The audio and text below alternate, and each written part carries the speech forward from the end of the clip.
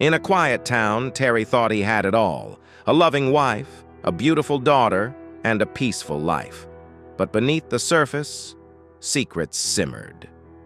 When Terry discovers his wife Carol's affair with a self-centered surgeon, his world shatters. His daughter McKenzie, the apple of his eye, turns against him, siding with her mother's new lover. Heartbroken and betrayed, Terry embarks on a journey of self-discovery, leaving behind the life he once cherished. As he battles inner demons and the haunting memories of his broken family, Terry finds himself at a crossroads. Will he find the strength to rebuild, or will the past drag him into darkness? I packed my belongings, got into my truck, and hit the highway, flipping through radio stations in search of something that matched my mood. But every song seemed to echo the pain of the past 6 months: betrayal, loss, and heartbreak. Eventually, I switched to chill hop on Spotify, letting the wordless music calm me as I drove.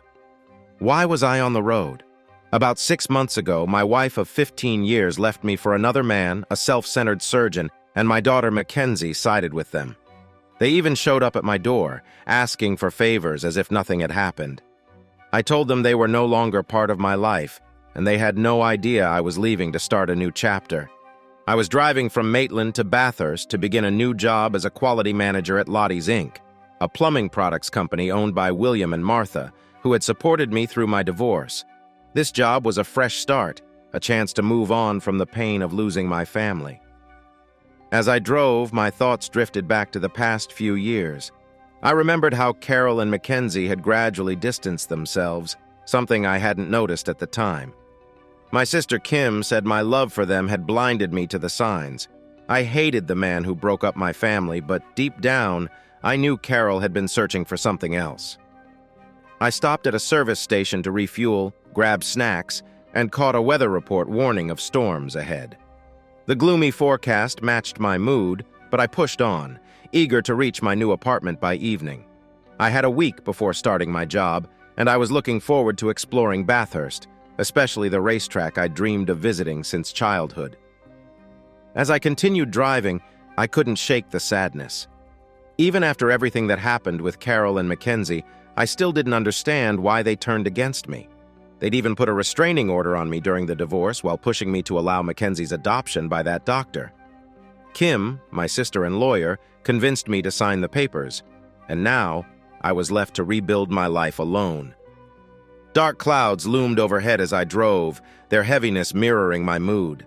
The storm seemed to share my grief as if it too wanted to lash out at the world. Rain began to pour, and though I thought my windows were up, I felt my shirt dampen, my tears mixing with the rain as I mourned the loss of my family. The downpour intensified, forcing me to slow down as lightning and thunder surrounded me. For nearly 2 hours, I navigated through the storm, each flash of lightning like a stab to my heart, each tear a painful reminder of love lost. Exhausted, I pulled into a rest area, filled up my gas tank, and soon fell asleep to the heavy rain drumming against my windows. When I woke, the storm had eased, and I took it as a sign to continue. But as I drove, a radio announcement warned of a stronger storm forming behind the one that had just passed. With no safe places to stop before Bathurst, I decided to push on, trusting in my sturdy 4x4 truck to handle the worsening conditions. The rain returned with a vengeance, and visibility became a challenge. As I turned off the highway onto a dimly lit road leading to my new place, I noticed the hazard lights of a vehicle up ahead, oddly angled as if it had slid off the road. Slowing down, I saw it was a Land Rover Sport, nearly submerged in a drainage ditch, with water rising quickly around it. I pulled over, turned on my hazard lights, and grabbed my flashlight. Stepping out into the storm, I was instantly soaked, but I pressed on. The Land Rover was stuck against a fallen tree, its front end almost completely submerged. It had clearly slid off the road and been carried down the ditch by the rushing water until the tree stopped it. I knew I had to help, so I approached the vehicle, ready to do what I could in the midst of the relentless storm. In Australia, we drive on the left side, so the driver's door is on the right. This was important because the passenger side of the Land Rover was pinned shut by a tree, and with water pushing against it, I doubted the driver's side would open easily either. I waded into the rising water, which was already up to my knees, and shined my flashlight into the murky windows. I heard a woman shouting for help. I knocked on the window and shouted back, asking if she could open it. She responded that the car wouldn't start, her voice shaky with fear. The hazard lights were still blinking, so the power wasn't completely out, but she couldn't open the windows. Breaking the glass could be dangerous, so I decided to use my truck's winch to pull the car out of the ditch. Time was running out as the water kept rising, so I hurried back to my truck, moved it closer, and began unwinding the winch. It took about 10 minutes to secure the winch to the Land Rover, during which the rain alternated between heavy downpours and brief lulls. The water was now knee-deep around the car, and I struggled to attach the winch to the recovery point, but eventually, I got it hooked up. Slowly, I started pulling the car out of the water. My truck was heavy enough to handle the strain, and after several tense minutes, I managed to pull the Land Rover out far enough to open the doors. As soon as I stopped winding, the driver's door began to open.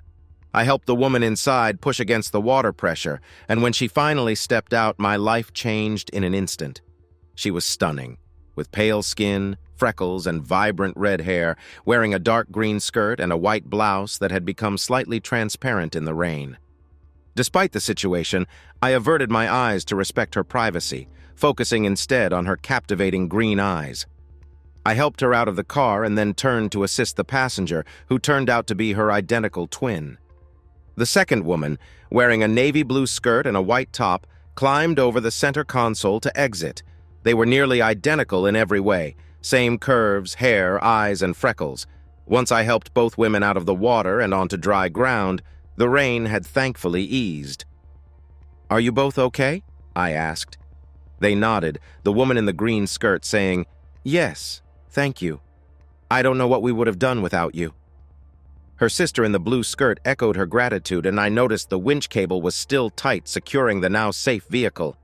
The water continued to push against the car, but the tree kept it from moving further. I thought I might be able to pull the car out, but it wouldn't be easy, especially if the battery was dead. "Is there someone I can call to help you? I can't do much more for your car right now, but the main thing is, you're safe. I'm Terry, by the way." The girl in the green skirt frowned at her car. The girl in blue said, "I'm Harmony, and this is my sister, Melody. Thank you, Terry. We were pushed off the road by the water. When we got stuck against the tree, I tried to open the door, but the water wouldn't let me. When the car stopped working, Harmony was about to break a window when we saw your flashlight. You really saved us." I wasn't looking to be a hero, I just wanted to help. "Can you call for help?" I asked. "No signal here," Melody replied. "Could you give us a ride? We're just 15 minutes from our parents' house." "Sure, I can do that," I said. But before I could finish, things took a sudden turn. One thing you learn quickly with towing equipment is to never stand in line with a cable under tension. It can snap with deadly force. Harmony had moved behind the car to check the cable, not realizing the danger. As I shouted a warning, a large piece of debris crashed into the car, tightening the cable dangerously. I knew the recovery point wouldn't hold much longer. I ran through the mud and water, reaching Harmony just as the cable snapped. I grabbed her, shielding her with my body as we dove away. The cable whipped past us, hitting my side hard, leaving a bruise and a long cut on my arm. We landed hard, and time seemed to start again. I groaned in pain as Harmony slipped from my grip, her eyes wide with worry. "Is he going to be okay?" Melody asked, panic in her voice. I heard Harmony's voice, calm but concerned. "Terry, you saved me. Thank you. You're going into shock, but don't worry, I'm a nurse. We'll take care of you." "Do you have a first aid kit?" she asked urgently. "Driver's side, front toolbox, green sticker," I managed to say. Harmony nodded to Melody. "Mel, I'll get the kit. I know what to do." "Stay with him, keep pressure on the wound, and keep him on his side," Harmony instructed. Melody nodded quickly. "I'll do my best. Please hurry back, he needs you." Pain shot through my arm, but I stayed still, eyes closed. Harmony rushed to my truck, and though I couldn't see, I knew Melody was tearing her shirt into strips to bind my wound. Despite the rain soaking her, she focused on helping me, her brow furrowed with determination. A moment later, I felt her softly kiss my lips, which made me open my eyes. "I don't do this for just anyone," she whispered. "Only for those who save my sister and me." She quickly fashioned a makeshift bandage from her shirt, slowing the bleeding. Harmony soon returned, frustrated. "I tripped and the first aid kit fell in the mud." But seeing what Melody had done calmed her. "Nice job, Melody." I was fading, likely from blood loss, but I felt a bit clearer. "Let's get Terry to the truck," Harmony said. They supported me on each side and carefully lifted me. It was slow going, but eventually they got me into the truck's headlights. I could stand, but needed their support. "He's still bleeding too much," Harmony said, inspecting my wound. Without hesitation, she tore her shirt into strips to reinforce the bandage. As a nurse, she knew what to do, and soon the bleeding was under control. Despite the pain, I appreciated their care, but I was slipping into unconsciousness. "How are we going to get out of here?" Harmony asked. "We can't wait for someone to find us." "I'll drive us out," I insisted weakly. "No," they both replied. Melody, dressed in a green skirt and simple top, offered to drive, revealing she had a license to operate heavy vehicles. They helped me into the back seat while Melody took the wheel. She handled the truck confidently, even getting the winch working and turning off the spotlights. I watched as she carefully maneuvered the truck back onto the road. The last thing I remembered before everything went blurry was a soft kiss on my lips. I opened my eyes briefly to see green eyes looking back at me. "It's okay, Terry. We've got you. Thank you for saving us." Then I lost consciousness. When I slowly woke up, I heard the soft beeping of hospital machines, but I wasn't in a hospital bed. The bed was too soft, and the ceiling above was high and beautifully decorated. Daylight filtered through drawn curtains. My left side hurt, making me hesitant to move, and I felt the sting of a medical drip in my arm. As I tried to shift, I realized Melody was sprawled across my waist, her arm resting on me in a caring way. To my left, Harmony was softly holding my hand. She had been resting until I moved. When she saw me awake, her bright green eyes lit up with a smile. "Hi," she said gently. "Hi," I replied, trying to smile back. Melody stirred and sat up, asking, "He's awake?" "Yeah, our hero is back," Harmony said, giving my hand a gentle squeeze. Waking up after a near-death experience wasn't so bad with two caring sisters by my side. Melody smiled warmly, and Harmony switched to nurse mode, checking my pulse and vitals. "Wait, I thought only doctors used those," I joked, as she listened to my heartbeat with a stethoscope. She giggled. "Looks like our patient has a sense of humor, too." She caught my attempt at a joke and smiled, showing me the stethoscope. "I borrowed this from a friend. He'll check on you later. I just know the basics after what happened a few days ago." She picked up the phone by the bed, said, "He's awake," and hung up. Days? I was full of questions. Harmony nodded. "You've been asleep for almost 4 days, Terry." They must have seen the worry on my face. "Oh no, I need to call my new boss. I was supposed to check in 3 days ago. I don't want to start off on the wrong foot with William and Martha." "It's okay," Melody said with a bright smile. "We took care of it. Your new employers know what happened, and we've informed your sister too. So, don't worry." I felt a huge relief. Are they okay? William and Martha have been there for me, along with Kim, these past few months. I'd hate to let them down. Before I could say more, a familiar voice interrupted. "I don't think we could be prouder of you, Terry. You're one of the most wonderful people we've ever met." Martha was standing in the doorway with William right behind her. They entered the room and Harmony moved closer, still holding my hand. Martha sat beside me, and for a moment I was struck by how much she resembled the girls. Though Melody and Harmony were a bit rounder and had wavier hair, the resemblance was undeniable. Martha gently touched my arm as William smiled warmly. "Terry, you saved our girls," he said, his voice full of gratitude. I glanced at Melody, then Harmony, then back to Martha and William, realizing the truth. "Are these your daughters?" "Of course, silly," Melody laughed. "How many beautiful redhead twins have amazing parents who hire handsome heroes like you?" We all laughed, though I felt a bit stiff from the medication. Harmony quickly reassured me. "It's okay, Terry. Just relax and don't try to move. The doctor will see you in a few hours and we'll help you get up then." I nodded slightly. "So, what happened? And where am I? This doesn't feel like a hospital." Melody chimed in. "We're at Mom and Dad's house. You probably don't remember much since you passed out when we started driving. We got on the road, and when your phone got service, we called Mom and Dad from your truck." She paused, looking a bit shy. Sorry for using your phone without asking. We lost ours. It's okay, Melody. You did the right thing. What happened next? She smiled as if I'd praised her for something special, and Harmony continued the story. Melody got Dad on the phone and told him about the accident. We explained that someone stopped to help us but got hurt.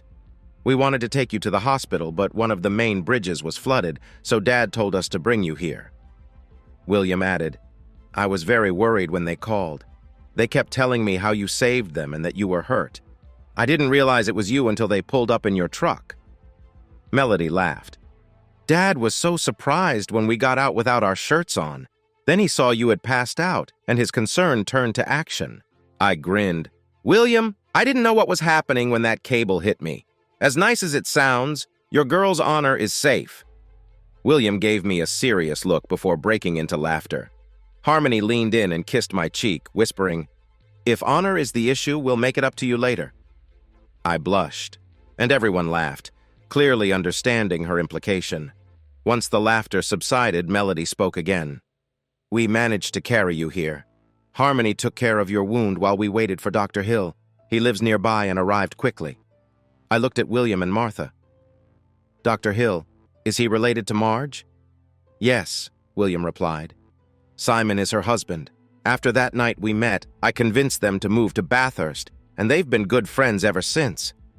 Martha added, For a while we were worried we might have to airlift you.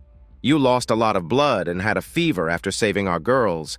But Simon stitched you up and got blood from local sources thanks to your donor card. We've just been waiting for you to wake up. We all sat in silence, processing what had happened. I realized I wasn't the only hero. Melody, Harmony, I know you think I saved you, but you both are my heroes too. If Harmony hadn't been there to help or drive, I might not be here. The girls started to tear up, smiling as William looked proudly at his daughters. Despite sleeping for almost 4 days, I started to feel tired again. Harmony noticed and said, I think Terry needs more rest. He's out of danger, so let's let him sleep until Simon arrives. She turned to me and added, Terry, get some more sleep. Once Simon checks on you, we'll help you get cleaned up and moving again. The way she said cleaned up made it clear she was eager to assist.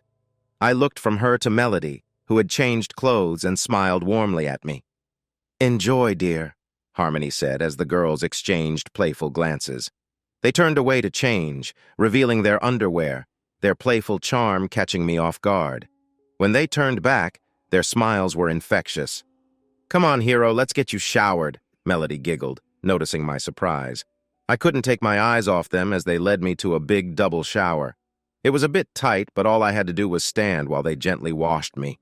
They were kind and careful, especially around my injuries. Afterward, they both gave me soft kisses. First Melody, then Harmony. This is for you, our hero, Harmony whispered, as Melody kissed me deeply. I felt overwhelmed, letting out a long sigh of relief. My knees weakened, but they supported me, helping me through the intense moment. Afterward, they dried me off and tucked me back into bed. I fell asleep almost immediately and slept until early evening. When I woke up surprisingly alone, Melody soon walked in to check on me. She knelt beside the bed, giving me a gentle kiss on the forehead. We knew you needed more sleep, so we've been helping Mom and Dad get ready for dinner, she explained, moving gracefully across the room. Now that you're awake, I can help you get dressed and then we can eat. Thanks, Melody, I said, unsure how to bring up what happened earlier. It felt so surreal. Was that a dream? She laughed as she picked out some clothes for me, then sat next to me, touching my cheek and looking into my eyes. No, Terry, it wasn't a dream. There's a lot we need to discuss. Harmony and I have talked a lot, and we both want to be with you if you want us to. She blushed slightly, her eyes searching mine. Will you be with us? I stared back at her, caught in the moment. Yeah, Melody, I will if you want me to, but... Her face filled with curiosity. We have to take things slow. There's a special connection between the three of us, but I'm still healing from my divorce. I'm not fully ready. She nodded, looking wise beyond her years. Just then, Harmony walked in, overhearing our conversation. I took a breath and continued. Besides, who am I to say no to two amazing women? It sounds like there won't be any jealousy here. They both smiled and shook their heads. We just need time, I said. And we should think about your parents, too. The girls giggled. Don't worry about Mom and Dad, Melody said with a grin. I think Mom already knows how we feel about you. We'll talk to them when the time is right, Harmony said. For now, you're right. We should take it slow and focus on getting you better.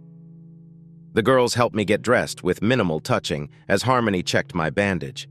They then led me to the kitchen where I discovered I was in the guest room of William and Martha's large family home, built nearly 80 years ago by William's grandfather. The house had 8 bedrooms, 10 bathrooms, 2 kitchens, and a big garage. When I asked about its history, William smiled and shared, My family comes from nobility in England. My great-grandfather was the Earl of Lancashire, but after losing the title, he and my grandmother moved to Australia to start anew.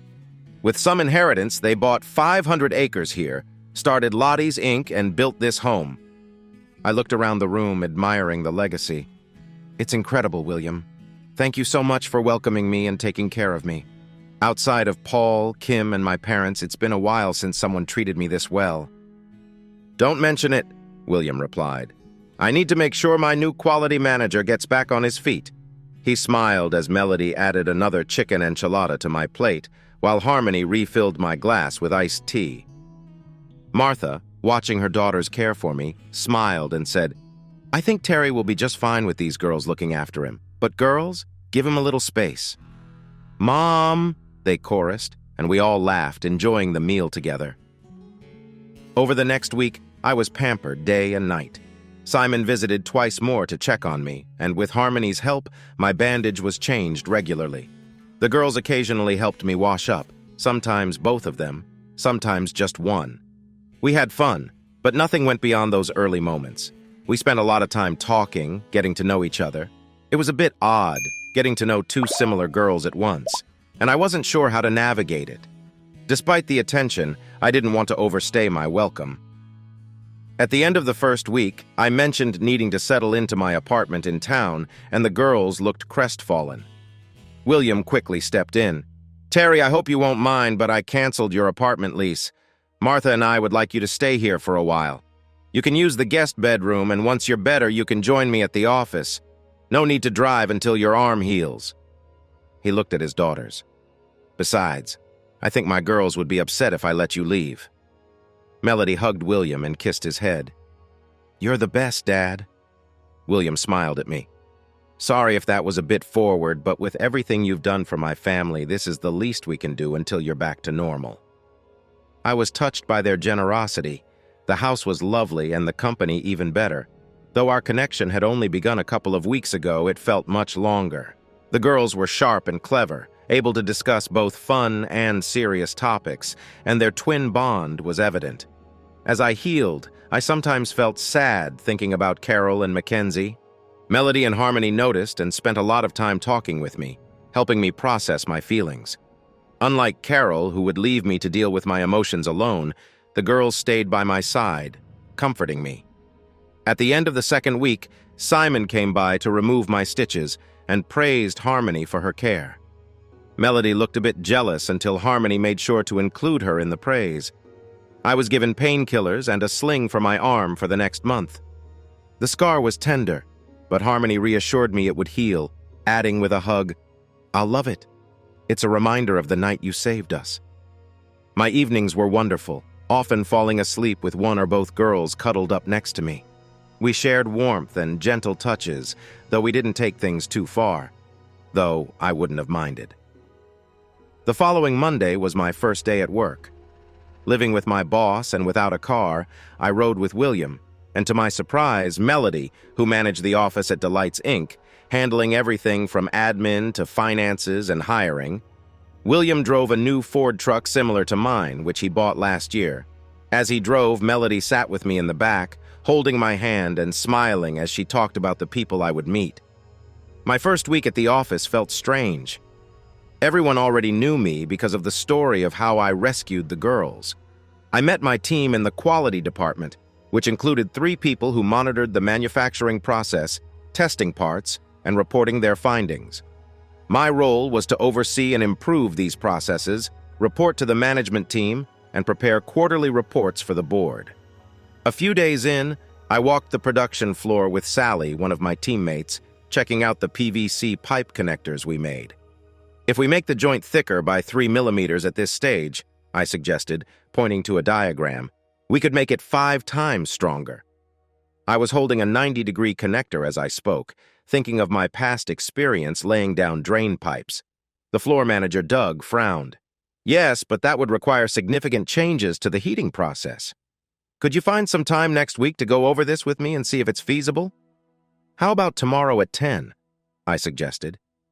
Doug considered it for a moment, then agreed. Sally let out a sigh of relief as we walked away. Wow, Terry, you handled that well. What do you mean? I asked. Doug usually doesn't like people telling him how to do his job. He's been managing the PVC area for over 10 years. But you asked to collaborate, showing you value his opinion, and that made a difference. I just figured working together to improve our product would be good for everyone, I said. Keep that mindset, and you'll go far, Sally replied. Over the next few weeks, Doug and I had several meetings about different products. Once he realized I genuinely valued his input and brought my plumbing experience to the table, he offered several ideas. Together, we made small but effective changes that improved the quality of our products without significant cost. By the end of my first month, William's house was starting to feel like home. When I got back one evening, Melody greeted me with a kiss on the cheek. What was that for? I asked. Does a girl need a reason to show she cares? She smiled. No, but it felt like a thank you for something more. Melody looked surprised for a moment. Wow, Terry, you're good. Yes, it was a thank you, for work. You've only been here a short while, but I'm already hearing good things about you. Even Doug is saying how smart you are, and that's a big deal. I'm just trying to do a good job, Melody. Your parents took a chance on me, and I want to make sure I repay their trust. She shook her head, taking my hand as we walked inside and sat on the couch. It's more than that. We've had a lot of plumbers come through here, but you really listen and bring together different ideas while being kind to everyone. Every day I see why my parents wanted you here. She blushed slightly. You're just great at what you do. I didn't know what to say, so I just laughed and Melody cuddled up to me. Ever since meeting Melody and Harmony, I felt a special bond with them. The pain from my past family was fading as the girls showed me kindness. The tricky part was that I liked both of them and could imagine being with either. They had both expressed their interest in me, and as we shared a bed, I often thought about deepening our relationship. After about 15 minutes of silence, Melody noticed my quietness. Are you okay, Terry? You seem like you're thinking about something other than your old family. I shook my head and hugged her a little tighter. No, I'm just reflecting on everything that's happened in the past few months. Carol and McKenzie hurt me deeply, but your mom and dad have treated me like family since then. I have to admit I'm happier than I expected, but there are still things on my mind. Like what? She asked. Mostly feelings. So much has changed in the last year, and I didn't expect any of it. It makes me wonder what's next, and I'm unsure about some things.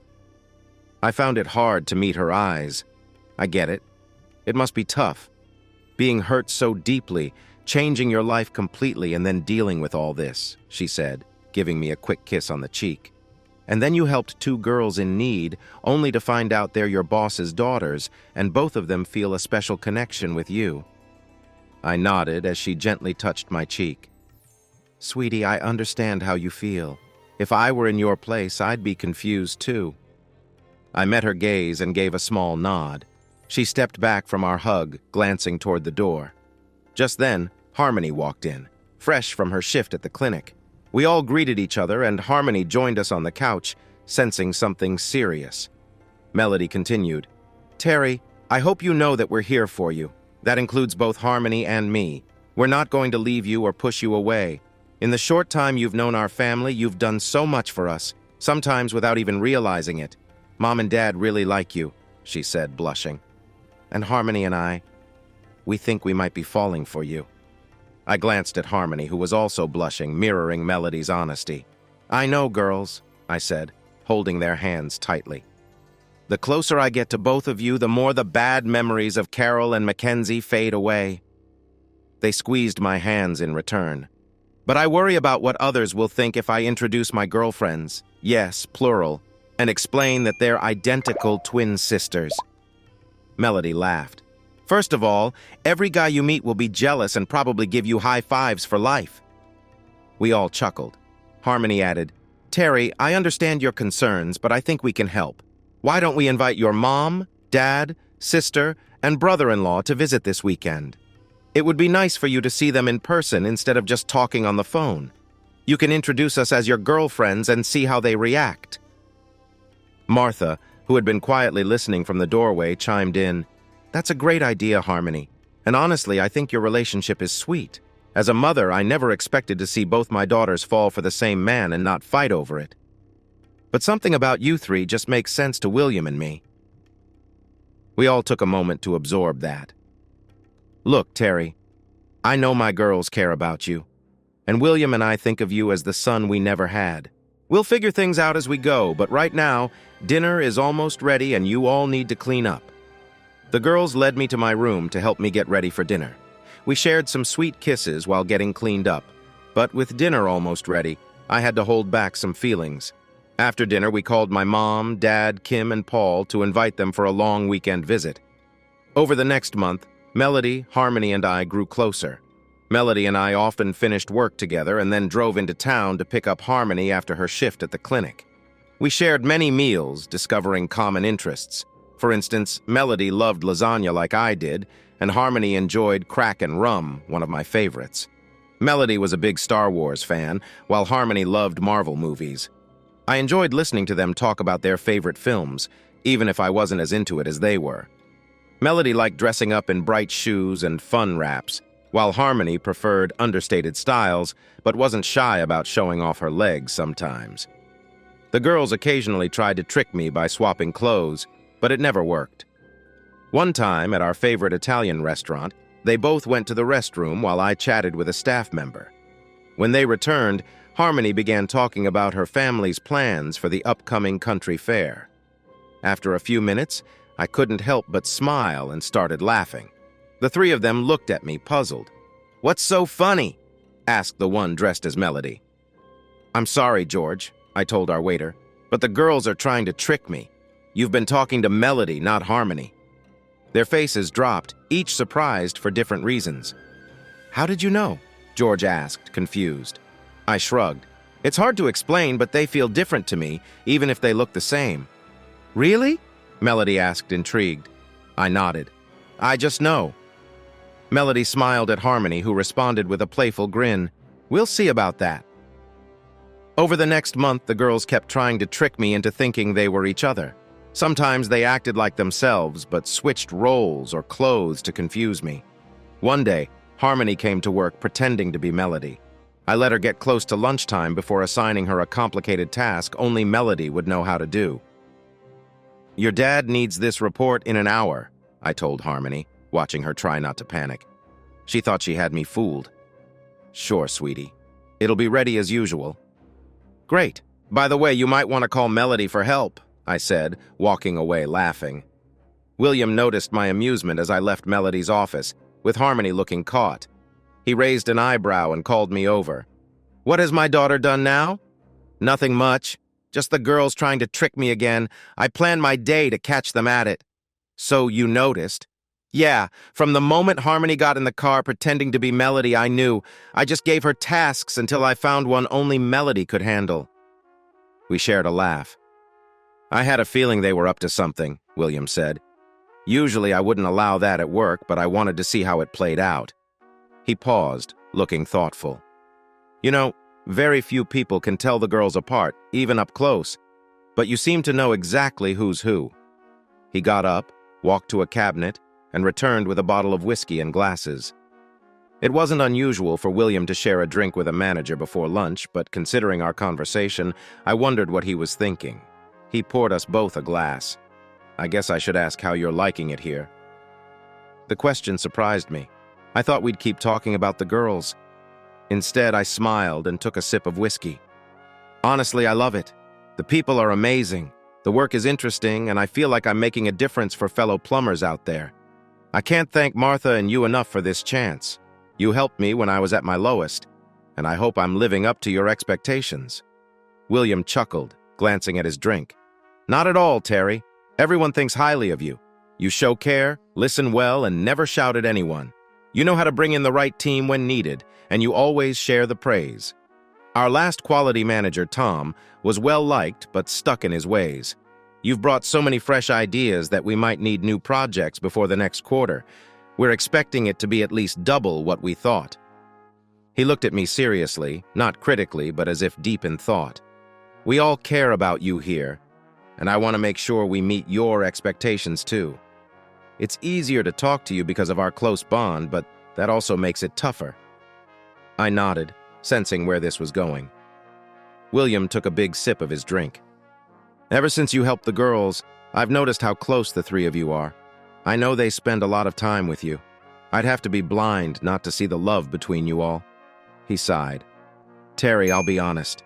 When I look at you, I see the son I never had. But it's hard to see you all together because they're my kids." I took a big drink, feeling the burn. I understood this was a tough topic for both of us. "You're right, William. My feelings for both of them grow stronger every day. Even their little prank today made me feel appreciated." William raised his eyebrows. "You thought that was funny? You feel loved by them for trying to fool you at work?" "When I was growing up, my big sister Kim used to tease me like older siblings do, but it always pushed me to do better. She encouraged me to seek the truth, even in her jokes, and was always there when I needed support. I feel the same way about Melody and Harmony. We've spent a lot of time talking, sharing hugs and warm moments." William looked concerned at first, but his expression softened as he waited for me to continue. "For the past month, the girls have been playing little tricks on me, trying to make me think one was doing something while it was really the other. But they never denied it, and I could see the amusement in their eyes. They might tease, but they never hurt my feelings. Every night, they checked in with me to make sure they didn't cross any lines or upset me. I never had that kind of kindness from Carol or McKenzie." I stared into my whiskey glass. "I know I'm still hurt by what Carol and McKenzie did, but Melody and Harmony have helped me heal. I still have a lot to work through and probably some tough conversations ahead with my former family. It's just—" "What is it, Terry?" William asked gently. No, I know I'm falling for both of them." Revealing my feelings to their father was hard but necessary. They're both so different, yet when I'm with either of them, I feel like I need both to be truly happy. I glanced at William as he swirled the last bit of whiskey in his glass, deep in thought. "I'm sorry, William. I probably shouldn't have told you this since they're your daughters. I know family means a lot to you, and hearing this from me must be tough." He chuckled, a sound that reminded me of how he'd laughed off a rude doctor at the hospital. "You're right, Terry. I love my daughters more than anything, and I'd do anything for them. Martha and I have noticed how close the three of you have become, and while it hasn't always been easy to watch, Terry?" He paused, choosing his words carefully. "Melody and Harmony don't just want one of you. They both want you in their lives. It might be unusual, but if you can make my girls happy, I won't stand in the way." He sighed, then added, "Yes, hearing this from you is tough as their father, but I think you might be feeling it even more. You love both of them completely. Can I give you some advice?" I nodded, taking another sip of whiskey. "Just let things be for now. Those girls know what they want, and when they work together, not many forces can stop them. I believe the three of you will always be close, no matter what happens." I smiled a little. "William, you're pretty relaxed about this, talking to someone who likes your daughters." "Terry, since the girls became teenagers, I can count on one hand how many boys they've dated. When one is interested in a guy, the other checks him out closely. This is the first time they've both been interested in the same guy. Honestly, I like you. If you end up with my girls, that's fine by me, because I see your good character. After what you went through with Carol and McKenzie, I know you wouldn't hurt either of my daughters." We chatted a bit longer, and when we stood to head to the factory floor, we heard quick footsteps running away from the other side of William's office door. Opening it, we saw two redheads slipping into Melody's office. Poking our heads in, we noticed Melody and Harmony looking a bit shy. I wondered how much they had overheard. The weekend my family came to visit was a mix of emotions. They admired the house, joked about my growing friendship with the girls, and we shared fun stories from the past. We even reminisced about some good times with McKenzie. By the end of the weekend, I felt a little sad, as those memories were bittersweet. Then came the next shock in my life. My mom, Josephine, had been quiet all night, but suddenly she took charge of the conversation and everyone fell silent. "Terry, we have news for you. You might remember that around the time of your divorce, I wasn't feeling well. We had some tests done and just repeated them to be sure." I noticed tears in my mom and dad's eyes, but she kept going. "I have cancer. Many things in life can shake you, and I'd faced a few already, but hearing my mom say she had cancer was something I wasn't prepared for." "Mom, I know this sounds silly, but are you certain?" My dad, John, jumped in. "Yes, son, we are sure. It's a rare type of bone cancer. There are treatments available, and we're not sure what the future holds, but we wanted you to know," my dad said, tears streaming down his face. Everyone else was crying too. For the next hour, we all sat together. Harmony fetched her tablet and asked my parents for information about the cancer. She spent some time researching, carefully avoiding unreliable sources, and found promising information about treatments and success rates, which she shared with us. After our difficult conversation, people slowly started heading to their rooms. Since tomorrow was Saturday, we planned to go into town after a late breakfast. Soon it was just Kim, Paul, Melody, Harmony, and me, finishing off the last of a jug of sangria Martha had made earlier. "So how is Mom really doing, Kim?" I asked after a while. "She's heartbroken, little bro," Kim replied quietly. "I've only known a few days longer than you, and I've cried myself to sleep more than once. This is Mom we're talking about." "I know!" I almost shouted. "After everything that's happened this past year, I thought we might finally get a break." Melody took one of my hands, and Harmony held the other. I turned to Harmony. "How serious is this cancer?" She thought for a moment. "It's pretty rare, but if caught early, it's less worrying. However, it can progress quickly in later stages if it affects the bone marrow. I guess I'll need to let Carol and McKenzie know eventually," I said, feeling the weight of that conversation. Kim looked at me firmly. "Not yet, Terry. They can wait until we know more about Mom's treatment." I sensed she had more to say. "What else is going on, Kim?" She sighed, and I could tell she was carrying a heavy burden. "After you moved, it took less than a week for McKenzie to contact Mom and Dad, asking to see them. And you didn't tell me because—" I began. "Because you had just had your accident and were recovering thanks to your amazing friends here," she said, smiling at Melody and Harmony. "We didn't think you needed to know at the time." I swallowed hard. "So what happened?" "Mom and Dad were upset, disappointed in McKenzie, but they still love her, so they agreed to see her. Stephen brought McKenzie over and introduced himself as her new dad, which really upset Mom. The meeting didn't last long. Dad asked Stephen to wait outside when McKenzie insisted she wouldn't enter the house without him. When they left, McKenzie cried, and Stephen gave Mom and Dad the finger as they drove away. "He sounds awful," Melody said. "He's not having an easy time at work," Kim explained. "He's on probation and won't get bonuses for 2 years because of how he treated you.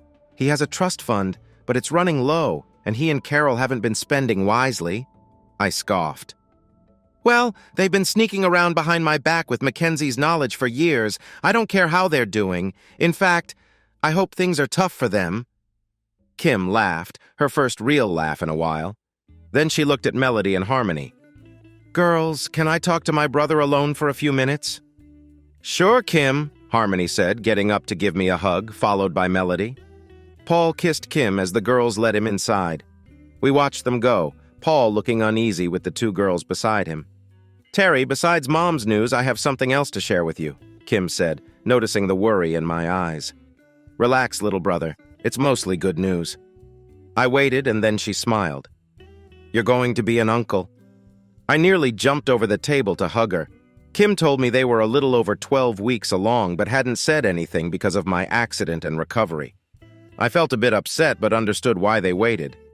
We talked a bit more, and while she was really happy, I could sense she was also a bit scared about becoming a parent.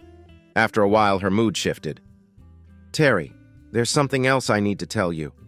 Carol has filed a complaint against you for keeping the university money. She and her partner claim it's all for Mackenzie's education." I shrugged, looking at my sister. "I'm not surprised, Kim. When I finally confronted Carol, it seemed like all she cared about was the money. So what do you think? I've responded to the court, referencing the divorce details. I don't expect it to change anything, but you should know. She looked at me, concerned. I guess you haven't touched the money, right? I don't need to. My salary is almost double what's in that account, and William is talking about giving me a bonus if things keep going well. Plus, I gestured around with a smile, I'm living here almost rent-free. I've tried to pay William and Martha, but they won't take it. They say they don't want a hero's money. Kim laughed. Speaking of heroes, what's really going on with you and those two? She asked, grinning. Kim and I had always been close, and she understood me well. Honestly, I thought it would take a long time to feel something again. But when I see them, I feel a warmth I never knew with Carol. You mean one of them, right? No, Kim, both. I feel differently about each, but it's love for both. It's all growing at the same pace, and I can't imagine being with one without hurting the other. We've talked about it, and both girls want to be with me together, not separately. I can't separate them in my mind. Kim studied me for a moment. Terry, I'm not sure I have the best advice, but I can tell you those girls feel the same way about you. We sat quietly for a moment before she asked, Have you, been with them yet? I nearly spat out my drink. Kim? She laughed. I'm serious. Have you been close with them yet? Well, kind of. They fall asleep next to me most nights, and they helped me shower while I was healing, I said, feeling my cheeks warm. But no, I haven't been in a romantic relationship with either of them yet. Why not? I looked at her and replied, I'm just one guy and there are two sisters. That's complicated. She brushed off my worry. Listen, if they're both okay with it, who can say no? These days the world is pretty accepting, and I've seen how they look at you, how they touch you. They know you're confused, which is why they've talked to you about it. Part of me liked the idea of being with both sisters. Many nights I'd fallen asleep imagining what it would be like to be close to them as we all cuddled on my bed. I don't know, Kim. It just doesn't feel like me. Come on, little brother. I saw your face just now. You were thinking about being with both of them, weren't you? I felt myself turn red. Kim had a knack for reading me. I won't say it's not something many guys dream about, but still. Terry, what's wrong? This is more than just a little crush. You're really starting to love both of them, aren't you? I looked down at my drink. Yes. Then you need to make a move. I know you're scared because of what happened with Carol and McKenzie, but I bet they feel the same way about you. So please, Terry, do something. I glanced at Kim and took a sip from my glass. Kim, I'm scared. I don't want to lose either of them. I'm not sure they realize how much they both mean to me. We do everything together, and I don't want to mess that up. It feels like a big risk. Kim laughed lightly. Oh, my poor brother. You're really into them, aren't you? I smiled for the first time. Yeah, I guess I am. I truly care about both of them. Saying it out loud to Kim felt right. Listen, Terry, here's some sisterly advice. You need to act because if I'm right, and I usually am, they're not going to wait around for you much longer. What do you mean? Let's just say I have a feeling they'll make the first move soon. And you might not see it coming when they do, she said with a knowing smile. We chatted about the girls for another 10 minutes until Paul came to get Kim, reminding her it was time for bed. He was making sure she got enough rest since she was pregnant. As we headed inside, Melody and Harmony came downstairs in loose-fitting cotton nightgowns. They hugged Kim and Paul goodnight before pulling me to my room and helping me into bed. Then they slipped in on either side of me, cuddling close. Good night, Terry, Harmony whispered, kissing me gently on the lips. Good night, Terry, Melody echoed, giving me a similar kiss. The next morning, I woke up to find Melody resting her head on my shoulder, breathing softly. On my other side, Harmony was already awake, her bright green eyes watching me. Good morning, Sleepy, she said with a smile, which woke Melody. Terry, we have something to tell you, Harmony said. Yes, I replied, curious. Melody lifted her head from my chest and sighed. Last night, when we went inside with Paul, we accidentally overheard your conversation with Kim about us. I suddenly felt fully awake and a bit embarrassed, wanting to pull away, but Harmony stopped me while Melody kept me in place. We're sorry for listening in, Harmony said, but Kim is right. We both care about you. At first, you were the one who saved us, but as we've gotten to know you more, Our feelings have grown into something deeper. We feel connected to you in a special way." Melody added, "After hearing Kim talk about dating both of us, we realized we feel the same way. We've been discussing this for a while. We're sisters and twins, and we both want to be with you. So what do you think? Do you want to be with us?" I looked at both of them, my worries fading away. "Yes," I said, feeling relieved. They smiled, leaning in closer to me. "But how will this work with both of you and me?" I asked, still confused. Melody laughed. "He's just thinking about the physical part," she teased. Harmony giggled and moved closer. "Terry, Melody and I are fine with sharing you. We've always looked out for each other, and being open is natural for us. And just so you know, we'll never have a romantic relationship with each other, so keep that thought to yourself." I chuckled, realizing I had wondered about that. "We do want to love you together," Harmony continued. "If we're going to date, we're open to exploring how things go, but you'll be our main focus." We all blushed a little.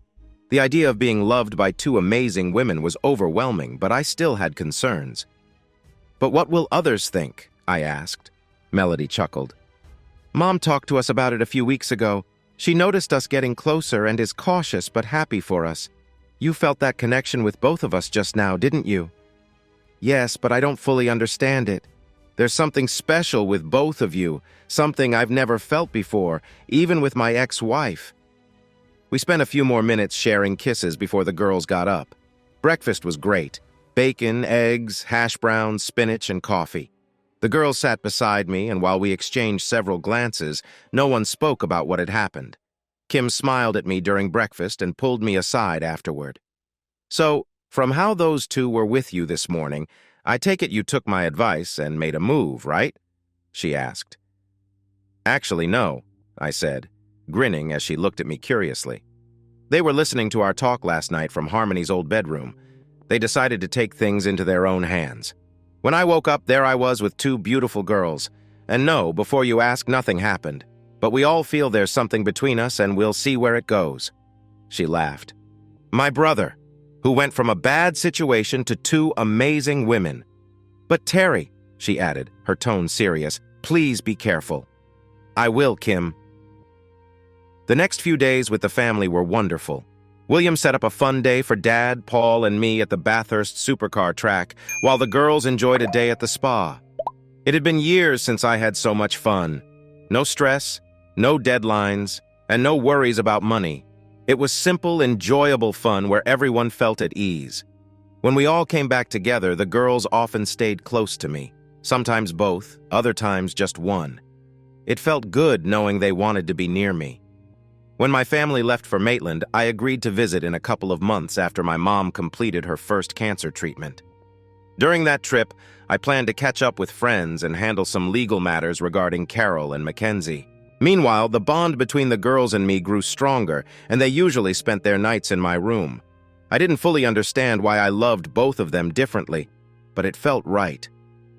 Everything changed the Wednesday night before I was supposed to return to Maitland. We had just finished dinner, and William, Martha, the girls, and I were in the living room, each enjoying a book. The conversation was light, and the atmosphere was relaxed. Harmony was reading *Pride and Prejudice* when she suddenly laughed. I noticed her bright smile and playfully nudged her leg with my foot. She looked at me, and without thinking, I said, "I love you." The room went silent as I realized what I had just said out loud. Feeling nervous, I quickly added, I love both of you." It was time to be honest about my feelings. "Melody, Harmony, ever since you came into my life, I've been happier than I ever thought possible. I have two amazing girlfriends who love me, and being able to love you both back is more than I ever imagined." I leaned over to Melody and said, "I love you, Melody." It was the first time we had kissed in front of anyone.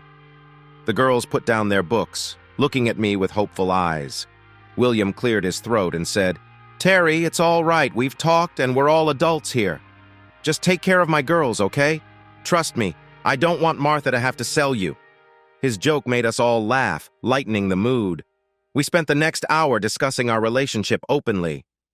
"Terry," Harmony said, "I want you to be with Melody first." Her words surprised me, but I could see she meant it. "Why, Harmony?"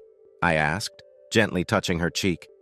"Because Melody hasn't been with anyone before," she explained. Melody nodded in agreement. "When we were 19, I had a boyfriend named Chad," Harmony continued. "Melody didn't like him, but I kept seeing him. One night after a party, things went too far and I ended up feeling used and embarrassed. Melody and Mom helped me through it, but that experience changed me." I held Harmony's hand tightly, and Melody did too, offering her comfort. After sharing this, Harmony said, "That's why I want you to be with Melody first. She deserves to experience love in a special way."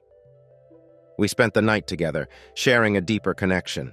It felt different from my past with Carol. There was no jealousy between the sisters, just mutual support and love. I fell asleep feeling incredibly lucky. The next day, William and Martha smiled at us, clearly sensing something had changed. Even if they hadn't heard anything from my room, our happy faces gave it away. We had one more night together before I drove to Maitland. It was a special night, and I made sure both Melody and Harmony felt loved before we drifted off to sleep. Being away for a few nights after our bond deepened was tough, but the drive back to Maitland was calm, with pleasant weather and country songs on the radio about young love and simple joys. I arrived at my parents' house earlier than expected. Mom looked fragile, her eyes red from crying. I hugged her tightly and we chatted as I made tea for everyone. When they asked about the girls, I blushed and told them we were officially dating. They congratulated me and thankfully didn't pry too much into my private life, though I'm sure they had a good idea. That night, I slept in the spare room, once Kim's room, now set up for guests, since Dad had turned my old room into his office. I Skyped with the girls before bed. They told me they were still sleeping in my room because it smelled like me, which made them feel closer to me. The next morning, I woke up around 6, put on some comfortable shorts and a t-shirt, and headed downstairs. Dad was already up, reading the Saturday paper. We chatted for a bit, and I learned that Mom was still sleeping. I sent a text to the girls. Asterisk. "Good morning, I hope you slept well. Call me when you wake up." Then I suggested to Dad that I go into town to grab coffee and breakfast wraps for us. He thought it was a good idea, so I hopped in my truck and drove to town. 15 minutes later, I walked into Maitland Central, a well-known coffee shop. I ordered food and sat down to wait. I hadn't heard from Melody or Harmony yet, so I sent them another message saying I'd call in a few hours after getting breakfast for the family. Moments later, my phone pinged, a picture of them both in bed under the covers with a message, asterisk, "We love you." I laughed at the picture, but then a voice I hoped never to hear again interrupted me. "What's so funny?" Standing in the doorway was McKenzie, hands on her hips and a frown on her face, just like our mother. She was dressed in fancy clothes, rings on her fingers, and a big gold necklace. Her hair was pulled up with an expensive clip, and she wore more makeup than a 15-year-old should. Behind her, I saw Carol and her new husband, Dr. Stephen Morrison, approaching. They hadn't noticed me yet, but I knew they would soon. My smile faded. For a moment, I just stared at McKenzie, noticing how much she'd changed in the months since I last saw her. Some of it was just growing up, but most was clearly due to her mother's and stepdad's influence. In another year, she'd be unrecognizable from the happy girl I once knew. Before her mother and stepdad could reach us, Mackenzie's sneer reminded me too much of her stepdad. "I said, what's so funny?" she repeated. "Mackenzie, be polite," her mother started to say as she walked in, but then she saw me, and her expression changed. Dr. Morrison noticed me too, but before he could speak, Mackenzie made it clear that we no longer had a connection. "Don't worry, Mom. Anything I say to him," she pointed at me, "won't be rude. I just want to know what's so funny since this guy is laughing." Her tone was harsh, and the rude guy, her stepdad, laughed, clearly enjoying the tension. A few customers in the cafe watched the scene unfold, shaking their heads at the young girl's disrespect, while Carol looked embarrassed. I sighed, trying to collect my thoughts, and finally looked at Mackenzie. "What I'm laughing at isn't something you need to stress about, Mackenzie." Even with my calm response, both Mackenzie and her stepdad looked ready to escalate. Sensing things could get worse, I discreetly switched to a video app on my phone, hit record, and tucked it into my t-shirt pocket, leaving the camera peeking out. "What did you say, jerk?" McKenzie spat, wearing a smug smile, acting like a school bully picking on someone weaker. I looked at her like she was a stranger, surprised by her rude behavior. "McKenzie, when did you learn to be so disrespectful in a public place?" I stood up in front of her, meeting her gaze. "I don't get it. How can you be so rude that everyone around us dislikes what you're doing?" I pointed to the other customers in the cafe as I stared right at her. Her confidence wavered as she realized what I was saying. She glanced around, noticing the people staring at her, some nodding in agreement with me. I stood tall, putting my hands on my hips, and used my stern dad voice.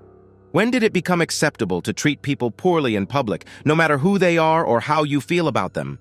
I raised you better than this." She looked uncertain, but then her stepfather jumped in. He puffed himself up, acting like he was superior. "McKenzie can call you a jerk because she's my daughter now, not yours," he sneered. "It's not disrespectful to call a loser like you whatever she wants, wherever we are. Besides," he added with a laugh, "I heard your wife and daughter left you for me because I'm the better man." He strutted around the cafe, clearly enjoying himself. I felt a strong surge of anger, struggling to keep it in check. I was fit and strong from years of working in construction, and even in my new role as a quality manager, I still helped with heavy lifting. Meanwhile, this guy was short, round, and arrogant, thinking he was better than me simply because he was a doctor and had stolen my family. He believed that his affair with Carol and persuading McKenzie to turn against me made him superior. The cafe's customers were getting tired of the scene, and many were leaving. The staff looked unsure of what to do, and even Carol seemed embarrassed, while McKenzie seemed excited by her stepfather's taunts. I sighed again, trying to stay calm. "It's not really your business, but I'm here to see my parents." The doctor sneered. "Oh yes, the awful grandparents who rejected my lovely daughter when I brought her to see them." He wore a smug grin, and I felt my face flush with anger. I wanted to hit him, but just then, the waitress called my name, pulling me back from the edge. I took a deep breath, picked up my food and coffee, and mouthed sorry to the anxious waitress, who smiled back, relieved. "Okay, I'm leaving now," I said, more for the benefit of the recording than anything else. I walked past everyone, including my 3 tormentors, and stepped outside into the cool Saturday morning air, hoping the confrontation was over. I was ready to leave it behind as an awkward encounter, but Dr. Ego wasn't done. As I got a few steps away from the cafe, he called after me. "Hey, where do you think you're going, jerk? I'm not finished with you yet. You can't leave until I say so." He was nearly shuffling as he tried to catch up. "Now that your little helpers aren't here to protect you, you're in my territory and you'll do what I say." He was referring to William and Martha, who had clearly been a thorn in his side since our first meeting. I turned to him, tilting my head slightly. He seemed out of touch, holding Carol's hand with McKenzie right behind them, looking stubborn and defiant. I didn't want this to escalate further, so I forced myself to speak calmly, despite the difficulty. "Listen, Stephen, I don't want any trouble. If it makes you feel better, fine. You've won. You have my wife and daughter. They chose you, and I lost. Right now, I just want to be away from all of you." I looked at McKenzie, feeling a deep sadness for what I had lost in such a short time. "In less than a year, you've turned one of my proudest moments into someone selfish and scheming. By the time she grows up, she'll wonder why she can't keep a boyfriend for more than a month." Mackenzie's arms dropped and she paled, just like her mother inside the cafe. She'll question why her friends only show up when they want something and why they ignore her when she needs them. Dr. Morrison laughed dismissively. "You're a foolish boy," he replied. "My daughter will have her choice of boys and can date whoever she likes for as long as she wants," Dr. Morrison sneered. "And because she's mine now, not the daughter of some no-name plumber, she has way more friends than she ever did with you. She's not selfish, she's confident," he added, leaning closer to me. "And that's all because of me." I shook my head. He clearly didn't understand what it meant to be a father. To him, being a dad was about appearances, not about truly caring for his daughter. I worried about what might happen when things didn't go his way, whether he'd take out his frustrations on Carol or McKenzie. His words seemed to embolden Carol, who dropped her earlier embarrassment. She looked me up and down, from my casual shorts and t-shirt to my flip-flops and truck, and shook her head. You talk about behavior, but maybe you should focus on how you present yourself. Look at you, Terry. It hasn't even been a year since our divorce, and you're wearing clothes that look like they came from the trash. You're still driving that old truck. She laughed. I bet you don't even have a job and had to move back in with your parents because you wasted all your divorce money. I shook my head, knowing how wrong they were. Dr. Morrison jumped in, cheerfully adding, So you've blown all your money, huh? I hope that doesn't include my daughter's college fund. He pretended to be concerned, shaking his head as if he pitied me. Your parents must be so embarrassed to have you as their son. No wonder my girls left you for me. I growled. My parents have nothing to do with this, and that money isn't hers or yours. What I do with it is my business. But they didn't notice my rising anger. You think it's not, you little brat? He shouted, clearly trying to provoke me. It was almost comical that he called me little when he had to look up to see me. You should have just given it to us when you were supposed to and then disappeared. He pretended to sniff me, mocking, I bet you smell just like where you live. He spread his arms out like he was some kind of hero. I saved these poor girls from the mess you made of their lives. I gave them purpose. He then dropped his arms and glared at me. And that money is not yours. It's my daughter's. You were supposed to give it to us. He sneered, then grinned. But don't worry, the court will make sure it's mine. He was referring to his failed attempt to sue me for the college fund I had saved for McKenzie.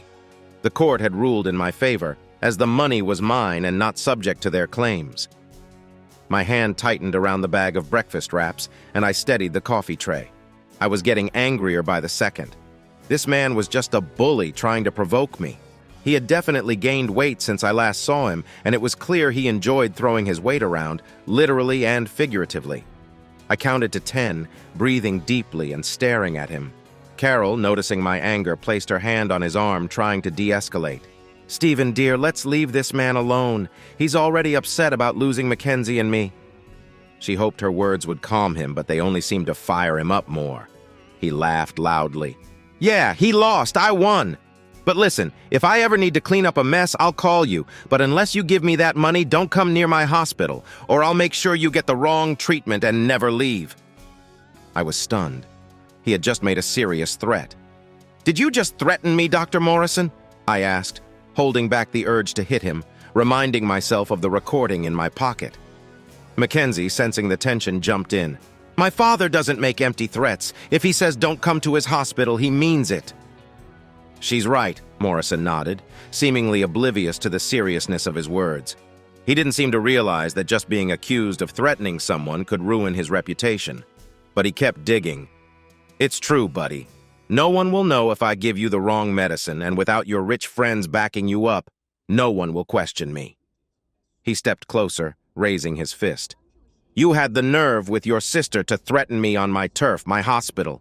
You made me lose 2 years on probation, and I'm the one who has to work non-stop. So you owe me, and I'm going to make you pay for it. Dr. Morrison's arrogance was palpable as he spread his arms wide. This isn't just a threat, it's a promise. You're in big trouble because I'm in charge here. You're just a plumber that no one cares about. If they did, my girls wouldn't be with me. He turned to leave, but then spun back, knocking the coffee tray out of my hands, spilling hot coffee all over me. With a grin, he walked away, calling over his shoulder, Come on, girls, let's leave the plumber where he belongs. McKenzie followed him, but Carol stayed behind as I bent down to clean up the mess. The cups were mostly empty, but I couldn't just leave it there. Carol stood over me, hands on her hips, her gaze burning through me. You just couldn't let it go, could you, Terry? She said, frustration evident in her voice. I stood up, drenched in coffee, and faced her. Let what go, Carol? Us? Him? She waved her arms around. You just had to pick a fight with Stephen. Don't you get it? McKenzie and I are his now, not yours. I sighed, moving my phone from my shirt pocket to my shorts pocket, still recording. Carol, I don't know if you saw the same conversation I did. I tried to walk away several times. I've never said anything mean to you, McKenzie, or your husband. And at no point did I threaten him or raise my fists like he did to me. She shook her head. It doesn't matter. I chose him over you. Just your being here makes him think I might leave him for you. I let out a bitter laugh. My being here bothers him? You chose a self-centered guy over me and he's insecure because I'm in town? I shook my head. Tell him he doesn't need to worry. I would never take back someone like you. She recoiled at my words. You really think I'd come back to you? No way. After everything, you think I'd want someone who threw me away like trash after all those years? I looked her in the eye. You disgust me, Carol. She seemed taken aback, as if she hadn't expected me to be so resolute. Maybe she thought I could forgive her, but I was certain I couldn't. Perhaps one day I wouldn't feel as angry, but forgiveness was a long way off. If you thought I came back for you, you're mistaken. I only came back because of my mom. I caught myself before revealing too much, almost mentioning my mom's illness. Carol noticed and looked at me with a softer expression. Because of your mom's... What, Terry? She asked, as if she still cared. I shrugged it off. It doesn't matter anymore, Carol. You made your choices, and now you and McKenzie have to live with them. But I warn you, your husband went too far today. You didn't say anything when those two made cruel comments and threatened me, and you even joined in when money was involved. She looked slightly alarmed as she remembered our last conversation. You pushed, I said, my voice low and firm. Carol turned red, and without saying another word, I walked to my truck, grabbed a towel from the back, and began wiping myself down. Just as I opened the truck door, Dr. Morrison called out for Carol, and she quickly ran over to him. By the time I finished cleaning up, they were already gone. When I returned to Maitland Central Cafe, the staff were very apologetic. They gave me a new coffee for free, despite my offer to pay. They mentioned that the Morrisons had been coming there for a few months, and while they seemed friendly at first lately, they had become rude and made customers uncomfortable. I thanked the staff for their kindness before heading back to my parents' house. It took me another 45 minutes to get the second batch of coffees and make it home. When I arrived, my mom was awake, and Kim and Paul were there too. Kim was starting to show a little baby bump, but her excitement was still as vibrant as ever. What happened to you, Terry? Kim asked, noticing the coffee stains on my clothes. I ran into the unholy trio, Carol, McKenzie, and that jerk, I replied, using the nickname I often used for Dr. Morrison. They did this to you? Mom asked, looking at the mess on my clothes. Yeah, the jerk spilled coffee on me, but McKenzie, she really went after me. She's nothing like the little girl I used to know. I frowned, feeling fresh tears well up as I remembered her sneer and the disrespect she showed me. I wished I could hold her and go back to the way things used to be, even though I knew that would never happen. Mom came over and gave me a warm hug. Then, as if by magic, she pulled out a tissue from somewhere. I took a moment to thank her, grateful for her steady presence. After handing Mom her half-strength latte and Dad his long black coffee, along with lukewarm breakfast wraps, I took a sip of my new coffee and carefully sat down, trying not to make a mess with my dirty clothes. It's all right, son, Dad said, trying to comfort me. One day McKenzie will realize what she's lost. Will she, Dad? I replied, doubt creeping in. The way she spoke to me today makes me think otherwise. She will, son. She will, he nodded reassuringly. Just then, my coffee-covered phone rang, so I answered on speaker. Hey there, our strong man. We miss you. We need you back here to keep us cozy at night. But enough about that. How's your morning going? You didn't call us back? Harmony's cheerful voice came through. My cheeks heated up as everyone at the table noticed and started to laugh. Hey girls, it's Kim here. Your brother's turning bright red, but it's great to see he can still handle things, Kim teased, making everyone, including me, burst into laughter. I finally found my voice. Sorry, everyone. It's a bit of a long and not very nice story. Can I call you back in 5 minutes? I need to clean my phone. I spilled coffee on it. Sure, love, Melody replied, giggling at how awkward I sounded. Call us back soon? When the call ended, everyone turned to me. Paul gave me a curious glance. You and Melody and Harmony? That's not just in our heads, right? Nope. I'm dating both of them, I smiled at Paul. Kim chuckled. And you're taking it to the next level, aren't you, Terry? I smiled at Paul and Kim, then glanced nervously at Mom and Dad, who were looking at me with a mix of surprise and curiosity. They knew the girls had been in my room before, but maybe they hadn't expected anything more than that. To my surprise, Mom cleared her throat and came to my defense. Kim, ease up on him. I believe what we saw. If he is in a relationship with those two nice girls, she stressed the word asterisk, nice asterisk, my son would treat them well. I really care about them, I said, shrugging. There's something special with both of them that I never felt with Carol. It's hard to explain. It just feels right. It started with gratitude after I helped them, but now I just want to be with them more and more. Who knows what could happen in a few years? I really hope it keeps getting better. Paul, still smiling, said, So, both of them? Yes, with both of them, I answered, chuckling. Being with two beautiful red-headed twins who care about me as much as I care about them is amazing. Paul laughed at my straightforward response, and Kim playfully slapped him on the back of the head. I took the chance to clean my phone and call the girls back. Just as I stood up, Paul held out his fist for a bump. I bumped it with a grin. You're the man, he said as I turned to grab a cloth to wipe my phone. The call with the girls went well. I sat on my parents' back deck for half an hour, sipping my coffee and sharing everything that had happened. They had a lot of questions about my earlier conflict with the people who had treated me poorly. They could hardly believe how rude some people could be, especially McKenzie.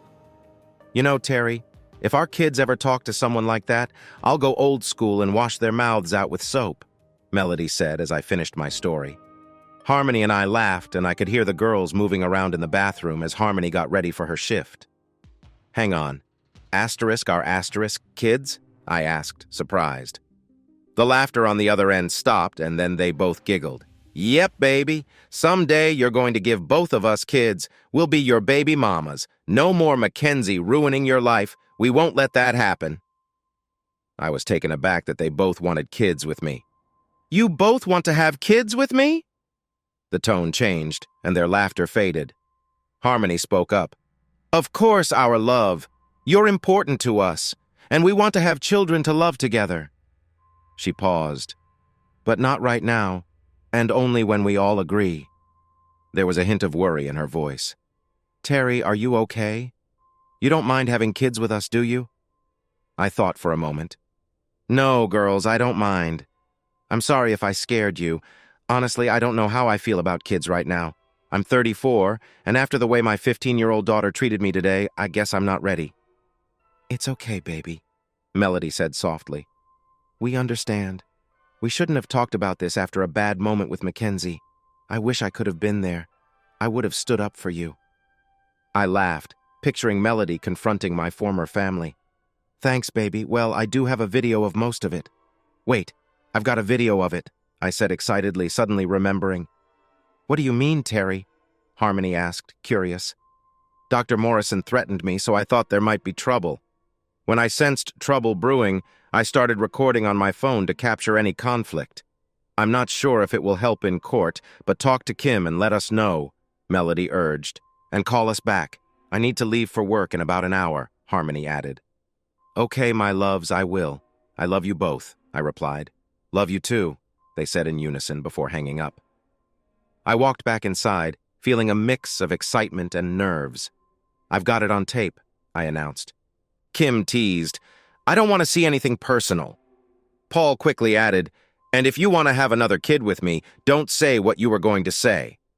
We all laughed, and I clarified, no, not that. I've got a recording of my meeting with Dr. Morrison earlier. What? How? Kim asked as Mom, Dad, and Paul looked at me, intrigued. When I realized things might get heated, I started recording on my phone and tucked it into my pocket. I think I caught the whole argument, even the part where Dr. Morrison threatened me. We gathered around to watch the video. It was shaky, and the audio was a bit muffled at times, but it clearly captured the confrontation, including Dr. Morrison's threats. Wow, Kim said when it ended, deep in thought. Is Carol's new husband in as much trouble as I think he is? Dad asked. Oh, yes, Kim replied with a grin.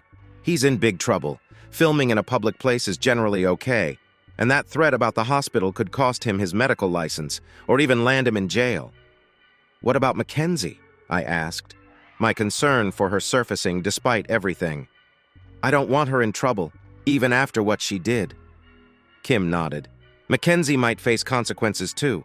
She's still a minor, but her words were serious. But remember, Terry, she made her choices. We discussed the situation a bit longer before I decided to call the girls back to fill them in before Harmony left for work. I promised to send them the video the next day so we could all review it together. The rest of the day, we focused on Mom, who was recovering from her first round of cancer treatment and feeling very tired.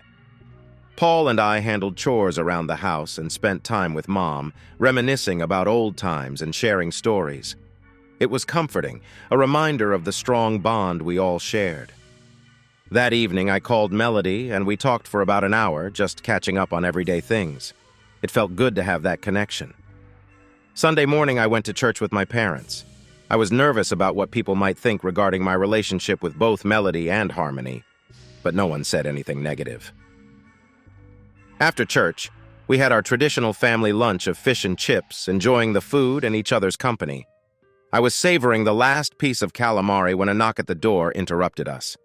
To my surprise, it was my old family, Carol and McKenzie. Carol looked upset, maybe even a little worried, while McKenzie had an angry expression. I was relieved to see that Dr. Morrison wasn't with them. We all stared at each other for a moment before Dad opened the door. Without missing a beat, he asked, "What do you want, Carol? After how you treated Terry yesterday, I thought this would be the last place you'd want to come." Carol nervously wrung her hands. "I know, John," she started, her voice trembling. "When Terry said something yesterday, I saw something in his eyes," Carol began, her voice shaky. Dad didn't let her finish. "Carol, forgive me, but I don't believe you care. The way you and McKenzie treated Terry yesterday was unacceptable. I've never seen such disrespect towards someone you once claimed to care about." "I never said," Carol started, but Dad cut her off again. "You didn't have to say anything. Terry has everything on video. We saw how you, McKenzie, and your new husband behaved. Frankly, I'm ashamed we ever called you family." "But John," Carol pleaded, "Terry mentioned something was wrong and he wouldn't tell me what it was. We came here to see if we could make things right." Dad shook his head, his tone firm. "It's too late for that, Carol. This is a family matter and you're no longer part of this family. You and McKenzie have embarrassed yourselves and hurt us deeply. Yesterday, people at the cafe were shocked by your behavior." From my place on the couch, I watched the exchange. McKenzie kept glancing at me, her expression a mix of defiance and uncertainty. I felt a surge of both anger and sadness. "And Carol," Dad continued, his voice softening but still resolute, "Terry was right about one thing. Neither of you seems to realize that your actions have consequences. As far as this family is concerned, you've burned your bridges. McKenzie's issues are now your responsibility." "What do you mean?" Carol asked, her voice trembling. I could see she hadn't anticipated the full consequences of her actions. "McKenzie is not on the right path," Dad said, turning to his granddaughter. "If you don't help her change, if you let her continue down this selfish, disrespectful road your husband is leading her on, she'll end up very lonely." "That's not fair!" McKenzie shouted, her voice desperate. "It is fair," Dad replied, anger simmering just below the surface. "I saw the video. I saw how you treated the man who raised you. It's disgusting. Your fancy clothes and gifts won't bring you happiness. You're trading your true self for things that don't matter." Carol looked down, her face full of shame. McKenzie, trying to regain her footing, turned to me, her arrogance creeping back. "But these," she said, gesturing to her clothes, "are things no plumber could ever give me. My new father takes me to nice places, buys me things, and doesn't have to dig in the dirt or clean toilets for a living." Dad's patience snapped. "McKenzie, I dig in the dirt and clean toilets too. Does that make me disgusting in your eyes? Am I as worthless as the man who only ever wanted to love you?" McKenzie's confidence wavered. "No, Grandpa, you're a good plumber," she stammered, realizing too late the insult she'd given. Dad's face reddened with controlled anger. "So if I'm a good plumber, but your dad, who you once loved, is bad because he's a plumber, what does that say about us?"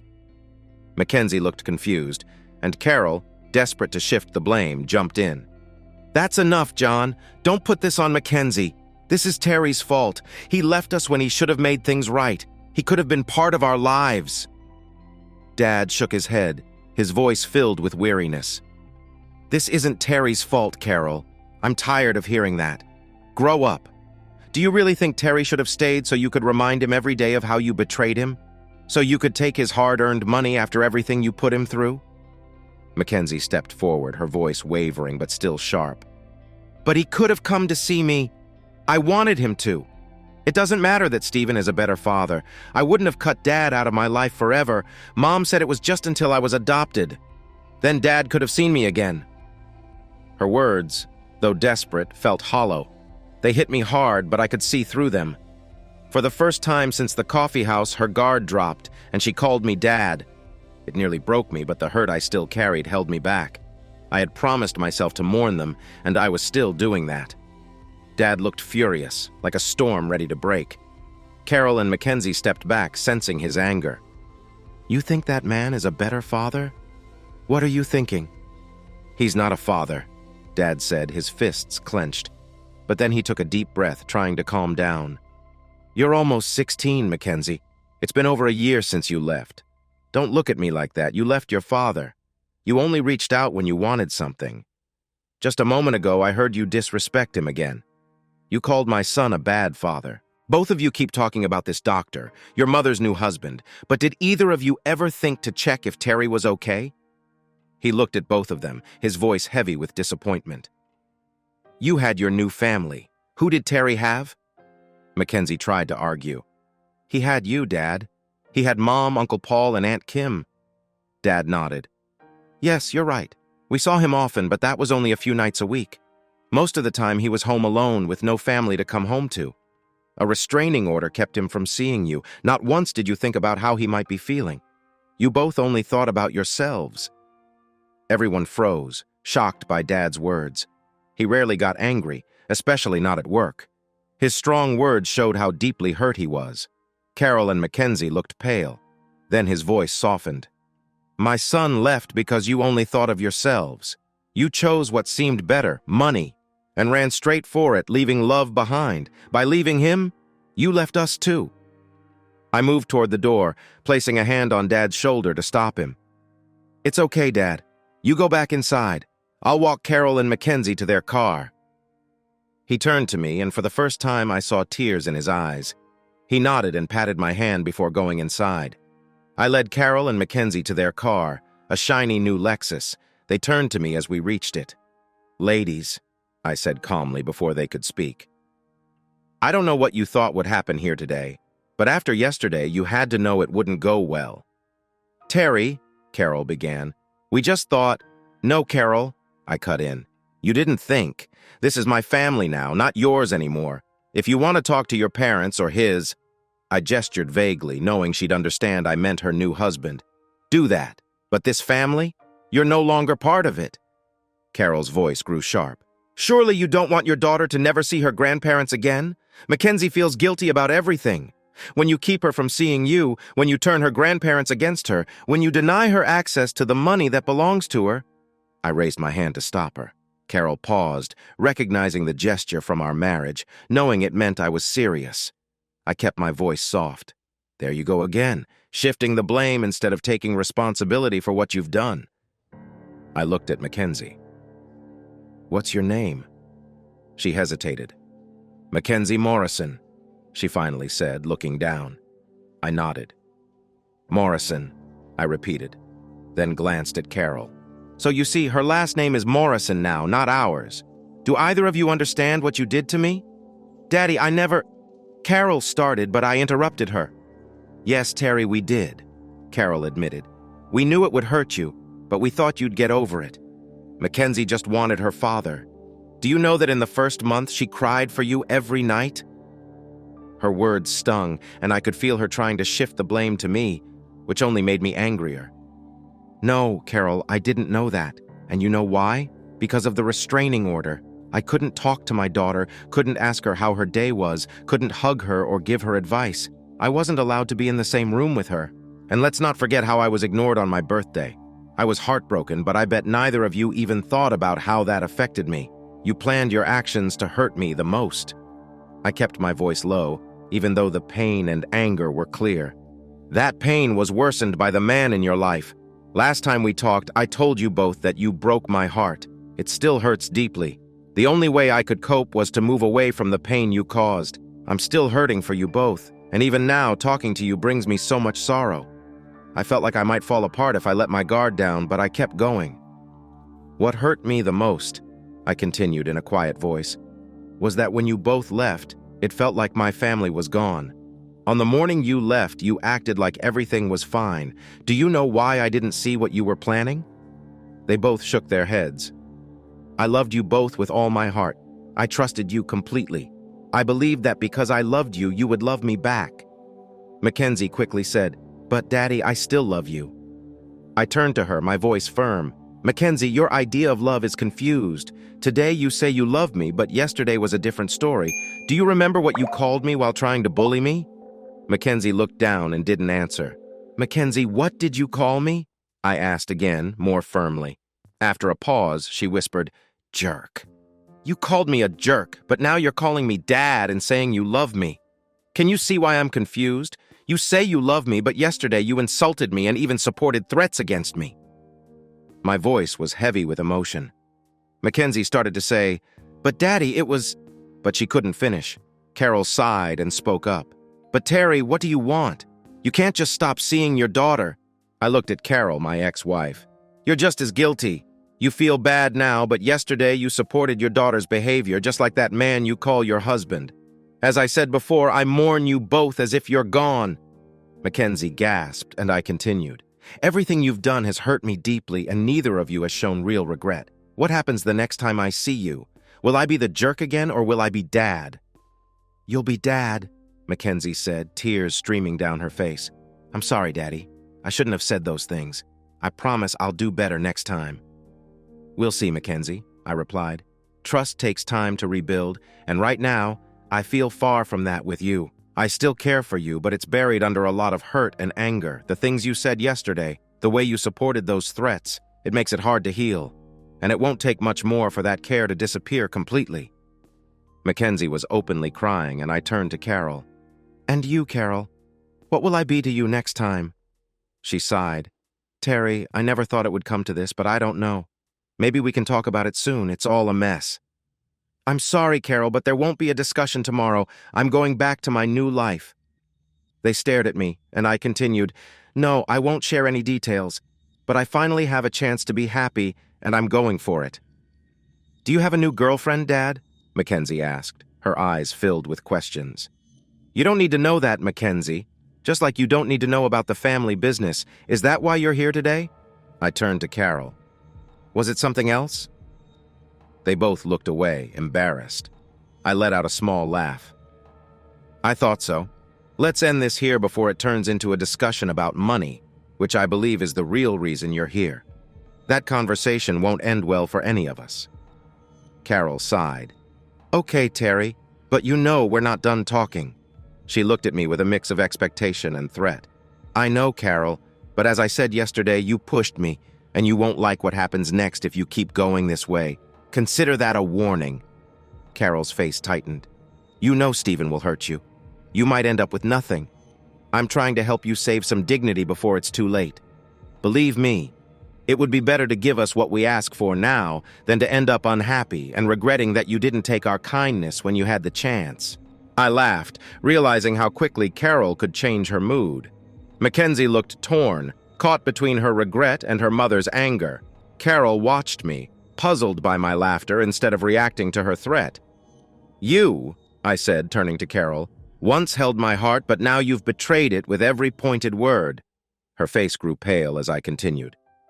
"I'm not saying this to hurt you, but to make you understand what I'm about to say." Carol looked at me with a hint of fear, and McKenzie stood frozen, hardly daring to breathe. "I'm not the same man you left behind. I've faced more pain, both physical and emotional, than you can imagine. But the worst part is, you keep pushing me." I raised my voice. "You insult me and act like you have some kind of dignity. Your threats are empty and they show how sad you've become. You say you'll ruin me? I don't think you understand what could happen if you don't back off." I leaned closer to Carol. "Tell your husband to take the win with you and my daughter." I glanced at McKenzie, who looked small and sad. "I wouldn't help any of you if you were in trouble right now," I said, my anger clear. "This is the last time I'll tolerate threats or insults without standing up for myself." Taking a deep breath, I stepped back. signaling that our conversation was over. Carol finally realized I was done. She took McKenzie's hand and led her to the car. As they got in, McKenzie rolled down her window, tears in her eyes. "Daddy, I'm sorry," she said, breaking my heart. Even after everything, I still loved her. I nodded, trying to stay strong. "I want to believe you're sorry, McKenzie, but show me through your actions. Don't ever act like you did yesterday again, okay?" "I'll try," she said, not the strong answer I wanted. "Don't just try. Make it happen, McKenzie. Goodbye." I turned and walked back to the house as they drove away. When I reached the porch, I felt my mother's arms wrap around me from behind. "Are you okay?" she asked. I thought for a moment. That was harder and easier than I thought it would be. At least we didn't scream at each other. "It was close, though," I added, as Mom pulled me back into the living room. After sharing what happened with my family, Kim sat deep in thought, holding a glass of red wine she wouldn't drink. "We need to do something about Dr. Morrison's threat," she said. "What he did was unprofessional. The other threats and Carol's words don't hold much legal weight, but we need to take action against him." "There's no love left for Carol and me," I said, "but with McKenzie, I'm not sure." My family could see I was torn, still caring for my former daughter despite the hurt she caused. "It's okay, Terry," Mom said, squeezing my hand. "We know this is hard. We still care about McKenzie, too." I nodded, and everyone else did the same. Finally, I turned to Kim. "I think we should go after Dr. Morrison. How long will it take to prepare your plan?" "It'll take a few weeks, maybe a month," she replied. "I need to review the video to make sure we have a strong case against him. But if we do it right, he'll really suffer." "I don't need any more money," I said. "I have a good job, and I know my girlfriends are doing well." We all laughed, understanding that our family was well off. "But I need to fight my own battles. We others take care of ourselves." Everyone nodded in agreement, and Kim turned to Dad. "Dad, I know you meant well, but I wish you hadn't mentioned the video." "Sorry," he said, and Kim gave his hand a gentle pat. "Oh, and Dad," Kim added with a smile, "I'm not sure where you got that language with Carol earlier, but watch what you say," she teased, and laughter filled the room. The rest of the afternoon, we relaxed and talked as a family, discussing Mom's cancer treatment, my relationships with the girls, Kim's pregnancy, and what to do about Carol, McKenzie, and Dr. Morrison. Later, I received a threatening text from an unknown number. "I'm going to ruin everything you care about, loser. You're dead. Do you hear me? Dead." It was clear who sent it. Dr. Morrison. I showed it to Kim, who laughed and took a picture of the number, message, and timestamp for evidence. We joked about why he might be so threatened by me, even speculating that his insecurities extended beyond just his professional life. In the afternoon, I called Melody and Harmony to fill them in on the encounter with Carol and McKenzie. They were still upset on my behalf, but relieved it hadn't escalated further. When I mentioned the threatening text, they laughed, teasing that maybe Dr. Morrison's jealousy stemmed from more than just his ego. Harmony joked that with 2 active girlfriends, I must be doing something right, and we all had a good laugh before I said goodnight. The drive back to Bathurst the next day was smooth, and I felt content, knowing that home was where Melody and Harmony were. Reuniting with them that evening was wonderful, and the next day they joked about feeling a bit sore from our enthusiastic reunion. Later at work, Sally, one of my colleagues, came into my office with a mischievous smile. "So is it true?" she asked, raising an eyebrow. "Is what true?" I replied, pretending to be clueless. "That you're dating both Melody and Harmony, and that you're the reason Melody is sitting oddly today but has a huge smile on her face." She grinned. "And what if it is?" I teased, trying to keep a straight face. Her smile faltered. "Oh, sorry, Terry, I didn't mean to—" I laughed, easing her concern. "Look, Sally, it's going to come out sooner or later. Yes, I am dating both twins and about the sitting oddly. Let's just say I was away for a few days and Harmony is sitting just as oddly as Melody today." Sally's eyes widened. "Really? Wow. I never would have guessed. It's only been a few months, but the bond between the 3 of us has been strong from the start," I explained. "If you'd told me a year ago that I'd be dating identical twins, I would have laughed." As we chatted, Melody peeked her head through the door, curious about our laughter. "What are you 2 talking about?" she asked with a smile. You, actually, I grinned. Really? What about me? She asked, intrigued. Sally playfully chimed in. Terry's going to give my boyfriend some tips on how to make me feel as good as you and Harmony do today.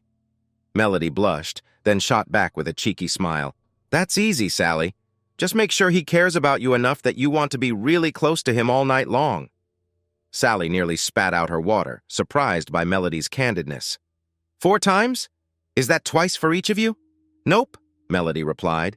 Terry here managed 4 with me and 3 with Harmony. He really cares about us. Sally looked at me in surprise. Wow, Terry, I wouldn't have guessed. I chuckled, feeling a bit embarrassed. Nor would I, Sally. I didn't have this kind of energy in my last relationship. I think the girls are giving me extra strength. It was nice to see that Sally and the rest of the team at Lottie's Inc. didn't judge me for dating both of the owner's daughters. The guys gave me friendly, knowing looks, and the other women in the office started looking at me like I was something special. There was also a shift in how people treated Melody at work. She was no longer just William's daughter, but also my girlfriend. We kept things professional in the office, sharing only the occasional quick kiss, and everyone respected my relationship with both Melody and Harmony. The same respect was shown when Harmony visited the office. The first time I sat with both girls in the lunchroom, we attracted a lot of attention. But when Sally joined us, it quickly felt normal that I was dating 2 girls.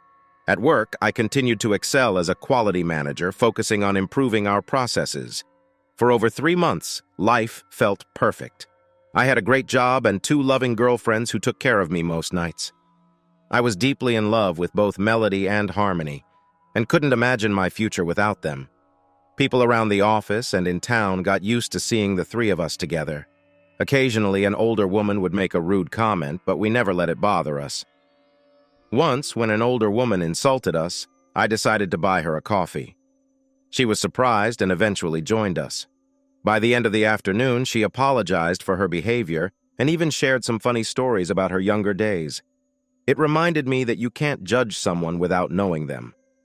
Betty, as she introduced herself, even invited us to her church. We smiled and promised to consider it. Meanwhile, Mom had gone through another cancer treatment and was doing okay. Though I didn't travel to Maitland, Melody, Harmony, and I frequently video called with Mom and Dad. We also started legal action against Dr. Stephen Morrison using the video I had taken outside the cafe. Kim gathered witness statements, and the Morrisons were banned from the cafe. The paperwork was submitted, but Kim warned it could take up to 6 months for the case to go to court. One Saturday afternoon, Melody, Harmony, and I were working on a challenging jigsaw puzzle when Kim called. Hey there, big sister. You got some love for your little brother? I answered cheerfully. Terry. Kim's tone instantly made my heart sink. The girls stopped what they were doing and looked at me with concern. It's Mom. She's been taken to the hospital with chest pains. I quickly put her on speaker. Harmony immediately switched into caring mode, asking questions about Mom's symptoms, but Kim didn't have many details. She was close to tears, days away from having her first baby, and clearly overwhelmed. Kim, I'll make some calls and come up to be there for Mom, Dad, and you. I've got some days off saved up, I assured her. After a few more minutes, we hung up. I called William, who was out with Martha and friends, to get approval for taking a week off. Once he agreed, I called Sally to ask if she could cover for me. Then I started packing a bag. A few minutes later, my girlfriends came in. Terry, Melody said, Harmony is going with you. Harmony nodded and stepped out of the room, quickly returning with a bag and began packing. Melody hugged me. We talked about it. I want to go with you, but I need to be at the office for the new supplier. Harmony can take the time to help both Josephine and you. I was on autopilot, but all I felt was love and support from my girls as Harmony focused on packing for the trip. Seeing Melody's reluctance to stay behind, I knew it pained her not to come along, but she understood. She was sending Harmony with me out of love and concern for me and my mother. There was no jealousy in her eyes, only care. Okay, big guy, keep packing, she said, her tone serious. I'm sure Josephine will be okay, but you and Harmony need to get going. She looked at me with a tender expression. I love you, Terry. We quickly packed clothes and essentials, then readied the truck for the trip. After a heartfelt goodbye with Melody, Harmony and I hit the road to Maitland. The drive was mostly serious, but having Harmony by my side made it easier. She even arranged time off work before we were an hour down the road. We kept in touch with Melody during the drive, and both girls helped ease my worries about the hospital visit. Throughout the drive, Harmony kept her hand on mine, a constant reminder that she was there for me. We arrived in Maitland by evening and went straight to the hospital, which unfortunately was the same one where Dr. Morrison worked. I hoped we wouldn't run into him, and since we were in a different area, the chances were low. Harmony had already contacted my dad, so we quickly found my parents. Mom looked a bit worried but wasn't in much pain. After greeting and hugging our parents, Harmony checked Mom's chart and reassured us, "They're taking good care of you, Josephine. Your vitals are strong, and the tests should give us more clarity." "Thanks, dear. I'm feeling okay right now thanks to the pain meds. The doctor is in touch with my cancer specialist, and they're hoping I can go home soon," Mom replied. "That's great, Mom. Harmony and I are here all week, so if you need anything, we're ready to help," I said. Dad added, "You two can stay at our place. Is Melody coming to visit?" I could see he was amused. Over the past months, he and Melody had developed a friendship. The awkwardness of me dating twins had faded, replaced by playful teasing and a sense of pride. "Sorry, John," Harmony said with a smile. "Melody couldn't make it this time, but she promises to visit you both soon." We spent some time chatting, even video calling Melody, William, and Martha from Bathurst. As visiting hours ended, we said our goodbyes, hugged Mom and Dad, and left for their house. Dad told us he'd join us later and to just make up the spare bed. On the way, we called Kim and Paul to let them know we'd seen Mom and were heading to the house. We planned to meet Kim for breakfast the next day. When we arrived at my parents' house, I used the spare key to let us in, and we set up the bed. After taking turns in the shower, we climbed into bed and FaceTimed Melody. "How are you guys?" Melody asked as I held the phone, with Harmony snuggled close so we could both be on screen. "Good, Melody. We're at your in-laws' place and cozy here. Our big guy is doing okay, but I can tell he misses you," Harmony said with a smile. Melody looked at me with warmth in her eyes. We chatted for a while as she got ready for bed. It was a unique experience talking to my girlfriend's sister while she was getting dressed, but it felt normal in our situation. After exchanging "I love yous," I handed the phone to Harmony so they could continue talking while I freshened up. Dad left a note saying he'd come home around 1 a.m. and would sleep in. He promised to call us when he woke up.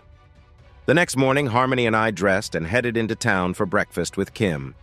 "Hey, Mama Bear, how's my future nephew doing today?" I asked, sitting across from Kim after giving her a hug. "Not too bad, but it feels like there's an overinflated beach ball inside me dancing on my bladder," she said with a smile, patting her belly.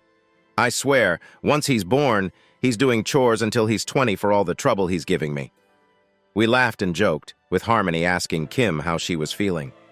My girlfriend's natural curiosity as a nurse always led to questions about medical stuff.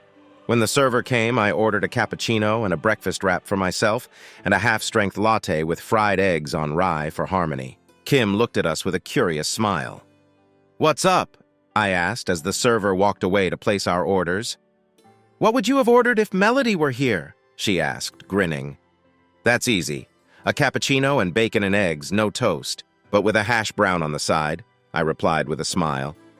"Softy," she teased, laughing.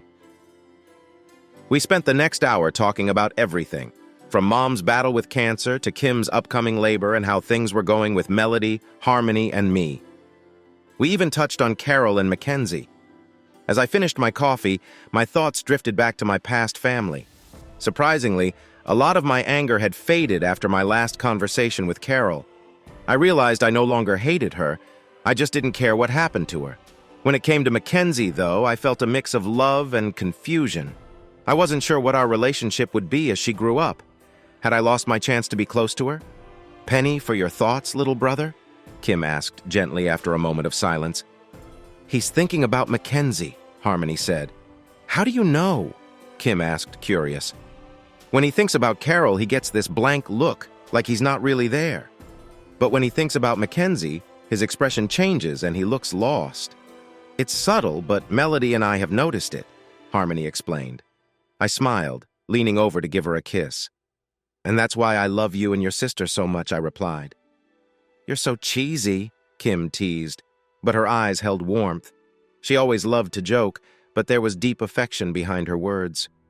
She started to say something else, but stopped suddenly, a look of surprise and embarrassment crossing her face. "Kim?" I asked, concerned. She glanced at us, then we heard the unmistakable sound of running water. "Oh no!" she groaned. "My water just broke."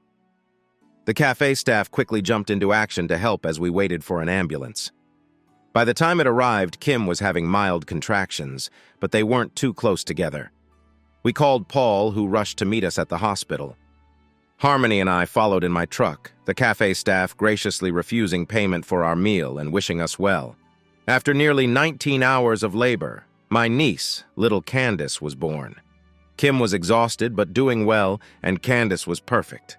I was proud to be the 5th person to hold her. My parents came down from the cancer ward to meet their new grandchild, and we all shared a special moment when Kim introduced Harmony as Aunt Harmony and asked me to FaceTime Aunt Melody while Harmony held our niece. As I watched Harmony with Candace, I remembered the conversation when Melody and Harmony mentioned wanting kids with me. Seeing Harmony with the baby made me realize that I could truly see myself having children with them. Melody, watching through the phone, must have sensed something too. "Terry, can you call me back?" she asked softly. "Sure, babe," I said, stepping outside to talk to her privately. Harmony gave me a knowing look and whispered, "I love you," as she gently cradled Candace. I called Melody. "Hi there, what's going on?" I asked, sensing this was important. "Terry, are you okay?" she asked, her voice hesitant. "Yes, I'm great. Mom's getting better. Kim and Paul have little Candace, and I have you two. Why do you ask?" "Well, my love, I saw the way you looked at Harmony when she held Candace," she said, her voice shy. "It got me thinking, would you like to have children with us?" I chuckled softly. "Melody, if I'm honest, I've thought about having kids with both of you, and it feels really good. Can we talk more about this when I get back home? I'm not saying we should start right away, but I want to have a plan." Melody squealed with excitement. "Oh my God, yes, Terry, yes, you don't know how much I want that. I think Harmony was swooning watching you earlier." "I think I do," I replied with a grin. The idea of having kids with them was really starting to grow on me, and it felt right. "Look, Melody, we only have a couple more nights here, and then we'll be home. Will you be okay until then?" "I miss you so much, Terry, but yes, just promise you'll hold me extra tight when you get home." "You got it, beautiful," I assured her. "Great. Now get back in there and bring me to my sister," she said, laughing. I walked back into the room just as Harmony handed little Candace back to Kim. Harmony stepped outside with the phone, and Kim raised an eyebrow at me while adjusting the baby. "See? You're completely wrapped up in them," she teased. I laughed, knowing she was right. The next couple of days were wonderful. The maternity ward was just a short walk from the cancer ward, so Harmony and I spent time with Mom each morning. She was in good spirits, eager to go home. The new medication was helping with her pain, and the doctors had promising updates on her treatment plan. Mom was full of energy, ready to embrace her role as a grandmother again. "Now don't wait too long before you give me more grandkids with those wonderful girlfriends of yours," she said, smiling as I blushed. Harmony wrapped an arm around me. "You can count on it, Josephine," she said, making me blush even more. "The 3 of us are planning for it." I quickly changed the subject, and we talked about getting Mom home and planning a family dinner before Harmony and I left. As the conversation wound down, Mom asked, "Harmony, can I have a moment alone with Terry?" "Of course, Josephine," Harmony said, leaving us. Once we were alone, Mom gave me a serious look. "Terry, I know how much you love those girls. I assume there's no chance of you getting back together with Carol?" "No, Mom. That ship has sailed. I love Melody and Harmony, and I can't imagine my life without them." She nodded, accepting my words. "I see how much they care about you. But Terry, if something happens to me, if this cancer, I need you, Kim, and Paul to take care of your dad." Tears welled up in her eyes, and I immediately wrapped my arms around her, holding her tight. "Mom, I don't want to think about losing you, but I promise we'll take care of Dad." She hugged me back, her voice trembling. "Thank you, Terry. That means everything to me." "Mom, why don't you come with Harmony and me to see Kim?" We can come back later and finish packing. She hesitated, then smiled. Okay, Terry, you've convinced me. I'll join you. As we walked down the hospital halls, I watched Mom and Harmony chatting ahead of me, my heart swelling with love and gratitude. Mom seemed so at ease with Harmony, more so than she ever had with Carol. It was clear how much Melody and Harmony had transformed my life, and how seamlessly they had been embraced by my family. Even the community in Bathurst had accepted our unique relationship. As I followed them, I couldn't help but reflect on how drastically my life had changed. I had gone from being a defeated husband and father to finding love and happiness with two incredible women. I felt a renewed sense of hope, knowing Mom would likely overcome her illness and see the grandchildren I hoped to have with my girls. As we approached a corner, I suddenly felt a strange unease. A chill ran up my spine, and an instinctive sense of danger washed over me. I hesitated, my senses on a high alert. Then, in a split second, I felt a sharp pain in my left shoulder like I'd been stabbed. Before I could react, another jolt of pain hit me. I spun around and saw him, Dr. Stephen Morrison, standing there with a twisted smile. "I told you never to come near my hospital," he snarled. "Now you'll regret it." I asked, my hand trembling as I felt the syringes sticking in my back. He just smiled at me. From the moment I first encountered this man, my life had spiraled. It all began the night I came home to find my wife and daughter gone, leaving only a letter and legal papers that shattered everything. My anger toward him had only grown since. He had stolen my wife and claimed my daughter, flaunting his status as a doctor and taunting me at every turn while I struggled to contain my fury. Carol once hinted that he feared I might try to win her back. Looking at the smug man before me, I understood why. On TV, doctors are often portrayed as handsome, confident, and decisive. But this man, overweight, balding, and unhealthy-looking, didn't fit that image. Even now, with whatever he had just injected into me, he seemed pitiful. "What did you do to me?" I demanded, staring at the syringes. "Tisk, tisk, Terry," he chided, his grin widening. "You should choose your last words carefully. It won't be long before you fall asleep from the cocktail I just gave you." He stepped back, still smiling. "But don't worry, you won't wake up again. I'll never have to worry about Carol wanting you back because you'll be gone." At that moment, Harmony rounded the corner with my mother close behind. They both froze in shock. My anger, hurt, and betrayal surged. I was done letting this man control my life. "You arrogant jerk!" I shouted, all my pain pouring out. "I want nothing to do with those deceitful women, and I certainly want nothing to do with you, a pathetic failure!" I felt a buzzing in my fingers as I stepped toward him, tightening my fists. He took a step back, but then smirked again, glancing behind me at Harmony and my mom. "Well, well, Terry, at least you upgraded. She's definitely better looking than Carol. You can die happy knowing I'll take good care of her." "Enough!" I roared, charging at him. He stumbled back in fear, but I was too fast. My fist connected with his jaw, sending him crashing into the corridor wall. I felt the impact reverberate through me as his head snapped back. Harmony rushed to my side, her arms around me. "Terry!" she called, her voice filled with fear as she saw me losing focus. The adrenaline was fading, and the effects of the drugs were kicking in. "He gave me these," I managed to say, handing her the syringes. "He said I wouldn't leave his hospital alive. Looks like he won't be leaving either." I laughed weakly, then collapsed to my knees as the drugs took hold. Harmony gently lowered me to the floor, pressing an alarm button. Sirens blared through the hallway as she cradled my head in her hands, tears streaming down her face. "Terry, stay with me as long as you can. Every moment counts."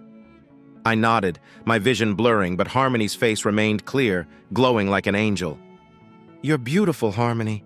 I love you and Melody so much." "I know, baby. We love you too," she whispered. Just then, security guards and a doctor rushed in. Harmony handed them the syringes. "He injected my boyfriend with something dangerous. You need to find out what it is. Fast!" I could barely keep my eyes open, everything fading around me. I heard a phone ring, hurried voices, and then Harmony pressed something cool against my ear. "Terry, baby, what's happening?" Melody's voice trembled through the phone. "I hit him. The doctor," I mumbled, struggling with my words. Harmony squeezed my hand, trying to keep me grounded. "Terry, stay with us. We need you, our love," Melody pleaded through the phone, her voice breaking. I could hear her crying. And when I looked at Harmony, she was crying too. "I'm so tired," I whispered, feeling the world slip away. More doctors surrounded us, moving Harmony aside as they lifted me onto a stretcher. I saw my mom wrap her arms around a sobbing Harmony. In my final moment of clarity, I held onto the image of their faces, their love giving me strength, even as everything else faded. As I felt the world slipping away, I looked into Harmony's tear-filled eyes and mouthed, "I love you." She returned the gesture, whispering back, "We love you too." They began moving me down the hallway and everything around me started to fade. I closed my eyes, feeling a deep sense of love and happiness, but as the darkness closed in, a thought lingered. Would I ever wake up again? When I slowly regained consciousness, my mouth felt dry and my body was heavy, as if weighed down by an invisible force. I was lying flat on what I recognized as a hospital bed. It took great effort to open my eyes, and when I finally did, the room was dimly lit. My body ached all over, but the first sound that registered was snoring. As I shifted slightly, the snoring stopped, and a familiar voice brought me comfort. "Terry?" the voice called softly. It was Melody. Her voice, one of the few in the world that could pull me from the depths of unconsciousness, urged me to open my eyes further. Blinking, I focused on her. She was curled up beside me on my right side, her usual spot. Even in a hospital bed, she had managed to nestle close without disturbing me. "Harmony?" Melody whispered, alerting the other presence in the room. Harmony, who had been sitting in a chair nearby, quickly moved to my side. Her face, identical to Melody's, was filled with concern and relief. "Hey there, good-looking. Welcome back." Harmony greeted me with a warm smile, gently taking my hand and giving it a reassuring squeeze. I squeezed back weakly, finding even that small effort exhausting. Harmony leaned in closer, her smile encouraging me to relax. "It's okay, my dear," she said softly. "You've been through a lot. Just rest now. We'll help you catch up later." I tried to smile, but the tube in my throat made it difficult. Panic started to rise until both girls began soothing me. "Just breathe deeply, Terry," Harmony instructed. "The tube is helping you breathe. It might feel strange, but you're awake now, and the doctors will remove it soon." "You really scared us, Terry," Melody added, her eyes reflecting the depth of her worry. She leaned in to kiss my forehead. "But you're safe now. We're here, and everything's going to be okay." Harmony called for the nurse, who quickly arrived to check on me. Together, they pressed buttons on the machines around my bed. "Just go back to sleep, Terry," Harmony urged gently. "We'll be here when you wake up. You'll feel much better after some more rest." Her words were calming, and I drifted off again. When I woke hours later, the first light of dawn was filtering into the room. The doctor came in to check on me, and Harmony helped him remove the tube from my throat. A discomforting process, but necessary. As the doctor continued his examination, Melody fed me ice chips one by one, letting them melt in my dry mouth. I tried to speak, but my voice was rough and weak. "What happened?" I finally managed to ask. The girls exchanged a glance before Melody answered, tears welling in her eyes. "Terry, it's hard to say this, but you died." I stared at her in shock. "What?" Harmony nodded, her expression somber. "You died twice, almost 3 times before they could stabilize you." Fragments of the fight with Dr. Morrison came rushing back. Harmony noticed my distraction and continued. "The emergency team got you to the ER just in time. You passed out on the way, but they didn't give up on you." Hearing this, the reality of what had happened began to sink in. I had come so close to losing everything, but I had survived, thanks to the love and determination of the 2 women by my side. Harmony explained, her face somber as she recalled the events. They identified one of the drugs quickly. It was a common anesthetic used for surgeries, but the second drug was harder to figure out. Since he's a surgeon, they suspected he used something to slow your heart down, possibly even stop it if it was too much. She sighed, squeezing my hand. "We still don't know what that second drug was, but both syringes are being analyzed by the police." "How am I still alive?" I asked, genuinely curious. Harmony smiled. "You had a great medical team that acted fast. That's why you feel like you've run a marathon. Your muscles tensed up from the adrenaline and the shocks they gave you. Yeah, I'm sore all over, I admitted. How long was I out? 3 days, Harmony replied, giving my hand another reassuring squeeze. I exhaled, feeling a mix of relief and disbelief. Melody, who had been quietly holding my hand, leaned in to share her side. I was in a meeting with Dad and a new supplier when I suddenly felt sick, like something was terribly wrong with Harmony. I left the meeting and called her, and that's when I found out you were hurt. It was awful being so far away while you were in danger. She began to cry, and Harmony gently rubbed her back. Melody kissed me, then insisted Harmony take her turn, which I gladly allowed.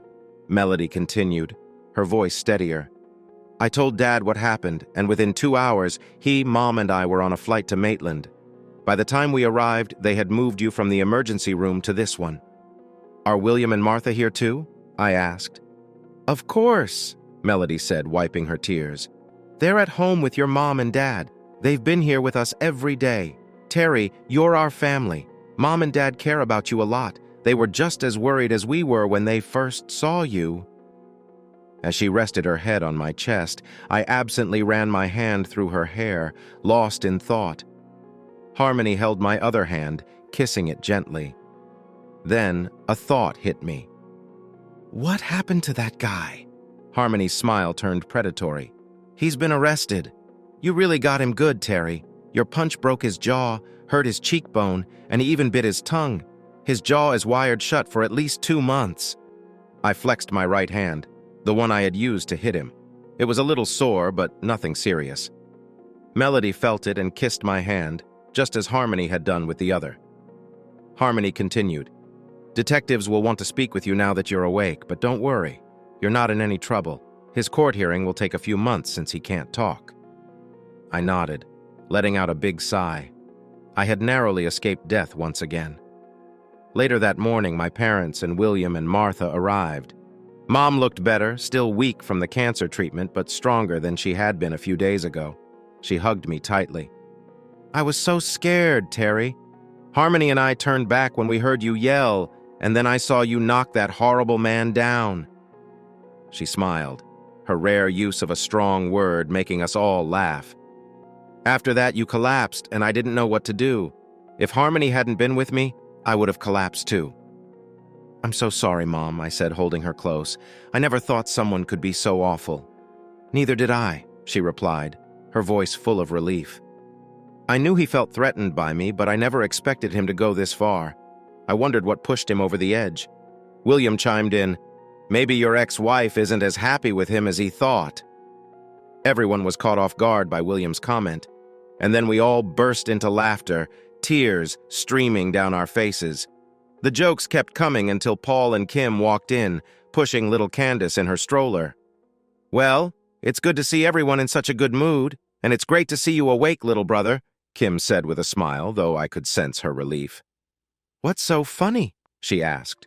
Your brother's skills have really upset Dr. Johnson, and it seems his ex-wife might be regretting her choices, Martha chimed in, catching everyone off guard again.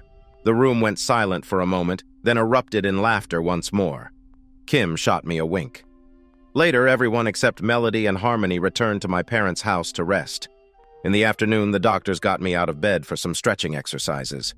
Melody helped me with my first shower in days, easing the muscle cramps with gentle massages. The plan was to get my latest blood test results that evening, and if all looked good, I'd be going home the next day. I was still sore, but healing at home sounded much better. As I waited for the results, 2 detectives came by to take my statement about what had happened. They informed me I might need to attend a court hearing the next day. Once I was cleared to go home, we spent a wonderful afternoon with the family, sharing food, laughs, and taking family photos. Then, Melody, Harmony, and I set off for home with Melody driving. The road trip was filled with silly songs and games, like turning the letters on license plates into funny phrases. Melody won with LXD, which she cheekily turned into Little Cool Doctor. When I returned to work, everyone was glad to have me back. After sharing my story a few times and enjoying some beers with the crew, life settled back into its usual rhythm. I also spent some time with Pastor Dan from Betty's church. discussing my life over the past few years. As I shared my story, he listened intently, then interrupted with some thoughts. "Terry, it's been over 6 months since Betty introduced us, and I have to say you, Melody, and Harmony have brought some excitement to our little group." We both laughed, remembering the reactions when people found out I was dating both sisters. "I understand why you're angry at your old family," Dan continued. "The church tries not to judge, but I don't think I would have handled it as well as you did." I raised my eyebrows, and he chuckled. "I'm just a regular man, Terry, as flawed as anyone else. If I were in your shoes, I might have acted differently." We sat quietly for a while, sipping our coffee. Dan, younger and full of life, had a lovely wife and a mischievous 4-year-old son. I found myself liking him. My upbringing in a small Anglican church felt a world away from his non-denominational approach, but his message of kindness, forgiveness, and a personal relationship with God resonated with me. He leaned forward, eyebrows raised. "With everything going on, you're wondering how to feel about wanting to marry both Melody and Harmony, right?" I shrugged, and he laughed. "Terry, you've got one of the most incredible stories I've ever heard. And trust me, I've heard a lot. But I have a feeling your story is just beginning." I shrugged and said, "Before Carol and McKenzie left, I would have called my life ordinary, just like anyone else's. But since that night, I've learned to appreciate everything more." I looked at Dan and continued, "Dan, I believe in God, but I don't think faith should be forced on anyone. It has to be a choice they make. I want to marry my girls in a church where we won't be judged. I'd like your thoughts and help with this." Dan paused, seeming to choose his words carefully, and I braced myself for him to tell me it wasn't possible. But he surprised me. "Terry, in the Old Testament, it was common for a man to have more than one wife. The story of Abraham, for example, tells us about Isaac and Ishmael, who had different mothers. It wasn't until Christianity and modern Judaism became part of Western culture that marriage became a one-on-one relationship," he explained, making sure I followed. I nodded, understanding. "But the truth is, you can't marry both Melody and Harmony. Our country only allows one person to marry another. Some people live in multi-person relationships, but they aren't legally married." We sat quietly for a moment before I shared an idea. "Dan, what if I legally marry one of the girls but have a civil agreement with the other? It wouldn't be a marriage in the legal sense, but it would still mean something to us." Dan looked thoughtful. "I've never heard of that happening legally, especially not in the church. And even if you could, how would you choose which girl to marry? Wouldn't the other feel left out? The only reason I'm even considering this is because Liz and I see the same love and care between you three that we have for each other. It's unusual, yes. Is it wrong in God's eyes? I can't say for sure, but if you want to be married, you have to choose just one." He gave me a serious look. "Why are you pushing this now? You've got so much going for you. Wouldn't it be better to keep things as they are? You almost died, right? Maybe take it slow." "That's exactly why, Dan," I said. "After I woke up, both girls were there. Their love, their worry, their support, it's clear to me. I don't just see two women. I see the three of us connected emotionally and physically. A few years ago, I would have laughed at the idea, but now I can't imagine being without them. I want to marry them both." We talked for another hour about how it could work, and by the end, I had a plan. I was ready to commit to Melody and Harmony for life. The following weeks passed as usual.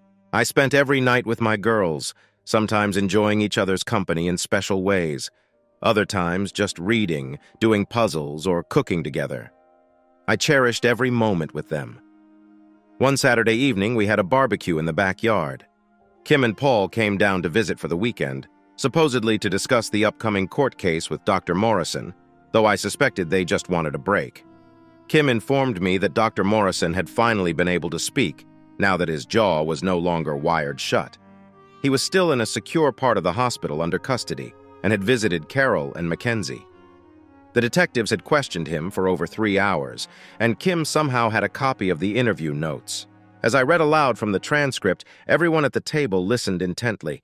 I imagined Detective Rodriguez in a gray-walled room, sitting across from Dr. Morrison, who was slumped in his chair, knowing he was in deep trouble. Detective Rodriguez: So, Dr. Morrison, we've confirmed that you attacked Mr. Other with the intent to harm him, but what we don't understand is why. Can you explain that to me? Dr. Morrison. Because I couldn't handle it anymore. Detective Rodriguez. What do you mean you couldn't handle it? We've established that Mr. Other never contacted or threatened you and never harmed you until you tried to attack him. Dr. Morrison. Because he embarrassed me again. That's why. Detective Rodriguez. How did he embarrass you, Dr. Morrison? My wife. Detective Rodriguez. What do you mean by your wife? Was Mr. Other involved with her? I paused, letting the words hang in the air, feeling the weight of what was to come next. Detective Rodriguez. Was Mr. Other threatening your wife? Dr. Morrison. No, he was too decent for that. But my wife talks in her sleep. Detective Rodriguez. And how does that make you want to hurt Mr. Other? Dr. Morrison paused for a long moment before answering. Dr. Morrison. Since we got married, at least once a week, my wife Carol dreams about him. She begs him to take her back, saying she made a mistake, and she tells him how much better he is than me. Detective Rodriguez. In the dream, what does she say? Dr. Morrison. She talks about how amazing he is with her, how he takes her to better places, how he's much better than me, and that I barely compare. Every night when we go to bed, I feel like she's still thinking about him. Sometimes, in her sleep, she even mentions how much bigger he is than me. Dr. Morrison continued, his voice trembling with anger. Dr. Morrison. Can you understand, Detective? When I saw him at the hospital, I couldn't take it anymore. Just the night before, she was dreaming about him, showing herself affection while thinking of him, not me. So when I saw him the next day, I had to do something. I needed to reclaim my place in her life. Now that he's gone, she'll never be tempted by him again. There was a long silence in the room. Detective Rodriguez. Dr. Morrison, do you believe you killed Mr. Other? Dr. Morrison. Of course. With what I did, he should be gone. That woman and the guy's mother saw what happened. I know I'm in trouble, but he's out of the picture and I'm still here. In time, this will just be a bad dream for me, but his family will always feel the loss. The suspect let out a chilling laugh. Detective Rodriguez. Dr. Morrison, I need to inform you that your attempt to end Mr. Other's life did not succeed. He is still alive. While he was hurt, he is recovering well. Dr. Morrison's laughter stopped abruptly. He shouted incoherently, unable to form words. As I finished reading the transcript, everyone at the table burst into laughter. The tension that had built up over the past few months suddenly made sense. Finally, we understood why Dr. Morrison had been so fixated on me. I brought out fresh drinks for everyone, even Kim, who was enjoying a glass of wine, saying she had enough milk stored for Candace's next few feedings. We spent the next hour joking and laughing, mostly at Dr. Morrison's bizarre confession and my ex-wife's apparent regret. Later, we talked about Paul and Kim adjusting to being parents. It's incredible, Kim said, her eyes lighting up. As tired as I am every day, I wouldn't trade being a mom for anything. And I've never had more fun with Kim, Paul added, grinning. A couple of beers had helped him relax. We all laughed as Kim teased Paul before sitting back down and sweetly taking his hand.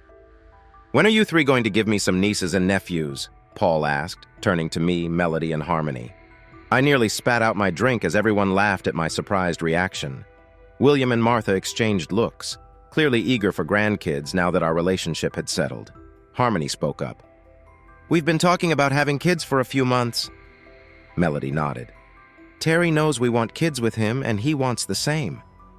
I sighed, but agreed. Yes, we've had some good talks about it. For the next hour, we discussed our future kids. Melody even pulled out her phone, and we used a fun app to see what our kids might look like. The results were adorable, and everyone laughed joyfully.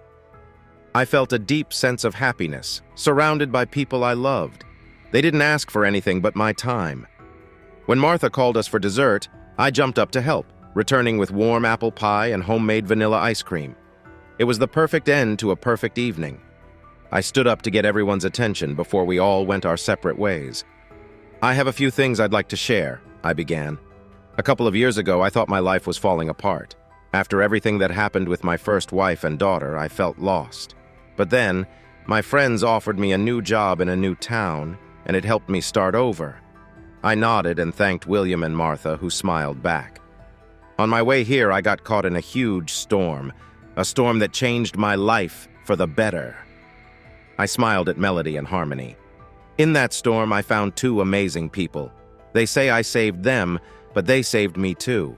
Now, with them in my life, I have more love and happiness than I ever imagined. Life will have its challenges, but with both of you by my side, I can face anything. Everyone at the table smiled, and the girls looked proud. I knelt down, showing them they were my equals in love and life. The room gasped as I pulled out two identical ring boxes. Martha had my parents on FaceTime so they could see what was coming. "Melody, Harmony," I said, holding up the rings, "you've shown me what real love is. You took a broken man and made him whole. I love you both deeply, and if anyone tried to come between us, I'd stand up for you." Everyone laughed. "I don't know what the future holds, but I want to explore it together. Will you marry me?" "Yes!" they both shouted. I slipped the first ring onto Melody's finger, and she kissed me sweetly. Then I placed the second ring on Harmony's finger, and she kissed me lovingly. "I love you, Terry," she whispered. The girls hugged me tightly as we faced the table. Everyone was cheering, and the rest of the evening was spent planning our double wedding. My parents congratulated us and then said goodbye over the phone. Later that night, I had a special moment seeing the two twin sisters, both wearing only their engagement rings, enjoying their time together. Soon, word spread around the office and among our friends that I had proposed to both girls and planned to marry them. About a week later, before heading back to Maitland for a court date, we discussed how our marriage would work legally. "Girls," I began, "in this country, I can only have one of you as my legal wife. Pastor Dan has agreed to hold a ceremony for both of you, and Kim is working on a legal agreement that will allow us to call each other husband and wives, even if it's not officially registered." The girls looked a bit sad, but I added, "We should decide who takes which role, but know that I love both of you equally and will treat you the same. Any thoughts?" They exchanged glances and nodded. Melody spoke up. "Terry, Harmony will be your legal wife. I'll sign Kim's document." "Why?" I asked. Melody explained. "Harmony is older by about 90 seconds, she chuckled, "but it's more than that. Harmony always sleeps on your left side, where you'll wear your wedding ring. And there's another important reason Harmony will explain." Harmony took my hand, ready to share the deeper reasons behind their decision. Any direct descendant inherits the company and its responsibilities, but there are strict rules. The company, money, and even the house are part of a legal trust, ensuring that the resources are used responsibly for future generations. I nodded, grasping the basics of how the family's finances worked. "Melody and I are our parents' only children, so we, along with Mom and Dad, manage the trust," Harmony explained. "When you marry us, you'll share in this responsibility. If we have children, they'll inherit these duties too. But if any of us want to leave the trust, we can't just take the money. We have to sign out, and once that money is gone, there's nothing left."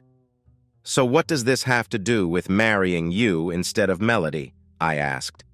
Melody jumped in. "Harmony's a nurse while you and I work at the company. She enjoys the family benefits but doesn't contribute to the company's growth directly. This doesn't matter much now, but later when she retires, she'll have fewer benefits because she hasn't helped the trust grow." Harmony nodded in agreement. "If she becomes your wife, she'll receive the same benefits as I do. Not that I'd ever hold anything back from her, but this ensures the family continues supporting the company." "Okay, I understand now, but Melody, are you okay with signing the legal papers?" I asked. She took a deep breath, looked at Harmony, then at me. "Yes, as long as I can call you my husband and have your children, I'll be happy." That night, we went through everything with William and Martha, who supported our plan. Kim assured us the legal papers would be ready, and Pastor Dan agreed to hold a private ceremony for the three of us. When Dr. Morrison's court hearing approached, Melody, Harmony, and I took time off work and drove to Maitland, taking a scenic route. We stopped in charming towns, visiting bakeries and shops. At our first B&B, the older lady at the front desk asked if we needed a rollaway bed. Melody giggled and said, "No, our fiancé sleeps with us in the same bed every night."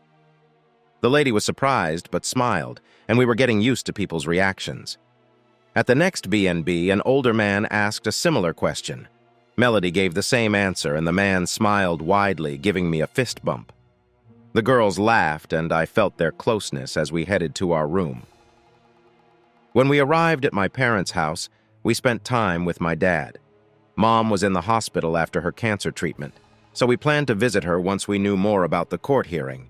Kim arrived with Candace, who was growing fast and loved being around the twins. After Candace was settled, Kim briefed us on the court hearing. Dr. Morrison will be brought in, the charges read, and the judge might ask some questions. There could be witnesses like you or Harmony. Then the judge will ask for a plea and finally set up probation or custody rules, Kim explained. So, will we be called to take an oath? I asked. Kim laughed. Maybe, but it's simple. The judge will ask the questions and there won't be any tough interrogation like in the movies. We spent a few hours chatting before Paul arrived with a ton of Thai food. We all dug in, even little Candace, who was fed by Kim under a shawl. I couldn't help but stare, and Kim caught me. "You have two beautiful fiancées and you're still looking at your big sister?" she teased. I laughed. "First, you're right, my fiancées are beautiful. Second, you were the first person I ever saw like that, even if things were different back then. And lastly," I gave her a playful smile, "I'm a guy who appreciates women." Everyone laughed, but when Paul tried to join in, Kim quickly cut him off, making sure he didn't say anything he'd regret. Melody then chimed in, teasing Paul, who seemed ready to joke about seeing more. In a bold move, both Melody and Harmony flashed a little skin, leaving everyone stunned. My dad turned bright red, Kim nearly spat out her drink, and Paul just sat there wide-eyed. Melody giggled. "That's all you're getting, but trust me, we keep our guy happy." As the evening wound down, Kim knocked on the door to my room. "Mind if I come in?" she asked, and after sitting on the bed, she asked how we managed to fit 3 people in it. "I don't know," I shrugged, "but we always manage." She touched my arm. "That's what I love about you, Terry. You could have let what Carol and McKenzie did break you, but instead, you found love again. Those girls saved you as much as you saved them." "Yeah," I agreed, thinking about how much had changed. She warned me to avoid Carol in court, and we both laughed, agreeing it was for the best. As she left, she added, "Thanks for looking out for me all those years. I'm all about Paul and Candace now, but it's nice to still feel noticed by my little brother." The next day, we were in the courtroom for Dr. Morrison's arraignment. Dad, Kim, Melody, Harmony, and I sat together, ignoring Carol as she entered, looking unwell. Dr. Morrison was brought in by security, barely noticing us as he stared at the floor. The judge began the hearing, listing the charges of assault and attempted murder against me. It was clear to all of us that this was just the beginning of his downfall. "Your Honor, on behalf of my client, I must point out that the previous incidents are unrelated to the current charges against Dr. Morrison," the lawyer began. The judge raised an eyebrow. "Counsel, your last name is also Morrison. What is your relationship to the defendant?" "I'm his cousin," the lawyer replied. "Well, Mr. Morrison, despite your family ties, I suggest you review the evidence more thoroughly before coming into my courtroom. I've seen a concerning video where your cousin, Dr. Stephen Morrison, verbally threatened Mr. Other's life. Have you viewed this video?" The lawyer tried to deflect. "Your Honor, we requested that the video not be used in this case and paid the necessary fees to both the courts and the medical board. It shouldn't be part of the evidence." I glanced at Kim, who looked pleased with herself. The judge, however, was unimpressed. "Mr. Morrison, any order you think you obtained to suppress this video was not legally sanctioned, and no amount of money can override the law when someone's life is at risk. Furthermore, on a personal note, I find your client's actions in the video deeply troubling."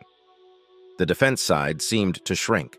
The judge continued, "This video clearly supports the charges we're discussing today. Your client, Dr. Stephen Morrison, assaulted and attempted to harm Mr. Terry Other. Does your client understand the charges?" Both the defendant and his cousin looked nervous. "He does, Your Honor," the lawyer replied. "Good," the judge responded, then turned to the gallery. "Is Mr. Terry Other present today?" I stood up. "Yes, Your Honor, I am." Both Carol and Dr. Morrison turned to look at me for the first time. Carol seemed surprised, while the doctor looked furious. "Mr. Other," the judge asked, "would you be willing to answer a few questions?" "My lawyer is here with me, Your Honor. I'd be happy to answer, but could she join me? I requested. The judge smiled. Of course. Please come forward. Kim and I approached the front. She leaned in, reminding me to be honest and to look at her if I needed help. Mr. Other, can you explain your relationship with the defendant? The judge asked. Dr. Morrison is married to my ex-wife and has adopted my daughter, McKenzie. Other than 3 brief encounters, I have no relationship with him or my former family, nor do I wish to, I replied, feeling a bit shaky. The judge nodded. Do you still have contact with your ex-wife or daughter? No, Your Honor. Since the divorce, I've only seen Carol a few times, and those encounters were not pleasant. I've seen McKenzie only a couple of times, I said. So you would say you have no relationship with them? The judge pressed. Correct, Your Honor, I confirmed. When everything changed, I received divorce papers, an adoption request for McKenzie, and a restraining order to stay away until the legal matters were resolved. It felt like they didn't want me in their lives anymore. It was devastating. The judge looked at me thoughtfully. Can you explain why you recorded the video at the Maitland Cafe? I straightened up. I was in town visiting my family because my mother was diagnosed with a rare bone cancer. I heard a gasp from Carol, who clearly hadn't known. I continued. I went to see my mother after her first cancer treatment and decided to grab coffee and breakfast for my parents at Maitland Central, known for its great coffee. While I was there, my former daughter confronted me, and though I tried to avoid a scene, Dr. Morrison insisted on escalating the situation. Sensing trouble, I started recording, just in case. Did you inform anyone you were recording? The judge asked. No, Your Honor. I hoped for no trouble, and my lawyer later informed me that since we were in a public place, there was no law against it, I explained. The judge nodded. Now, Mr. Other, how did you feel when Dr. Morrison made a threat in the video? Honestly, Your Honor, I wasn't worried. Dr. Morrison had been involved with my ex-wife for 2 years, and they had both hurt me deeply. So yes, I was angry, but I'm in good shape and knew I could handle myself if needed. I wasn't scared, I replied. Did you expect a confrontation with Dr. Morrison? The judge asked. I chuckled. No, Your Honor, but if something happened, I wasn't going to back down. And what were you doing at the hospital that day? My mother had been admitted with chest pains due to her cancer, and my sister had just given birth, so I was moving between the cancer and maternity wards. On the day in question, Dr. Morrison attacked me as I was walking with my girlfriend Harmony and my mother to the maternity ward, I explained. One of your girlfriends? The judge raised an eyebrow, prompting laughter from the room, except from Carol, Dr. Morrison, and his cousin. Yes, Your Honor, I replied, blushing. Were you concerned about being in the hospital where Dr. Morrison worked? The judge asked. No, Your Honor. I didn't think he would follow through with his threat. I believed he would adhere to the Hippocratic Oath, I said. The judge looked sternly at Dr. Morrison. You were right to expect that. How are you feeling now? Whatever he injected me with was serious. I actually died twice in the ER and almost a third time. I was out for a few days, but thanks to my family and the great doctors at Maitland Hospital, I've fully recovered, I said with a smile. The judge reviewed some papers, then asked, Earlier, you mentioned your ex-wife and daughter left you because you were a plumber. Are you still a plumber, Mr. Other? Yes, Your Honor, I'm still a certified master plumber, I replied. The judge chuckled. That's a very formal answer. What do you do for work now? Today, I'm the National Quality Manager for Deloitte's Inc., handling both local and international products, I said. Very impressive, Mr. Other. It sounds like you're much more than just a plumber, the judge remarked. Thank you for your time. As I returned to my seat, Carol watched me closely, while Melody and Harmony each held onto one of my arms. The judge then turned to Dr. Morrison's lawyer, who tried to highlight his client's contributions to the community despite the evidence against him. At one point, the judge caught my eye and noticed how Melody and Harmony were holding on to me, which made him suppress a smile. Finally, the judge turned his attention back to the matter at hand. Mr. Morrison, given the evidence presented, how does your client plead? Dr. Morrison's cousin, acting as his lawyer, entered a plea of not guilty. The room fell silent. Everyone had expected a guilty plea and a request for leniency. I felt my anger rise, but Melody squeezed my hand and whispered, It's okay, love. Let it go. We're here for you. I took a deep breath and tried to relax. The judge looked surprised. "Mr. Morrison, I'm surprised by your plea. Dr. Morrison, I will review all the evidence and make my recommendations for the trial. Bail is set at $2.5 million. You will surrender your passport, wear a GPS tracker, and check in weekly with the corrections department. Do you understand and accept these conditions?" Dr. Morrison stumbled over his words, but eventually replied, "Yes, Your Honor." The judge leaned forward, addressing Dr. Morrison directly. "Normally, I would issue a restraining order, but I won't. Do you know why?" Dr. Morrison shook his head. The judge continued, "Because Mr. Other has shown he can handle you. If you see him, I suggest you walk away or you'll find yourself in more trouble. You have 90 days to reconsider your plea." As the session ended, we watched Dr. Morrison and his lawyers leave. Carol glanced back at us briefly before following them. Later, we sat in a coffee shop, enjoying the winter sun. Harmony asked Kim how we did, and she replied, "As expected, Terry did really well." I chimed in, "I was close to losing it when he pled not guilty." Melody reassured me, "But you handled it well, and you made an impression when you mentioned your fiancés." Harmony added with a grin, "You mean wives-to-be." Just then, my phone buzzed with a message from Carol, asking to meet on the courthouse steps. I showed the message to Melody, Harmony, and Kim. "Doesn't she get that I don't want to see her?" I asked. Harmony suggested, "Maybe you should go and talk to her. Stay calm and remember, you can always walk away." I couldn't argue with my girls, so I agreed. When I met Carol, she started awkwardly, "Hi, Terry, you look good." I nodded. "Is that all you have to say after 15 years?" she asked. "I know I hurt you, but it's been 2 years. Your anger can't be that strong anymore." I stared at her, considering my response. Every interaction over the past few years felt calculated, all about money. I clenched my jaw, giving Carol a skeptical look. "Carol, my feelings don't matter here. You didn't ask me to talk about how I'm doing. You've never cared. So, what do you really want?" She seemed taken aback by my calmness, then tried to look sad. "Terry, have I really been that cold?" She quickly shifted the subject. "So, you're dating again? Was it one of the girls I saw you with?" She didn't seem to catch the plural. I stiffened, not wanting to discuss my life with her. "Yes," I replied curtly. She nodded, more to herself than to me. "And now you're a quality manager, not a plumber. That's a nice upgrade." Her hands fidgeted as she looked at me. I sighed. "Carol, I'm not interested in sharing my life with you. I've found happiness despite everything." I gestured to the courthouse, highlighting the dark cloud our past cast over my life. "So, why did you want to see me?" She sighed. "Terry, we're struggling. Stephen's bail and parole take more than half of our money, and we have to get special permission just to manage the rest." She looked at me pleadingly. "I was hoping you'd reconsider giving me McKenzie's university fund to help us get by." I stared at her, shocked. When I didn't respond, she pressed on. "Terry, did you hear me? I need you to think about letting me have McKenzie's fund." A smile crept onto my face, turning into laughter. Carol looked embarrassed as I moved her over to the courthouse wall.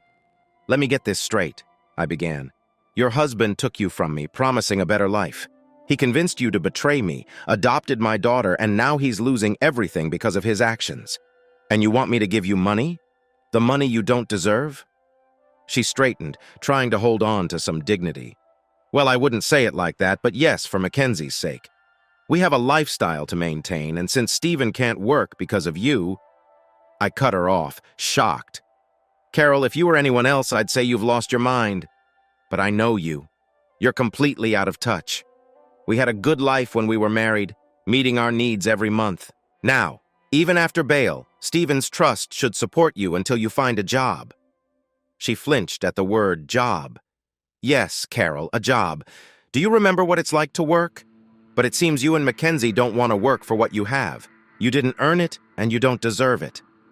I paused, calming my rising anger. "Do you know why your husband dislikes me so much, Carol?" As I spoke, Carol looked down, but then she met my gaze, her voice soft with curiosity.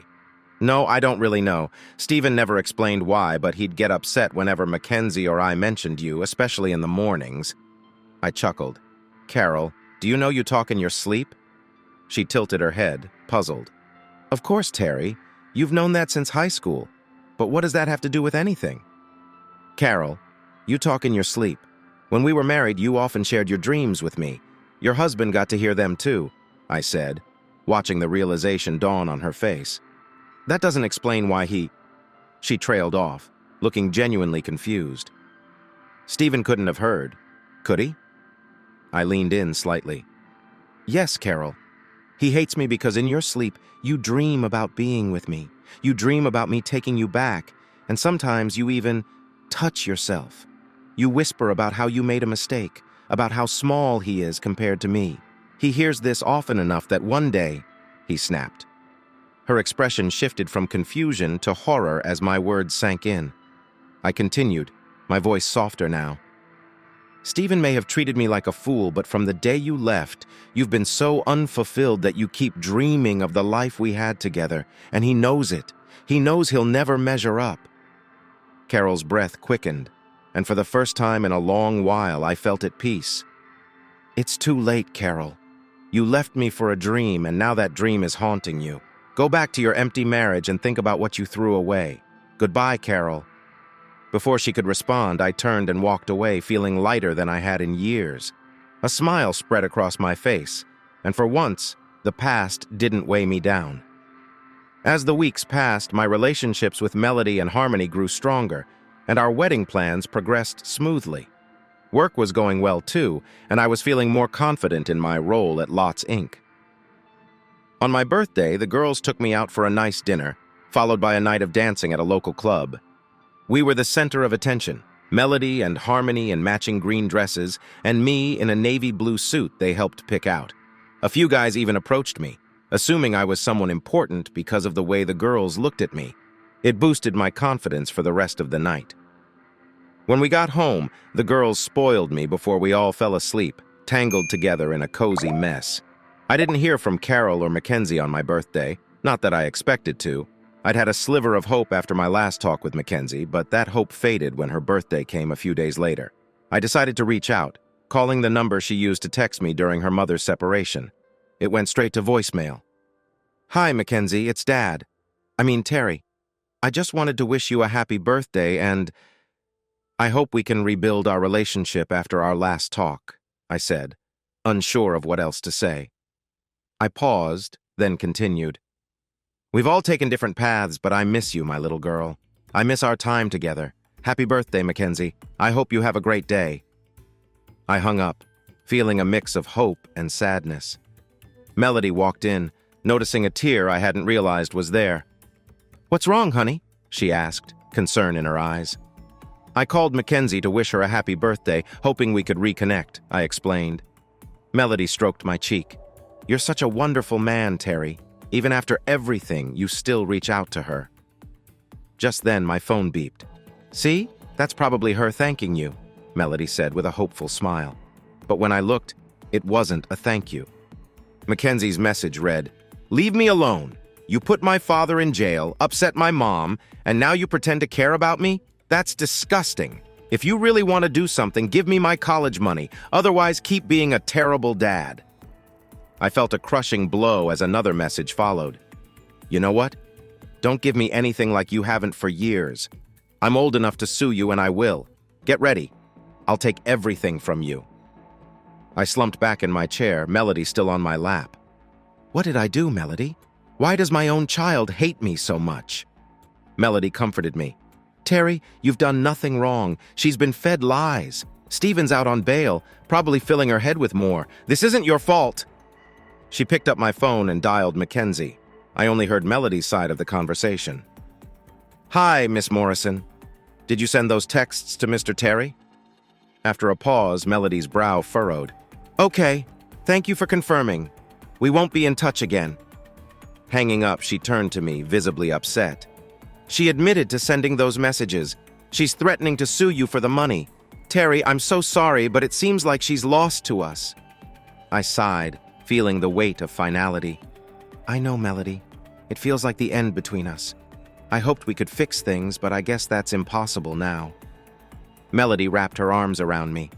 Harmony and I are here for you. We don't like what she did, but if it hadn't happened, we wouldn't have found each other. I smiled and kissed her. You're right. I have two amazing women who love me and want to build a future together. That's what I'll focus on now." "Of course, Terry," Melody said gently. "But if McKenzie ever does come around, you'll need to decide if you're ready to be there for her." I thought for a moment. "I'm not sure, Melody. It's too painful to think about right now. Maybe it's time to close that chapter for good. But I have you and Harmony, and that's more than enough for me." "Wow, you really know how to make a girl happy," Melody said, kissing me again. Just then, my assistant Sally walked in. "What's all this talk about kids?" she asked with a grin. "Terry's joking about getting Harmony and me ready to start a family," Melody replied. Sally laughed. Over the past year, she had become a close friend and one of my bridesmaids along with Kim. "With the way you girls walk, I don't think it'll take Terry long to notice," I joked. "Practice makes perfect," Melody teased back. Sally playfully shot back, "Hey, you stay out of this." I smiled, feeling Melody press closer to me as they chatted. That evening, we shared the news about Mackenzie's threats with Harmony, William, and Martha.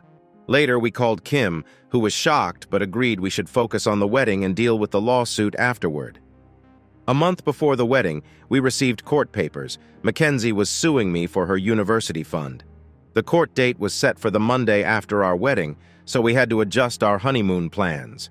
William arranged a special flight on Sunday so we could make it to court and still catch our flight to Honolulu that evening. Despite concerns about our unique wedding, the ceremony was beautiful. William walked both his daughters down the aisle, and Pastor Dan, along with Martha and church members, made sure everything was perfect. When Pastor Dan said, "You may kiss your brides," I kissed both Melody and Harmony while the guests cheered.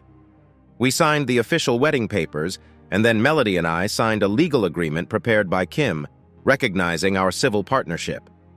The reception was wonderful, with about 100 guests. I danced with both my brides, and our fathers took turns dancing with them as well. My mom, battling cancer, managed to dance too, though she was getting weaker. We held on to hope with new treatments on the horizon. The night ended late, and we shared a quiet, meaningful moment together before falling asleep. The next morning, after checking out, we returned home for a light lunch with family before heading to the private airstrip for our flight to Maitland.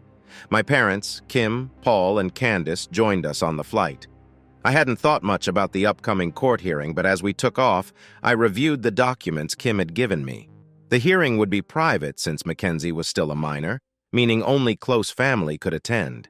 It would just be me, Carol, Mackenzie, and our lawyers in the courtroom. Mackenzie was suing me for the original $142,000 from the account at the time of my divorce, plus an additional $250,000 for emotional distress and financial trouble. Since my brides couldn't enter the courtroom, Paul and the girls waited at a cafe while Kim and I faced the proceedings alone. When we entered the courtroom, I noticed that Mackenzie, dressed to impress but looking out of place, kept glaring at me, mimicking her stepfather's hostile behavior. The judge who had presided over my divorce recognized us all. He began by confirming the case details and turned to Mackenzie, asking why she was suing me. Mackenzie, clearly surprised to hear about the extent of my injuries from her stepfather's attack, looked shocked and uncertain. The judge then asked her to explain how I had caused her emotional pain. Mackenzie stumbled over her words, glancing at her mother and stepfather for guidance.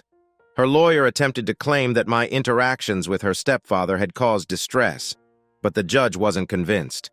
After questioning the young lawyer's experience, the judge seemed ready to clarify the situation for everyone involved. "I have no evidence that Mr. Other has been cruel or unfair to his daughter," the judge began, focusing on Mackenzie. "Miss Morrison, do you often call your biological father an asshole?" Mackenzie's lawyer objected, but the judge overruled him, citing text messages and video evidence showing that Stephen Morrison had tried to harm me. He repeated the question to Mackenzie, who hesitated and then, embarrassed, admitted, "Yes, Your Honor, but I didn't know Stephen tried to hurt him." The judge nodded. "Did your biological father ever hurt you or show a lack of love before you and your mother left him?" "No, Your Honor, he was always kind," Mackenzie replied, her head down. "Thank you. One more question. After you left, did Mr. Other ever mistreat you?" the judge asked. Mackenzie glanced nervously at her mother, then at Stephen, who subtly nodded. In a soft voice, she said, Yes, Your Honor, many times. The judge leaned back, but before I could react, Kim squeezed my hand, grounding me. Can you explain this mistreatment, Miss Morrison? Remember, lying in court has consequences. McKenzie looked at Stephen again, who nodded once more. She finally met my eyes, looking scared and lost. Kim objected, suggesting McKenzie was being influenced, and the judge agreed, ordering Stephen out of the room for the remainder of the hearing. As Stephen was removed, shouting insults and threats, the judge turned back to McKenzie. Miss Morrison, has Mr. Other ever treated you badly? Trembling slightly, McKenzie responded, No, sir, he never treated me badly. Even after we left, he was never cruel. But Stephen and Mom told me I was better off without him, that he would have hurt me if I stayed in touch. I didn't know Stephen tried to harm him. I'm sorry, Daddy. Her words touched me, but I kept my feelings in check. The judge thanked her for her honesty, and I looked away, knowing I had to protect myself from further pain. The judge turned to Kim and me. This is the first time we've heard the truth from you today, Miss Morrison. Now, does Mr. Other or his attorney have a response to the claim of mental cruelty? Kim responded, We appreciate Miss Morrison's honesty, but we maintain our denial of the mental cruelty claim. Thank you. I believe we can dismiss this claim, the judge said, and both sides agreed. He then shifted to the issue of financial hardship. Miss Morrison, I'm struggling to understand this. The divorce agreement placed the university fund with Mr. Other because you allowed Mr. Morrison to adopt you. Your biological father was the only contributor to that account. Given that you and your mother cut ties and sought a restraining order, I ruled that the funds were no longer yours. Your mother even stated in her letter that your father, as a plumber, couldn't provide the life you wanted.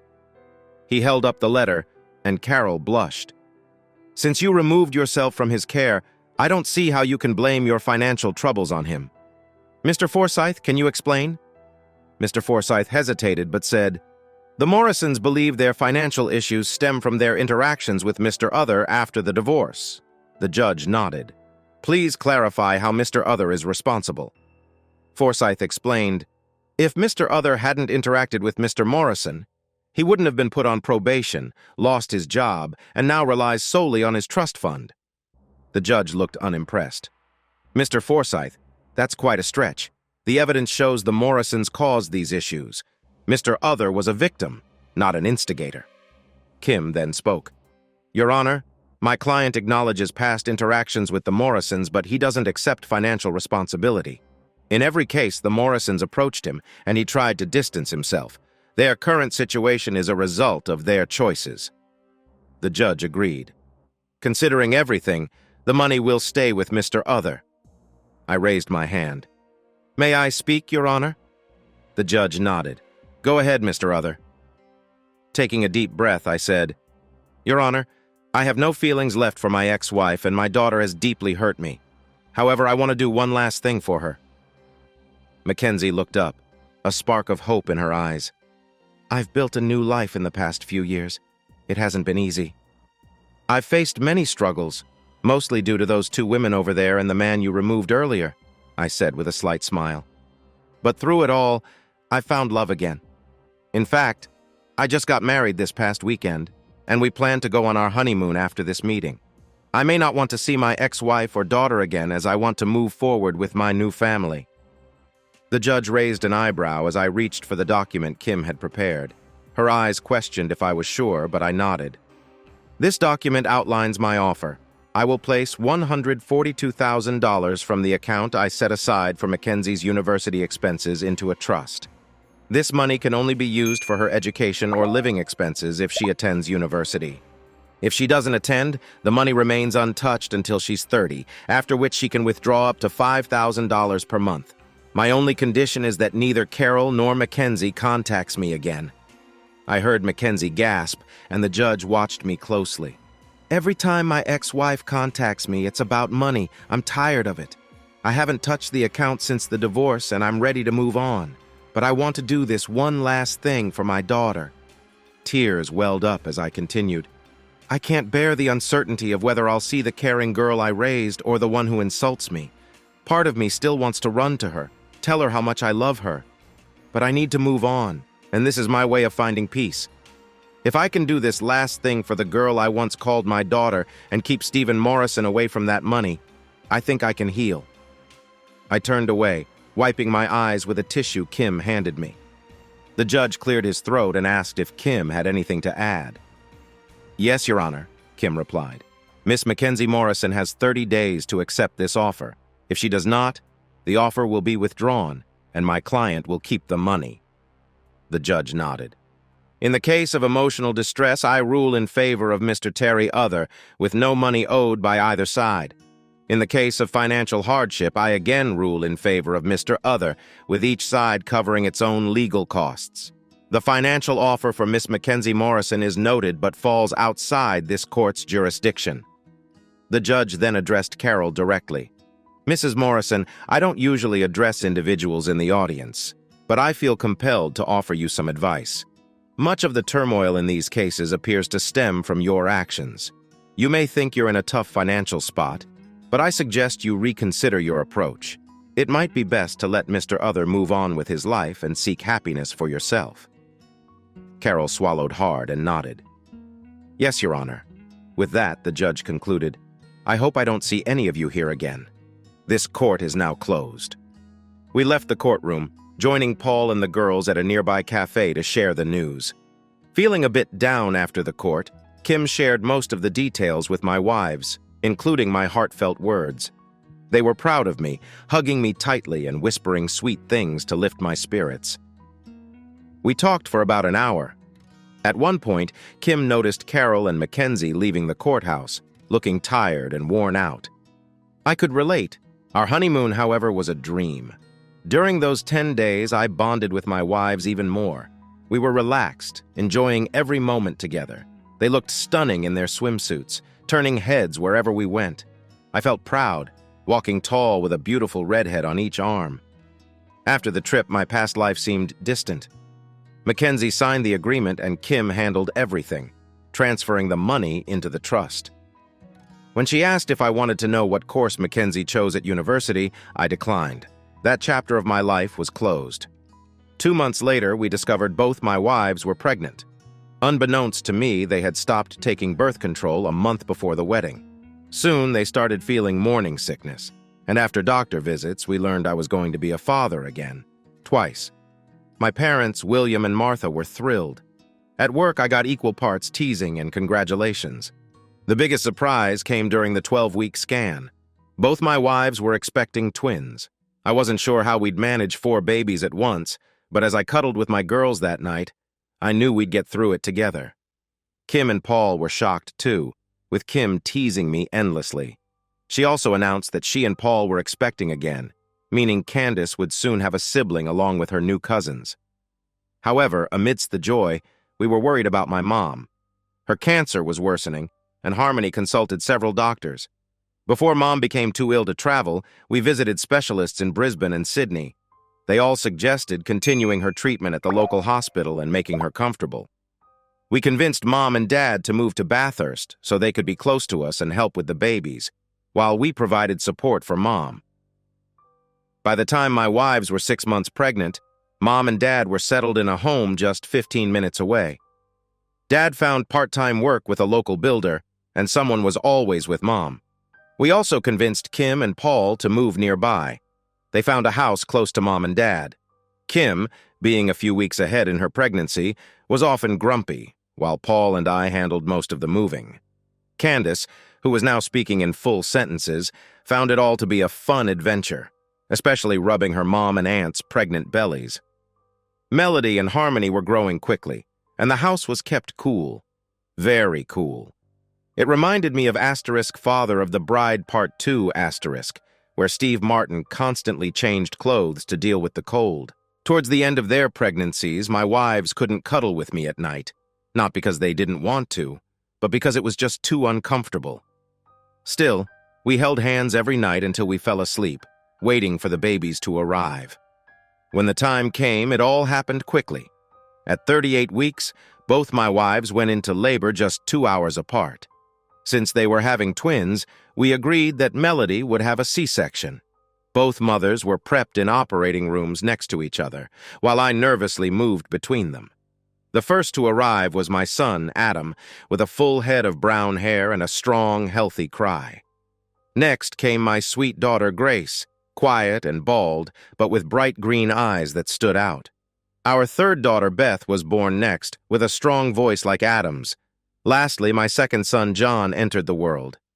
We had planned to name him Colin, but when we saw how much he resembled my father, we decided to name him after him instead. 3 days later, Kim went into labor and gave birth to Candace's little sister, Holly. Our family was growing rapidly, and though I knew it would be chaotic, I couldn't imagine being anywhere else. The first 6 months with 4 newborns were intense, sleepless nights, endless diaper changes, and constant feedings. We nearly drove each other crazy, but once the babies started sleeping through the night, we found our rhythm again. Our bond grew even stronger. When the kids were nearly 2, we lost Mom. She held on as long as she could, and we were by her side every day. In her final days, she spent as much time with her grandchildren as possible, showering them with love despite her weakness. I hope the kids will remember her fondly as they grow up. There's a wall of photos down the hallway of Mom with all 6 grandchildren. Dad was heartbroken but proud. Mom fought every step of the way and never gave up. We knew the end was near when she asked all of us to visit one Saturday afternoon. We spent the day as we always did, sharing jokes and reminiscing about our childhood. We laughed about the craziness of raising 6 kids at once. Mom must have known it was time because she asked my wives for a few moments alone with each of us. She held Melody and Harmony tightly, despite her frail body. "I love you both so much, my beautiful daughters. You've brought joy back into Terry's life. Joy I never thought I'd see again after what Carol did to him. You've mended his heart so well, and I can never thank you enough." My wives emerged from the room in tears after sharing their final words with Mom. Next, Kim and Paul went in while I held our girls, who were quietly watching a movie in the background. A few minutes later, Paul came out with tears in his eyes, and it was my turn. I sat beside Mom on the bed with Kim already in tears, holding our mother tightly like a little girl again.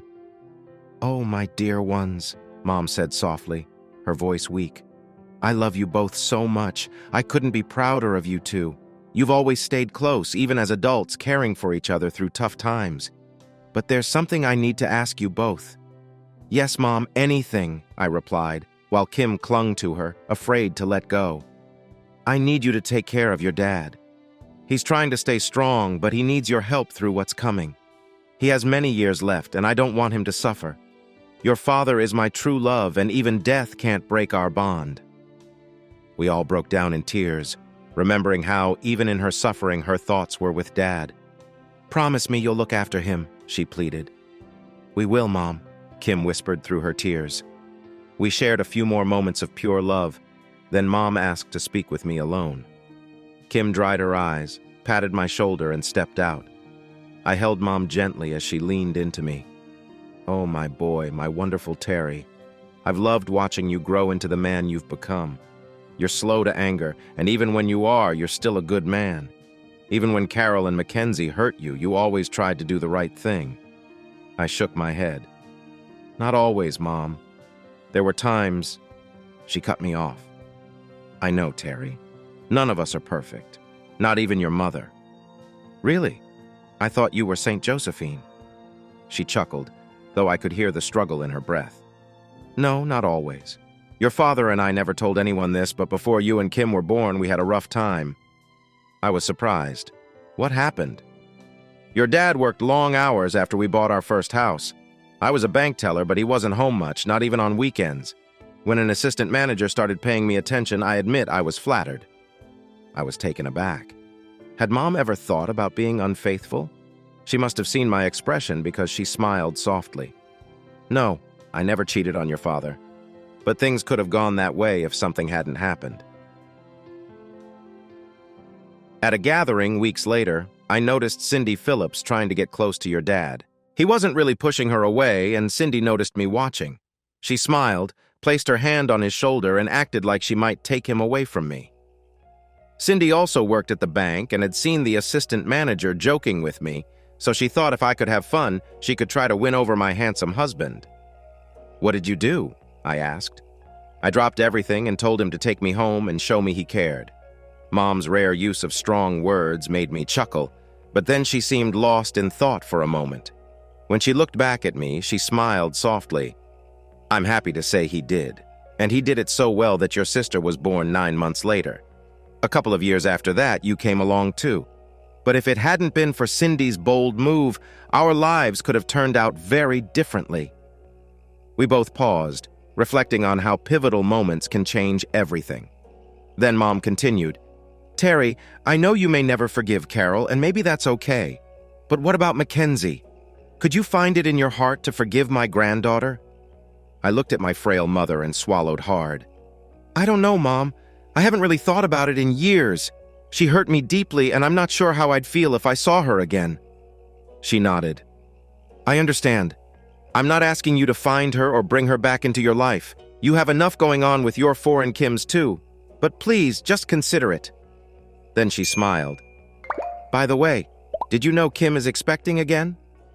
Yeah, she told me this morning, I replied, managing a small smile. It makes me happy to think about all my grandchildren. At one time, I thought McKenzie would be my only one, she said wistfully. I know, Mom. I can't promise anything, but I'll do my best if I ever see her again. She patted my arm gently. That's all I can ask, dear. Later, Dad gathered us around.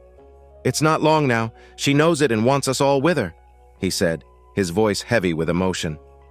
Paul, Kim, Melody, Harmony, Dad, and I surrounded Mom's bed. We shared stories, bad jokes, and tears. The kids ran in and out, giving hugs to their grandmother, unaware of what was happening but sensing something was different. Laughter mixed with tears as we spent those precious final moments with her. As we were talking about Kim's new baby, Mom quietly slipped away. Her last words were a prediction that it would be a boy. When we looked at her, the light had left her eyes, but she seemed peaceful. The cancer had taken her body, but it never touched her spirit. Josephine Marie Other was quiet and often shy, but she loved us deeply. That evening, we all mourned together, leaning on each other for support. Just over a year later, Kim gave birth to Joseph, named after Mom. We gathered for a family barbecue on a warm spring Saturday. Dad was with us, trying to live again after months of grief. He said Mom wouldn't have wanted him to be miserable forever. As we were bringing in the food, I noticed 2 unexpected guests. The clatter of a metal tray hitting the floor snapped everyone out of their thoughts, and they turned to see Carol and McKenzie standing there. Hi, Terry, Carol said, her tired eyes meeting mine. She looked worn out, carrying the weight of the years that had passed. McKenzie, now a young woman, looked down at the ground, peeking up at me from under a well-worn baseball cap I had given her when she was 13. Hi, Daddy, she whispered, her voice fragile. For a long moment, we all just stared at each other, the only sound coming from the kids, who had begun to notice the strangers blocking their dinner. I sighed, bent down to pick up the food tray and placed it on the table. Martha, could you please get the kids some food? This might take a few minutes, I said, signaling to my mother-in-law who had recognized the visitors and was glaring at them. Her expression softened as she looked at me, understanding the pain I was feeling. Martha, one of the smartest women I knew, had been by my side through most of my struggles over the years. She knew just how much this moment meant. If you crossed Martha, you didn't just deal with her. You dealt with her entire network of friends and the community. I could tell Carol and McKenzie had already experienced her anger more than once. Without saying a word, Martha focused on feeding the kids, pushing aside any thoughts of my past with Carol and McKenzie. Terry, handle what you need to. I'll take care of the kids, she said, her voice calm but firm. I turned to face Carol and McKenzie, letting my frustration show. For the sake of the kids, I won't say everything I want to right now, but you both need to understand you're not welcome here. It was hard to keep my voice steady. Carol looked resigned, as if she had expected this reaction. McKenzie, on the other hand, seemed on the verge of tears.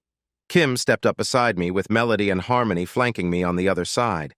Melody took my hand, offering silent support. Both of them knew the pain these two had caused me. Carol sighed deeply, her gaze sweeping the room before settling on me. There was a time when looking into her eyes brought me joy, but now all I saw was pain, regret, and sadness. "We know, Terry, but we really need to talk to you," she said, her voice weary. The last thing I expected was to see them here in Bathurst. The legal agreement was clear. McKenzie had to stay away if she wanted her trust money. And yet, here they were, the same people who had blamed me for their problems, despite their own poor choices. Carol looked nothing like the vibrant woman I once knew. Unlike Melody and Harmony, who radiated vitality, Carol had let herself go. Her face was lined, and her once attractive figure had faded. She looked more like a worn-out shadow of her former self. McKenzie, my former daughter, was a ghost of the girl I remembered. She had lost so much weight that her skin seemed to hang loosely, and every movement appeared stiff and strained. She lacked the energy and spirit of a woman in her 20s. For a long moment, we all just stood there, the tension thick between us. Finally, I sighed and turned to Martha. "Can you please get the kids some food? This might take a few minutes." Martha softened her expression when she looked at me, understanding the turmoil I was feeling. She had been there through some of the toughest times in my life and knew exactly what this moment meant. As I picked up the dropped tray, I couldn't help but think how far removed these two were from the life I now led. They were here, intruding on the peace I had fought so hard to build, and I knew that whatever they had to say, it wouldn't change what had already been broken. It was clear that neither Carol nor McKenzie would show up without a reason, given our history. I suspected they were here because of money. Stephen Morrison, Carol's new husband and Mackenzie's adoptive father, whom we called the Jerk, was in prison, serving a 30-year sentence for the harm he inflicted on me. Despite my hatred for him, I felt a twinge of pity. His breakdown had likely been triggered by my ex-wife's dreams about me, which he witnessed firsthand. As I looked around the room at my beautiful wives, Melody and Harmony, my dad, my sister Kim, her husband Paul, and my in-laws William and Martha, I could feel their eyes on me, waiting to see how I would handle this unexpected situation. The anger from past betrayal surged within me. Memories of how Carol and McKenzie had left me for another man, deeming me unworthy. Every interaction with them since had been laced with insults and demands for money. It felt deeply unfair. Yet despite my anger, something held me back. This was my home, and I needed to stay composed. I took a deep breath, counted to 10, and finally spoke. "Let's go sit outside and get this over with." I turned to Martha and Paul. "Can you watch the kids and make sure they're fed while we talk outside?" "Sure, Terry," Paul replied, settling in with his daughter Candace and my son Adam. Our combined 7 children, 2 sets of twins with my wives, Melody and Harmony, were a lively bunch. The fact that Melody and Harmony are identical twins made our family dynamic even more unique. We had attracted attention from medical journals, but we chose to stay private, avoiding the media circus. We moved to the large family table on the deck. The garden lights cast a warm glow, and the scent of freshly cut grass filled the air, adding a sense of calm to the tense atmosphere. I sat down with Melody on my right and Harmony on my left, as was our usual arrangement. Across from me sat Carol and McKenzie, with Kim taking a seat at the head of the table.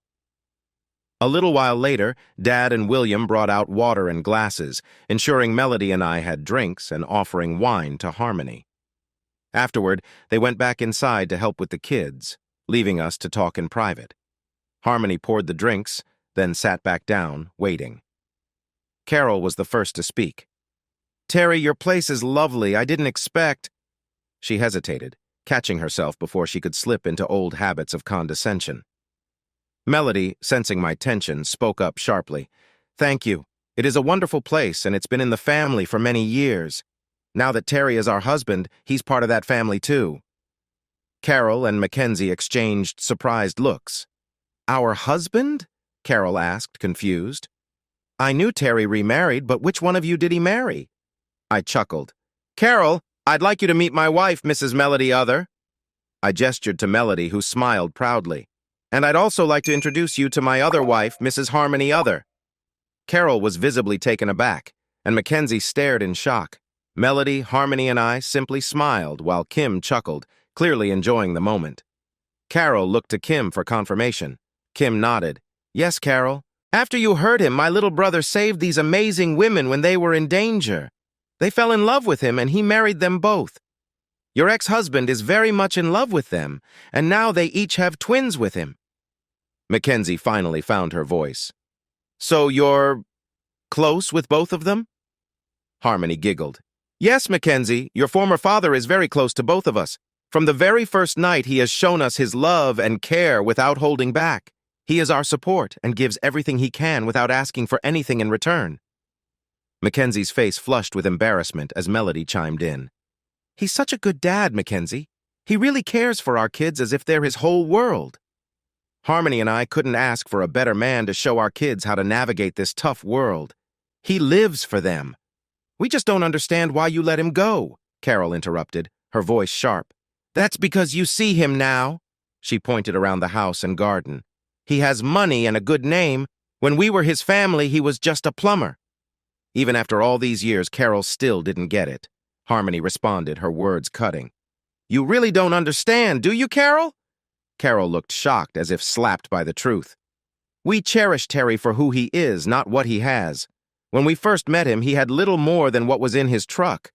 Money doesn't matter to Terry. He treats us like queens because he loves us and we've given him our hearts. We would leave all of this behind," Harmony gestured around, "if it meant we could keep him.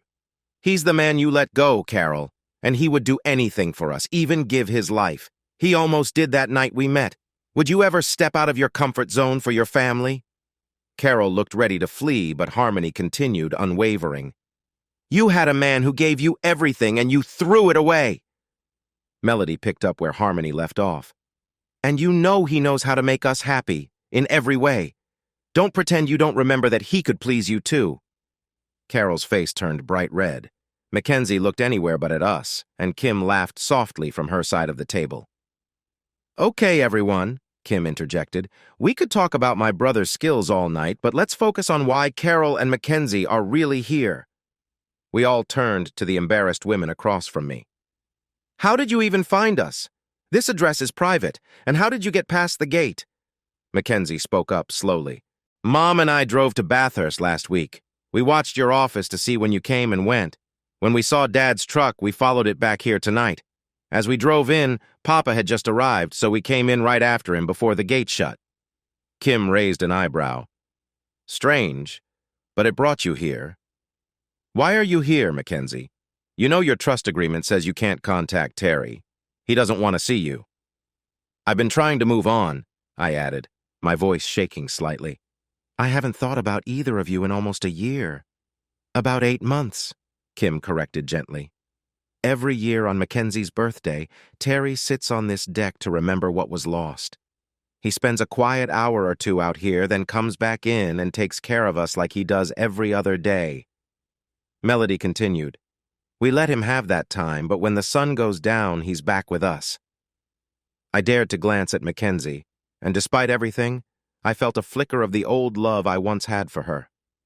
Quickly, I looked away, not wanting to feel anything for her again. My wives tightened their grip on my hands, sensing my struggle. "So what brings you here, Carol and Mackenzie?" Kim asked, noticing the tension. Carol looked down, her voice small. "Things have been tough for the last few years, really bad. After Stephen's sentencing, I divorced him.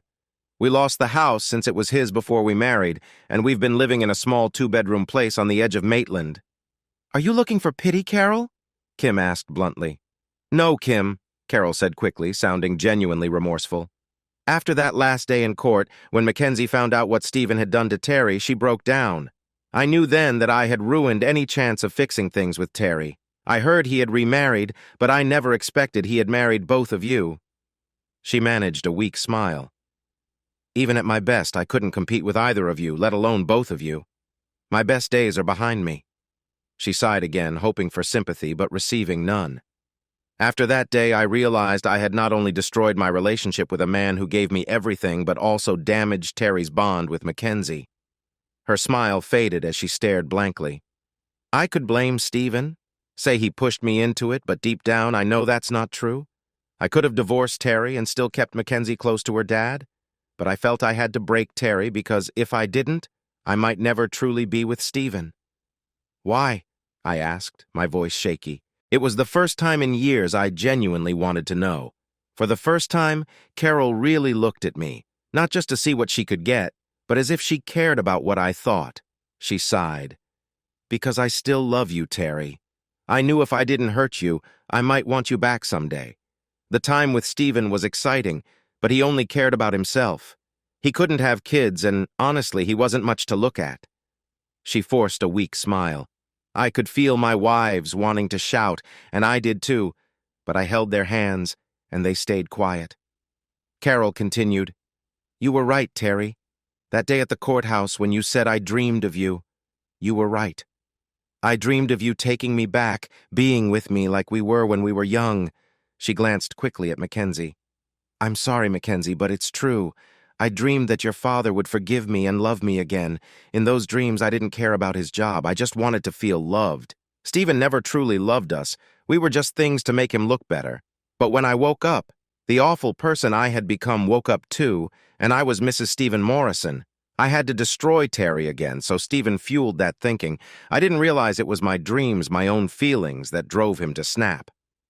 Her words answered some questions that had haunted me, but they didn't soften my resolve. "So you're divorced, living in a small apartment in Maitland. Why are you here?" I asked. "After my divorce from Stephen, I knew I'd ruined any chance of a relationship with you. I even had to stop McKenzie from reaching out to you a few times to avoid losing her trust fund. That money helped us pay for our apartment while I worked at a local real estate office. We were doing okay, but about 6 months ago, McKenzie started feeling very tired. After some doctor visits, we found out she has a rare type of bone cancer." "Is it the same as what my mom had?" I asked, clenching my jaw. "Yes, Terry," she said quietly. "We didn't know at first, but it is. We ended up seeing the same specialist your mother saw. About 3 months ago, he figured out that you are Mackenzie's biological father." Mackenzie looked at me, worry in her eyes. She didn't know how to talk to me, but she needed something. "So what do you need, Carol? Mackenzie? Is this about more money?" I asked, frustration rising. Even with the terrible impact of cancer, I was angry that it seemed to come back to money with them.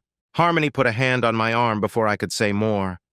"No, honey," Harmony said softly. "I don't think it's money they want this time. I believe they need you." "Me?" I asked, still confused. Carol nodded. Harmony seemed to piece it together.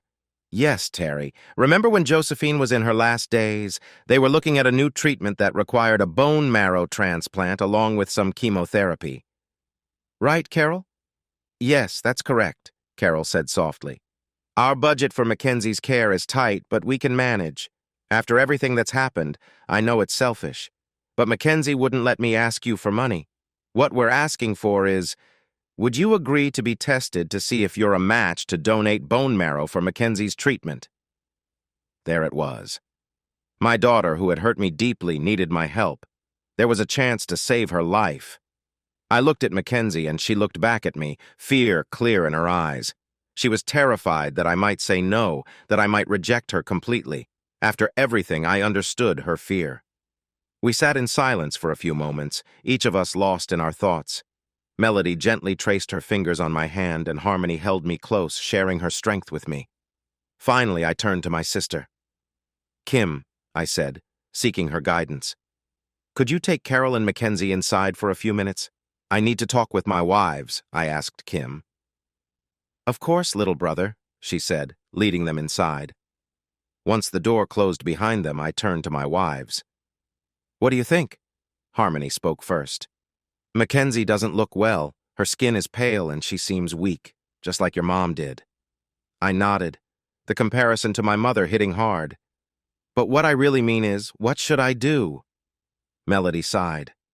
"They hurt you deeply, Terry. I wanted to jump across the table when Carol spoke, but your little girl is sick.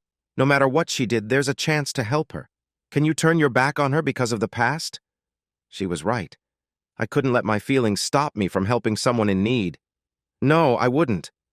When I look at her, I still see my little girl, scared and hurting. I thought I'd moved on, but I haven't. But I can't do this without you both. I'm not strong enough." "We're here for you," Harmony said, taking my hand. "You don't have to go through this alone, but I think you need to do something important first." "What's that?" I asked. "Talk to Mackenzie, just the two of you," Melody suggested, and Harmony nodded in agreement. Panic rose in me. "I'm not sure I can face that. You can, Melody said softly, hugging me. You need to. What about Carol? I asked, trying to change the subject. Forget about Carol, Melody said sharply. She deserves what she got for what she did to you. But McKenzie is still your daughter. She needs your help. Shouldn't you at least try? I sighed, knowing she was right. It feels unfair to bring Mom into this. Melody blushed but shrugged. I may not like McKenzie much, but I don't want to see her suffer. I turned to Harmony. Do you agree? I do, sweetie. You should talk to McKenzie. You got closure with Carol at the courthouse, but not with McKenzie. You both need this. We sat quietly for a few moments before I made up my mind. Okay, could you ask her to come out? Both of them kissed me and went back into the house. I moved 2 chairs to the edge of the porch and sat down, bracing myself for what was to come. A few minutes later, I heard the door open and soft footsteps behind me. McKenzie sat down next to me, offering me a drink. Melody told me to give you this, she said, handing me a Kraken and Coke. She said your other drink would be empty. Thanks, I replied, noticing she was holding a juice. You don't drink? Not anymore. I can't because of my medication. But when I turned 18, I started drinking rum and Coke like you. I usually went for Bundy because I couldn't afford Kraken. I chuckled softly. Rum, huh? She sighed. I know it sounds bad, but I drank it because it made me feel like I had a little piece of you with me. We sat in silence for a while, both lost in thought. Finally, I broke the quiet.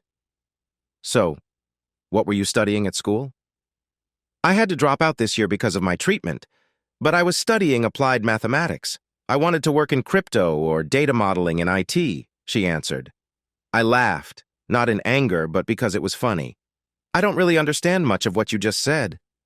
She laughed too, though it ended in a small cough. Then she looked at me, her eyes searching mine. I really messed everything up, didn't I, Dad? My heart raced at the word Dad. A mix of emotions swirled inside me, but I forced myself to stay calm. Yes, Pumpkin, you really did. Tears she had been holding back began to flow, and she started to cry. The last time I called her Pumpkin was the morning they left me. As McKenzie cried, I sat there, sipping my rum and staring out at the backyard, trying to keep my emotions in check.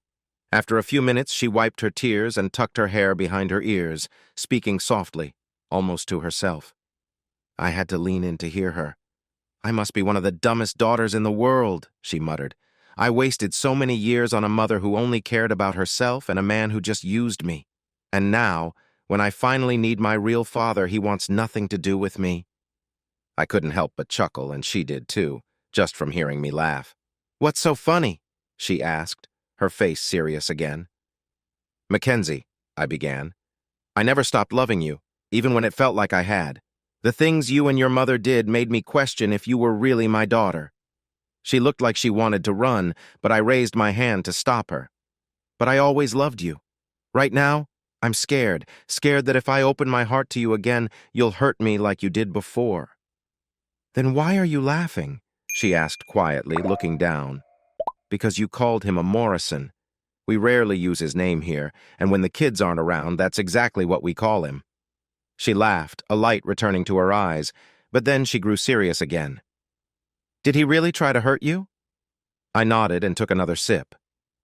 So your mother never told you what happened, even after court? She shook her head. No, I asked, but she wouldn't say. I think she doesn't know the whole story, and maybe she feels guilty. She should, I said firmly, then sighed. McKenzie, I don't like your mother at all. What I'm about to say might make you angry, but I've never lied to you, and I'm not starting now. Okay? She nodded, looking scared. Okay, Dad. I looked into her eyes for the first time in years. They were brown like mine, but now tinged with gray, likely from her illness. I sighed again. McKenzie, to be honest, I don't think your mother ever truly loved me. I doubt she even knows what love really is. She said she did, but I never saw it in how she treated me. She looked confused, so I continued. When we first got together in high school, we had fun. Everyone thought we'd stay together, and we did, for a while. You were born, and we got married, but I'm not sure that was the best choice. I took another sip, then glanced at her. I always planned to be a plumber. It's in my family. Your mom knew that, and I thought she loved me for who I was. But things changed. Suddenly I wasn't good enough and she moved on without a second thought, taking you with her. I don't think she ever understood what love really means. But you two had 15 good years, right? McKenzie asked, her voice hesitant. Yes, we did, I admitted. I loved her completely, but it didn't work because she never fully accepted me. When I met Melody and Harmony, I realized what had been missing. They accepted all of me, the good and the bad. Your mother never did that. Even if I had become a lawyer or a businessman, I still believe we would have ended up divorced because she couldn't be happy with what we had. I paused, my voice trembling slightly. On the day everything changed, I could accept that Carol was leaving even though it hurt. But you chose to leave me too.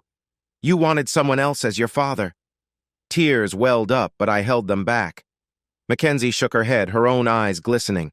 That doesn't excuse what we did, Dad. There's no reason for it. I was just 15 and doing what I was told, but I should have known better. I should have questioned it. She didn't cry, but I could sense her shame as she lowered her head, her voice breaking. When Mom and that man first told me about moving in with him, I was upset. I didn't know how I could live with him and still have you as my dad. For weeks, they kept telling me how great it would be, how you'd be fine, maybe even better without us. They promised me new clothes, pretty things, and a better life. Mom insisted I keep it a secret until we moved, so I did. Back then, I liked shiny things, but they weren't everything to me. I foolishly trusted Mom. After we moved, I asked them to take me to see you, but they ignored me. Weeks went by, and then they told me I couldn't see you until he adopted me. Mom was nervous, but she kept talking while I just sipped my drink and stared at the gardens. I might have been naive, but I knew something was off. Still, they kept buying me things, new clothes, jewelry, to fill the emptiness of not seeing you. They took me out, showed me parts of the city I'd never seen. But at night, alone in my room, I missed you. I cried, thinking you didn't want me anymore. As I listened, I could feel my anger rising toward Mom and that man, but I softened my heart for McKenzie. Oh, sweetie, that was never true, I said gently. I wanted to see you, but there was a restraining order. I couldn't come near you, your mom, or him. If I had, I could have gone to jail. I thought you didn't want me, she whispered, her voice breaking. We sat quietly, letting that painful thought linger. McKenzie, I finally said, I'm trying to understand. This is the first time we've really talked since everything changed. She nodded, her eyes downcast. Dad, if you really want to know, no matter how much it hurts, I'll tell you. A few months after you left, I came back to see your grandmother. You didn't know, but she had just gone through her first cancer treatment. You saw me in Maitland Central. McKenzie looked down, clearly embarrassed. Why did you treat me like that? It took her a moment to respond. I could see the shame and pain on her face. Finally, she took a deep breath. When I first saw you that day, you were laughing at something on your phone. It had been months since I'd seen you. After the divorce, you were so angry when we talked. I cried for days, thinking you didn't want me to be your daughter anymore. She paused, her voice trembling. I was starting to realize that I had hurt you and pushed you away. But I was also upset because you left. I know now you left because we hurt you so much, but back then, I just didn't get it.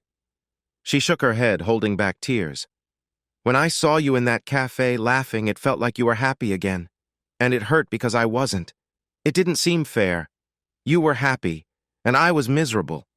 I thought if I was suffering, you shouldn't be happy either. I'm sorry, Dad, I went too far.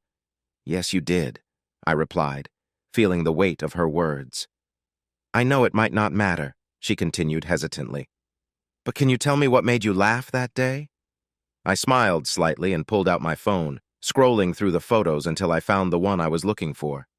I showed her a picture of Melody and Harmony, smiling and covered by a sheet. Melody and Harmony were taking care of me while I was recovering from an accident. They were joking around, trying to cheer me up. McKenzie grinned. You really got lucky with them. But her smile quickly faded as she continued. Seeing you happy that day made me feel worse. Mom and Morrison were right behind me, saying awful things about you. Morrison kept putting you down, calling you names, and Mom agreed with him. When I saw you smiling, I got angry. I thought if I felt bad, you shouldn't feel good either. I'm sorry, Dad. Her hurt was clear, and it weighed heavily on both of us. When we got home, Morrison was furious, shouting about how he would ruin you. He was angry because you had walked out on him at the hospital, and he blamed you for causing him to lose support from a wealthy couple who donated to the hospital. If we lost their backing, it would be a significant financial blow. Was that couple William and Martha, the parents of Melody and Harmony? I asked. Her eyes widened in surprise. Did you know that back then? I shook my head, smiling. No, I met the girls later. But let's focus on you. The next day, you and your mom came to see me, and it felt like you were a completely different person. You seemed more like the McKenzie I knew, not the angry girl from the cafe. What changed? She nodded slowly. I felt terrible that night. I cried myself to sleep, realizing I had hurt you again. When I heard Mom say she was going to my grandparents to get my university money from you, I begged to go with her. All I wanted was to say I was sorry. I just wanted to escape the mess my life had become. We sat in silence for a moment, both of us reflecting on the past and its impact. Unsure if McKenzie would say anything more, I decided to speak up. When you and your mom drove away that day, I had hoped we could reconnect. But then your birthday came. Her voice was thick with regret. I really messed that up too, didn't I? I let out a small, sad laugh. Yes, you did. That's when I felt all the warmth and love I had for you fade away. Or so I thought. She looked at me, trembling slightly. I wanted to comfort her, but I couldn't. We had to face our memories head on. She took a shaky breath and continued, her voice quivering. Back then, I felt justified in how I acted. Now I just feel ashamed. The guy had just gotten out on bail, and he and Mom were both shouting your name, blaming you for everything that had gone wrong. They kept saying there wasn't much money left. I'm embarrassed to admit that I had gotten used to the new clothes and things Mom kept giving me. I didn't know he had tried to hurt you. Yes, I said, shaking my head, and he almost succeeded. I almost died twice from what he did to me. But I'm here now thanks to a wonderful medical team and Harmony's care. So, about that message you sent, she groaned, clearly dreading this part. Dad, I want to hear more about what happened, but I know this is about the message. When I saw your number on my birthday, I knew it was you. But just minutes before, Mom and the guy were shouting about you. When I listened to your voicemail, I got angry. I wondered how you could do this to us. Did you hate us that much? The jerk had been telling me that now I was 17, I could take you to court for money, so I sent that text. It was one of the worst things I've ever done. Her voice grew quieter. Until that day in court, I thought I was right, that you were just a bitter father trying to get back at us. But when I learned the truth, I realized how wrong I was. I never truly understood what we had lost until I heard how close I came to losing you forever. I remembered that day in court, how McKenzie had cried through the entire hearing, unable to process what she had done. Now her voice was thick with sorrow as she continued. I didn't even know about the trust fund offer until days later when the lawyer explained it to me. I was so lost in my own guilt that I didn't hear anything in that courtroom. When I finally understood the conditions, I broke down again. I told them I didn't want the deal, but Mom insisted I sign it. She said I had no chance of ever being loved by you again, so I should just take the money. She looked at me, her eyes filled with regret. I would have broken that agreement 1,000,000 times just to hear you say my name, to have one hug from you, Dad. I didn't care about the money. I just wanted to go back to being your little girl. Then she broke down completely, sobs shaking her small frame, tears streaming down her face. I just wanted to be your daughter again, she cried, hugging herself as she rocked back and forth, lost in her grief. I watched her, trying to keep my emotions in check. But as I saw the depth of her pain, the love I had for my daughter, long buried, flared up again, burning deep in my heart. Unable to hold back any longer, I reached over, pulled her chair close to mine, lifted her into my lap, and held her tightly as she cried. Her sobs turned into wails, and I wrapped my arms around her, feeling the years of distance and hurt start to melt away. She clung to my shirt, sobbing for what felt like an eternity, and I held her close, rocking her gently as if she were a child again. Even though she was 22, I didn't want to let her go. Tears streamed down my face, mixing with hers as they fell to the floor. In that moment, nothing else mattered. As the moon rose higher in the sky, our emotions slowly settled. The sobs faded into quiet sniffles, and McKenzie leaned against me, her breathing steady. It was a moment I had never imagined would happen again. A piece of my heart that had been broken for so long felt like it was finally beginning to heal. I closed my eyes, holding her close, when I felt Melody's gentle touch on my shoulder. She smiled at me, her eyes full of pride, not just for me, but for McKenzie as well. "I'm sorry, love," she whispered. "I know this is special for you, but the kids want to say goodnight."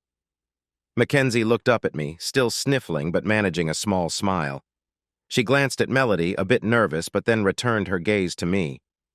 "It's okay, Dad. We both needed that. But if you need to put the kids to bed, promise me you'll come back so we can keep talking." I stood up, and Melody offered, "I can stay with her if you'd like." I looked at McKenzie and asked, "Actually, would you like to help me tuck in your brothers and sisters?" Both women gasped, surprised.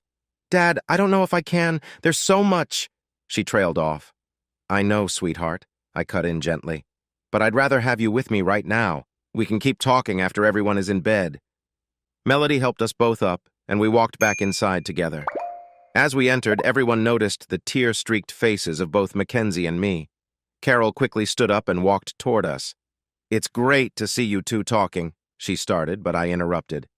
"Carol, it's bedtime for the kids, and McKenzie and I still need to talk." She nodded, understanding. "I can wait." I shook my head. "Carol, this might take a while. McKenzie and I need to talk about some important things. My family has been kind to host you for a bit, but I think it's best if you head back to your hotel." Carol looked at McKenzie, then back at me, ignoring everyone else. "Okay, Terry. McKenzie and I can come back tomorrow." I felt McKenzie squeeze my arm tightly. I knew what I had to do. "Sorry, Carol. What I mean is that McKenzie and I want to keep talking tonight. You don't need to be here for that. McKenzie can stay here tonight and we'll look after her." Carol's face tightened with frustration. "What do you mean, Terry? My daughter needs me. I brought her here. You can't just throw me out." Harmony stepped into the room, her eyes sharp as she leaned against the doorway. "Why not? You tossed my amazing husband away like nothing," she said, her voice cool but firm. Then she turned to me with a warm smile. "Terry, the kids are ready for their story. Don't take too long." She walked away, and I could hear Melody chuckle softly behind me, knowing what I was thinking. McKenzie cleared her throat. "Mom, it's okay. I'm not a kid anymore. I'm 22. Dad and his family will take care of me. We can meet in town tomorrow." She straightened up but kept holding my hand. "But right now I need to have this talk with Dad. It's been almost 7 years and I can't let this chance slip away." "But," Carol began to argue. "No buts, Mom. You're not helping right now. Having you here will only make it harder." Mackenzie's tone was firm, and I saw Carol's anger flare. "What have you been telling her, Terry?" she demanded. "Not much, Carol. In fact, Mackenzie has been doing most of the talking. But I think she sees things differently now. It's surprising how reflecting on the tough memories from when she was younger affects her today." I paused, letting that sink in. Carol's frustration was palpable, probably thinking that if she left, Mackenzie would too. But after our talk and heartfelt connection, I felt hopeful that I could reconnect with my daughter. "Mom, it's okay," Mackenzie said softly. "I think you should leave so I can reconnect with Dad. I'll be fine." Without further argument, she guided her mother to the car before things could escalate. Later, as I was reading **The Very Hungry Caterpillar** to the kids, Mackenzie returned, walking in with Melody. I paused, letting Melody sit beside me on my right. Harmony was on my left, and to my surprise, Mackenzie sat with the kids on the floor. By the end of the story, the kids were curious about the new face. "Adam, John, Grace, and Beth," I introduced. "This is your big sister, Mackenzie Morrison. She's my daughter from my first marriage before I met your mother's." "Actually, it's Mackenzie Brown," she corrected me gently. I raised my eyebrows in surprise. We introduced Mackenzie to Candace and Holly, her cousins, and for the next few minutes the kids peppered her with questions. They were curious about how she could be Daddy's daughter, but also a grown-up. Did she have kids like the other adults they knew? Then young Grace asked the most awkward question. "Sister Mackenzie, what's wrong with your hair?" Mackenzie hesitated, then slowly removed her hat, revealing a wig sewn into it. Underneath, she was completely bald, a result of her cancer treatment. We all gasped. She gently touched Grace's arm and said, "Grace, I'm really sick, and the medicine I take makes my hair fall out." "Does it hurt?" Adam asked. "It hurts a little," McKenzie smiled, "but I try to stay brave." The kids continued asking questions about their new big sister until Kim walked in and saw McKenzie without her wig. She quickly clapped her hands. "All right, kids, that's enough. Give McKenzie some space. You can talk to her in the morning. It's past your bedtime, so off you go."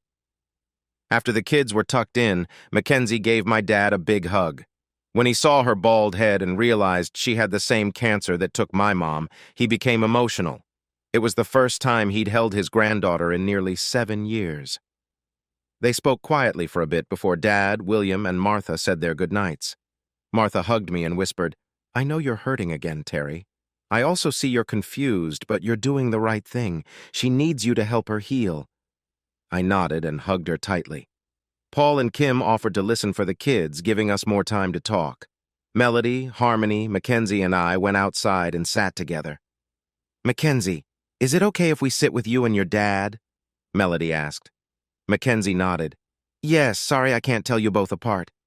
The girls laughed, and Melody said, "That's okay, most people get confused. I'm Melody, and this is my sister Harmony." She leaned in and whispered, "If you want an easy way to remember, I usually sit on his right side, and Harmony always sits on his left." "Why is that?" McKenzie asked. We told her the story of how we met during a storm. I showed her the scar on my arm that Harmony had cared for when it first happened. She always looked after my left side, so that became her special side, and Melody took my right. "That's why I always sit on his left," Harmony added, smiling. McKenzie wiped tears from her eyes, clearly moved. She looked at the three of us, tilting her head. "So you three are married?" "Yes," we replied together, smiling at each other. "So how does that work?" she asked, her curiosity piqued. "Do you sleep in the same room or separate rooms? How does Dad decide?" "Oh, no, sweetie," Harmony said. "We all sleep in the same bed. From the moment we met, we've always been together." "But how does it work? You know, romantically?" McKenzie asked, blushing. The girls laughed. "Are you talking about romance?" Melody asked playfully. McKenzie turned even redder. "Is that what you meant?" Melody's tone became serious as she leaned closer to the table. "McKenzie, here's something you need to understand. Harmony and I both share your dad equally. There's no division between us. And just to be clear, we're not romantically involved with each other. But yes, we do share your dad together, and that's how it works for us." She smiled at me, blowing a kiss. I caught it in my hand and pressed it to my cheek before blowing one back. Harmony caught my kiss in the air and brought it to her cheek. "You see," Melody continued, "like in a traditional marriage, we're very close, and my sister and I love your dad completely." "So, how do you handle the legal side?" McKenzie asked, still curious. I jumped in. "Well, I'm officially married to Harmony. That's what the government knows. But we also have a special agreement that gives Melody the same rights. It can't be registered like a normal marriage, but it's all legal. Honestly, I don't understand all of it, but Aunt Kim could explain it to you." McKenzie looked down. "I don't think Aunt Kim likes me much, after everything I put you through." "That's all right, McKenzie," Harmony said gently. "Kim and Paul will need time to get used to you. You did hurt your dad, and they were there for him." McKenzie looked like she might cry again, but Harmony continued softly. "But in this family, we don't hide from the bad things. We talk them out and deal with them so we can move on. You have a lot to make up for, including with Kim, just so you know." "Melody and I haven't thought too kindly of you for a long time," I admitted. McKenzie nodded quietly, holding back tears. Harmony moved to her side, pulling her into a comforting hug. Speaking softly, like she did with our kids, Harmony reassured her, "What we saw tonight was something we never expected. The beginning of healing between you and your dad.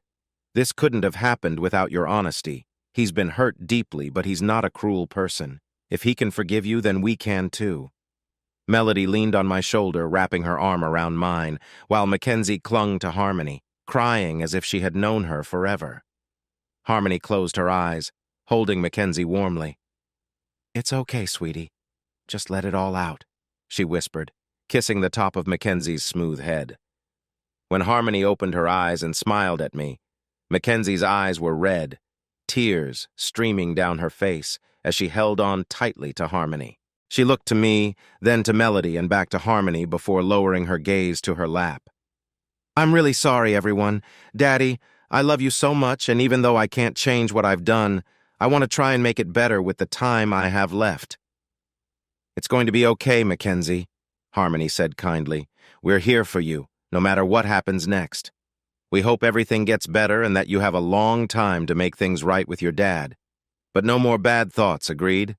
Mackenzie gave a small smile and nodded. "Agreed," she said. We stayed like that for a while, Melody holding on to me, leaning on my shoulder and occasionally kissing it. After the third kiss, I pulled her up and kissed her gently on the lips. Mackenzie, watching, giggled. "Well, I guess it's true. My dad likes redheads." We all laughed. "That's clear, Mackenzie," Melody said with a grin. "Your dad is with us." "No, I mean redheads. My mom was a redhead, too." Melody tilted her head, confused. "We've met Carol. She's not a redhead. She's more of a dark blonde, almost brown." I felt myself blush, knowing where this was going. Mackenzie noticed, too. Harmony and Melody exchanged glances before exclaiming in unison, "No way!" in that synchronized way only twins can. "The carpet doesn't match the curtains," I laughed, shaking my head. Melody playfully hit me. "You sneaky guy! All these years and you never said a word." "Well, to be honest, I've been focused on two other redheads and trying to forget my ex-wife," I said, and they both gave me teasing looks, while Mackenzie gave me a playful, "That's too much info, Dad," look. Melody turned back to Mackenzie. "How did you find out?" Mackenzie looked embarrassed. "Well, I guess you're pretty open about bodies, and I'm learning not to be shy in the hospital. When I was 14, I asked Mom about something. I usually have dark brown hair, but I noticed some light red down below. Mom said it was normal and that I got my color from her." We chuckled, but Mackenzie suddenly grew serious. "Dad?" she asked, her tone shifting. If I had known even half of what I understand now, I would have seen that Mom was already seeing someone else. I would have done more to stick by you no matter what. I missed so many years of feeling loved and cared for, instead of thinking I was just a burden. We exchanged glances, understanding the deep impact of her words. "We always believed that Carol put her daughter first," Mackenzie continued, her voice softening. "But sometimes, especially with my illness, I feel like I'm more about her image. At first, I was the new daughter of Dr. Someone Special," she said, and we all smiled at that remark. "But lately, it's been all about my daughter has cancer," playing the pity card. "It feels like I'm just a reason for her to talk to others." Mackenzie paused, her voice thick with emotion. "In the last few hours, I've been able to talk, cry, and laugh, things I haven't done in years. It hurts just as much as my cancer treatment to think about how I've treated you, Dad," she said, glancing at me before looking down again. "But none of you have turned away from me. With Mom, when things got tough, she would leave the room and let me handle it alone. It felt like she was embarrassed by me." She looked up at us, her eyes full of sincerity. "I know I've wronged you all, especially you, Dad. I was so disrespectful, and I'm truly sorry. Even with all my mistakes, I've felt more love here in less than a day than I have in 7 years with Mom." We all fell silent, the weight of her words settling over us. I finally broke the silence, squeezing her hand gently. "We'll get through this, Pumpkin. It will take time, but we'll get there, okay?" I reassured her, and my wives nodded in agreement. "Why is your last name Brown now?" Harmony asked Mackenzie. "It was Mom's maiden name," I answered before Mackenzie could. She just nodded, tears slipping from her eyes. After everything that happened, I couldn't reach out to Dad to ask if I could take back my real last name. So when Mom divorced that man, I dropped the name Morrison and went with her maiden name instead. Even then, Mom wasn't pleased. She thought I should keep that man's last name because he legally adopted me, and she believed I should have some claim to his money since she wouldn't get much from the divorce. We sat in silence for a while, each lost in our thoughts. Then we shifted gears and shared happier memories, how we first met, our early dates, and the surprise on people's faces when they realized the three of us were together. We talked about our trips to the US and Europe, how the girls tried to teach me to ski, and how I ended up loving snowboarding after many falls. As the night wore on, it was clear McKenzie was eager to keep talking, but she was also exhausted. I led her to a guest bedroom, showing her where the bathroom and towels were. "Grandpa's room is down the hall, and ours is next to the kids' room if you need anything, okay, Pumpkin?" I said with a smile. Before I could say more, she hugged me tightly. "I love you, Daddy," my 22-year-old daughter said, her voice full of emotion. "I love you too," I replied, holding her close. "But now it's time to sleep. We can talk more in the morning."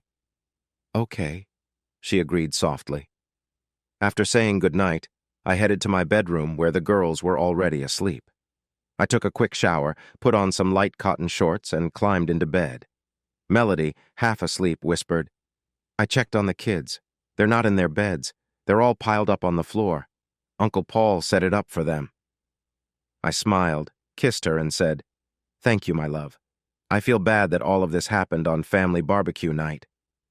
"Don't worry about it," Harmony said as she leaned in for a kiss. "Tonight was unexpected, but I saw something amazing, something I never thought I would see."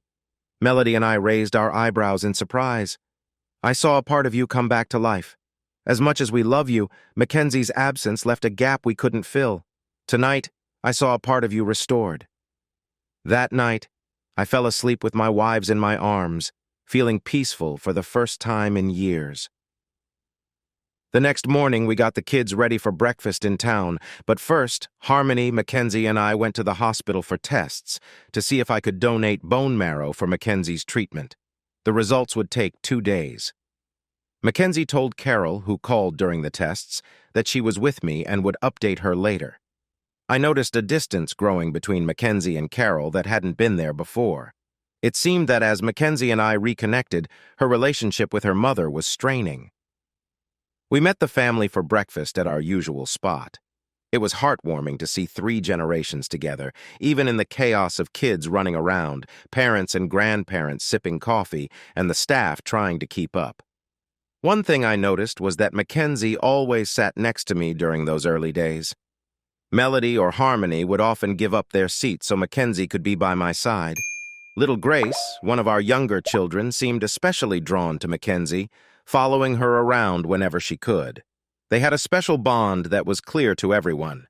Carol joined us briefly, but didn't stay long. My wives were giving her hard looks, and McKenzie kept insisting that she was fine and didn't need her mother hovering.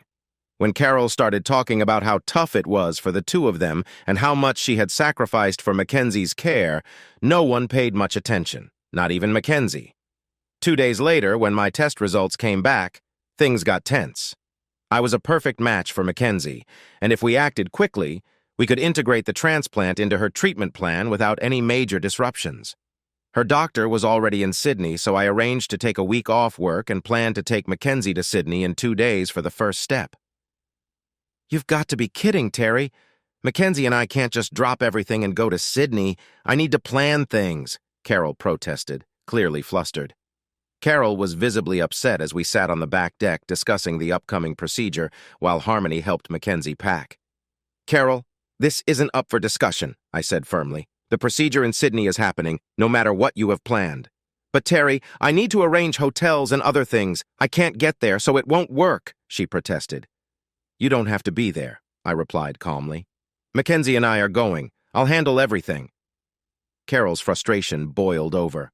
"What right do you have to decide what I can or can't do with my daughter? She's not even your daughter anymore, so back off, Terry." McKenzie walked over, having overheard the conversation. "Mom, would you really stop me from getting the best care just because it doesn't fit your plans? And don't talk that way to someone who's trying to save my life." Carol, caught off guard, tried to regain control. "Well, no, dear, of course not.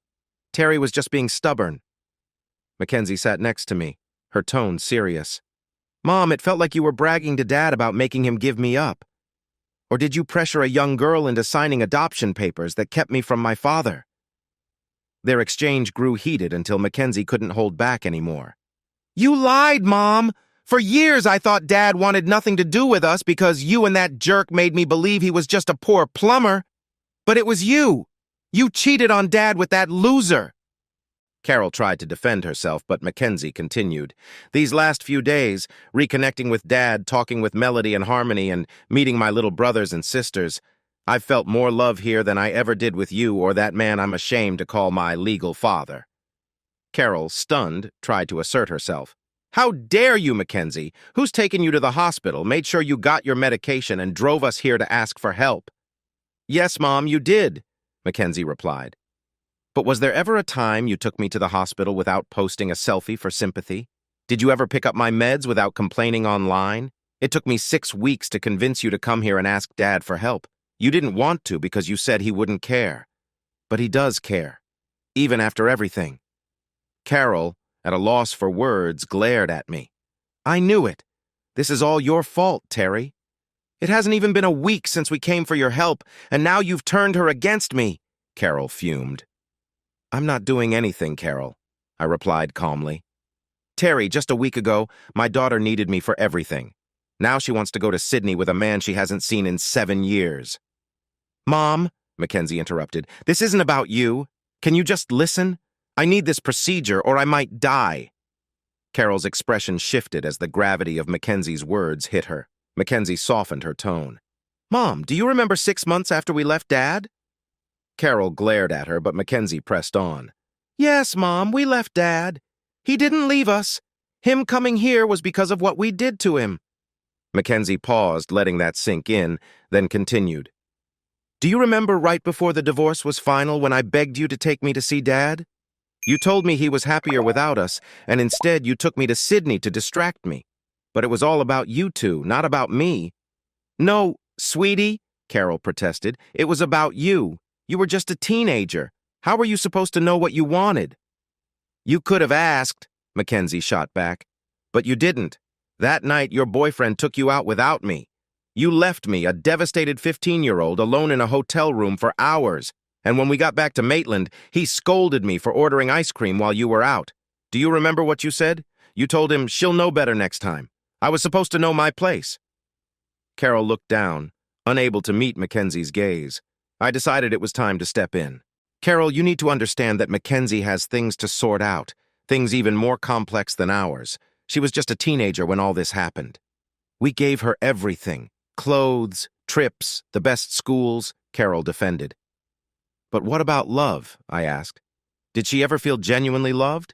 Being a parent isn't just about providing things, it's about giving time, care, and love. It's about putting her needs above your own. I looked at my house, thinking of my wives and kids. I've learned over these years that real love means doing everything for others, just because you love being with them. When you both came to me about Mackenzie's illness, it was hard to hear, and I almost said no to everything. Mackenzie gasped and squeezed my arm. I thought both of you were out of my life for good, but now I have a fulfilling job, 4 amazing kids, and 2 wonderful wives who love me in ways I never imagined. I've realized what real love looks like. I turned to Mackenzie and gently squeezed her hand, then looked back at Carol. At that time, I was falling in love with both Melody and Harmony, unsure how to handle loving 2 people at once. Kim had once joked, double or nothing, right? Back then, I agreed, but now it means much more to me. Carol, you left me with nothing. But when Melody and Harmony came into my life, I took a chance and committed fully. Now, I have everything, money, 2 incredible wives, 4 wonderful children, and maybe even a chance to mend my bond with Mackenzie. Carol looked surprised, but I continued, if protecting Mackenzie's emotions means leaving you out of it, I'm okay with that. Mackenzie laughed beside me. Mom, this is happening. Dad and I are heading to Sydney tonight to start the procedure. He can take care of me for now. Carol kept protesting, but it only widened the gap between her and Mackenzie. From what I've learned, what Carol and her partner did was nearly abusive. Families argue and disagree, but they don't abandon their children in a big city for hours. Carol never saw that, and that's where things went wrong. That evening, Melody, Mackenzie, and I set off for Sydney. Harmony stayed back with the kids, having lost a rock-paper-scissors game with her sister. The operation was straightforward. They took marrow from me and infused it into Mackenzie, hoping her body would accept it. I also donated blood regularly after her chemotherapy to help her recover faster. The procedure had worked for others with the same cancer, so we went ahead. After the operation, McKenzie chose to move in with us in Bathurst, surprising her mother, who thought she'd return to Maitland. Adjusting to having her in our home took time, but she quickly became part of our daily lives, bonding with the kids and sharing stories of her time with her mother and Morrison. Melody, Harmony, and I were shocked by what we heard. We spent a lot of time rebuilding our connection, and I was glad to have her back. But everything changed again on my birthday. I woke up to Melody and Harmony celebrating in a way that left me overwhelmed but excited. After breakfast, the kids eagerly gave me their handmade gifts. Melody gave me a new Remington 308 rifle, Harmony a beautiful scope, and William and Martha a spotting scope. To my surprise, McKenzie gave me a top-quality bipod stand. As I was unwrapping more gifts, McKenzie sat beside me, looking nervous. "What's wrong, Pumpkin?" I asked. Without saying a word, I asked her what was wrong. McKenzie handed me another present, this one wrapped in old, worn paper. Tears filled her eyes as she shakily said, "This is for you, Dad." I opened the card first. She told me she had written it over 7 years ago, just before my birthday. The card was simple, with a golf ball on the front. Inside, the note read, "Dad, I don't know what I did to make you not want to see us these last few months. I really miss you. But Mom says we can't talk to you because soon Stephen will be my new dad. I'm not sure I want a new dad. I miss my old one. I hope you have a happy birthday. I love you, Dad. Your daughter, McKenzie." I set the card down and looked up at McKenzie, then slowly unwrapped the gift. Inside were 3 items, a plain black cotton shirt, a pair of heart-patterned boxers, and a small pocket knife engraved with "My Dad, Terry Other, Love, McKenzie." Tears welled up as I pulled her into a tight hug. "I love you, Pumpkin," I whispered. Melody read the card and joined the hug, followed by Harmony. For years, McKenzie had held on to this gift, not knowing if she'd ever be able to give it to me. Little Beth came over and wrapped her arms around us, looking up with wide eyes. "Doesn't Daddy like Sister Mackenzie's present?" she asked. "No, sweetie," Melody replied. "I think he likes it the most." John chimed in, "Better than mine?" We all laughed, and I assured them, "I love all your gifts equally, but this one means a lot because I've waited so long to receive it." After getting the kids ready, Martha offered to take them to daycare, giving us a break. We decided to go into town for a birthday brunch and some shopping. Just as we were getting ready, Melody came to me with a message. "Terry, there's a man at the door with a package you need to sign for." Curious, I signed for the envelope. The man stayed, saying, "I need you to read the paper inside and let me know which time you prefer for a meeting." I opened the envelope and read the letter. "You've got to be kidding me," I muttered. "What is it, baby?" Harmony asked, holding some shoes. "He's asking for a video meeting today," I said, frustrated. The man, who revealed he worked for the Department of Corrections, offered 3 times, 10:30, 12:30, or 3:30. I looked at Melody, who nodded. "Let's go with 10:30 and get it over with so we can still have lunch." After the man left, I thought about how my morning had started so wonderfully, only to have this cloud hanging over it now. I sighed, resigned to the interruption, as I prepared for the unexpected meeting. I shrugged. No, but I never wanted to be with her like that. It was better to stay away. He lost his cool for a moment, and I could hear muffled laughter from the other room where the girls were listening. He quickly recovered and continued. "Once I got close to her, she was mine. It wasn't hard to convince her to leave you. The best part was getting her to let me adopt McKenzie, taking away your chance to be a father." He grinned. "Even now, McKenzie is still mine. I've spoiled her with trips, jewelry, and clothes, things you could never give her. Right now, your daughter is living a great life, and your ex-wife is just waiting for me to get out so we can be a family again." I raised my eyebrows, staying calm. He had no idea that I was fully aware of Mackenzie's situation, including her cancer treatment, and that she was in the next room listening. Oblivious, he thought he had my attention. "Oh yes, Carol loves being with me, both for my looks and my mind. Mackenzie also comes to me for advice on investments and school. Your university gift was a nice surprise for her. They were both happy to be far away from you." I sighed, tired of his bragging. I could sense Mackenzie's quiet anger from the other room. "So what do you want?" I asked. "I want to give you access," he said simply. Access? I was confused. He sighed dramatically, spreading his arms like a preacher. Yes, access, Terry, he said, trying to sound magnanimous. Since you're not part of your old family's life anymore, you might not know what's been happening. I'm offering you a chance to see your ex-wife and daughter in exchange for some help. I scoffed. And why would I want to talk to them? They threw me away for fancy trips and a better life. Forgive me if I don't see the appeal. He leaned in, lowering his voice as if sharing a secret. Because no matter how you feel about Carol, McKenzie is your blood. And when I tell you this, you'll want to see her more than anything. But there's a price. It was clear he wanted something in exchange for revealing Mackenzie's illness. I decided to play along. I still don't see why I'd help someone I have every reason to be angry with. How's your jaw holding up, by the way? I smirked. He shook his head, smiling.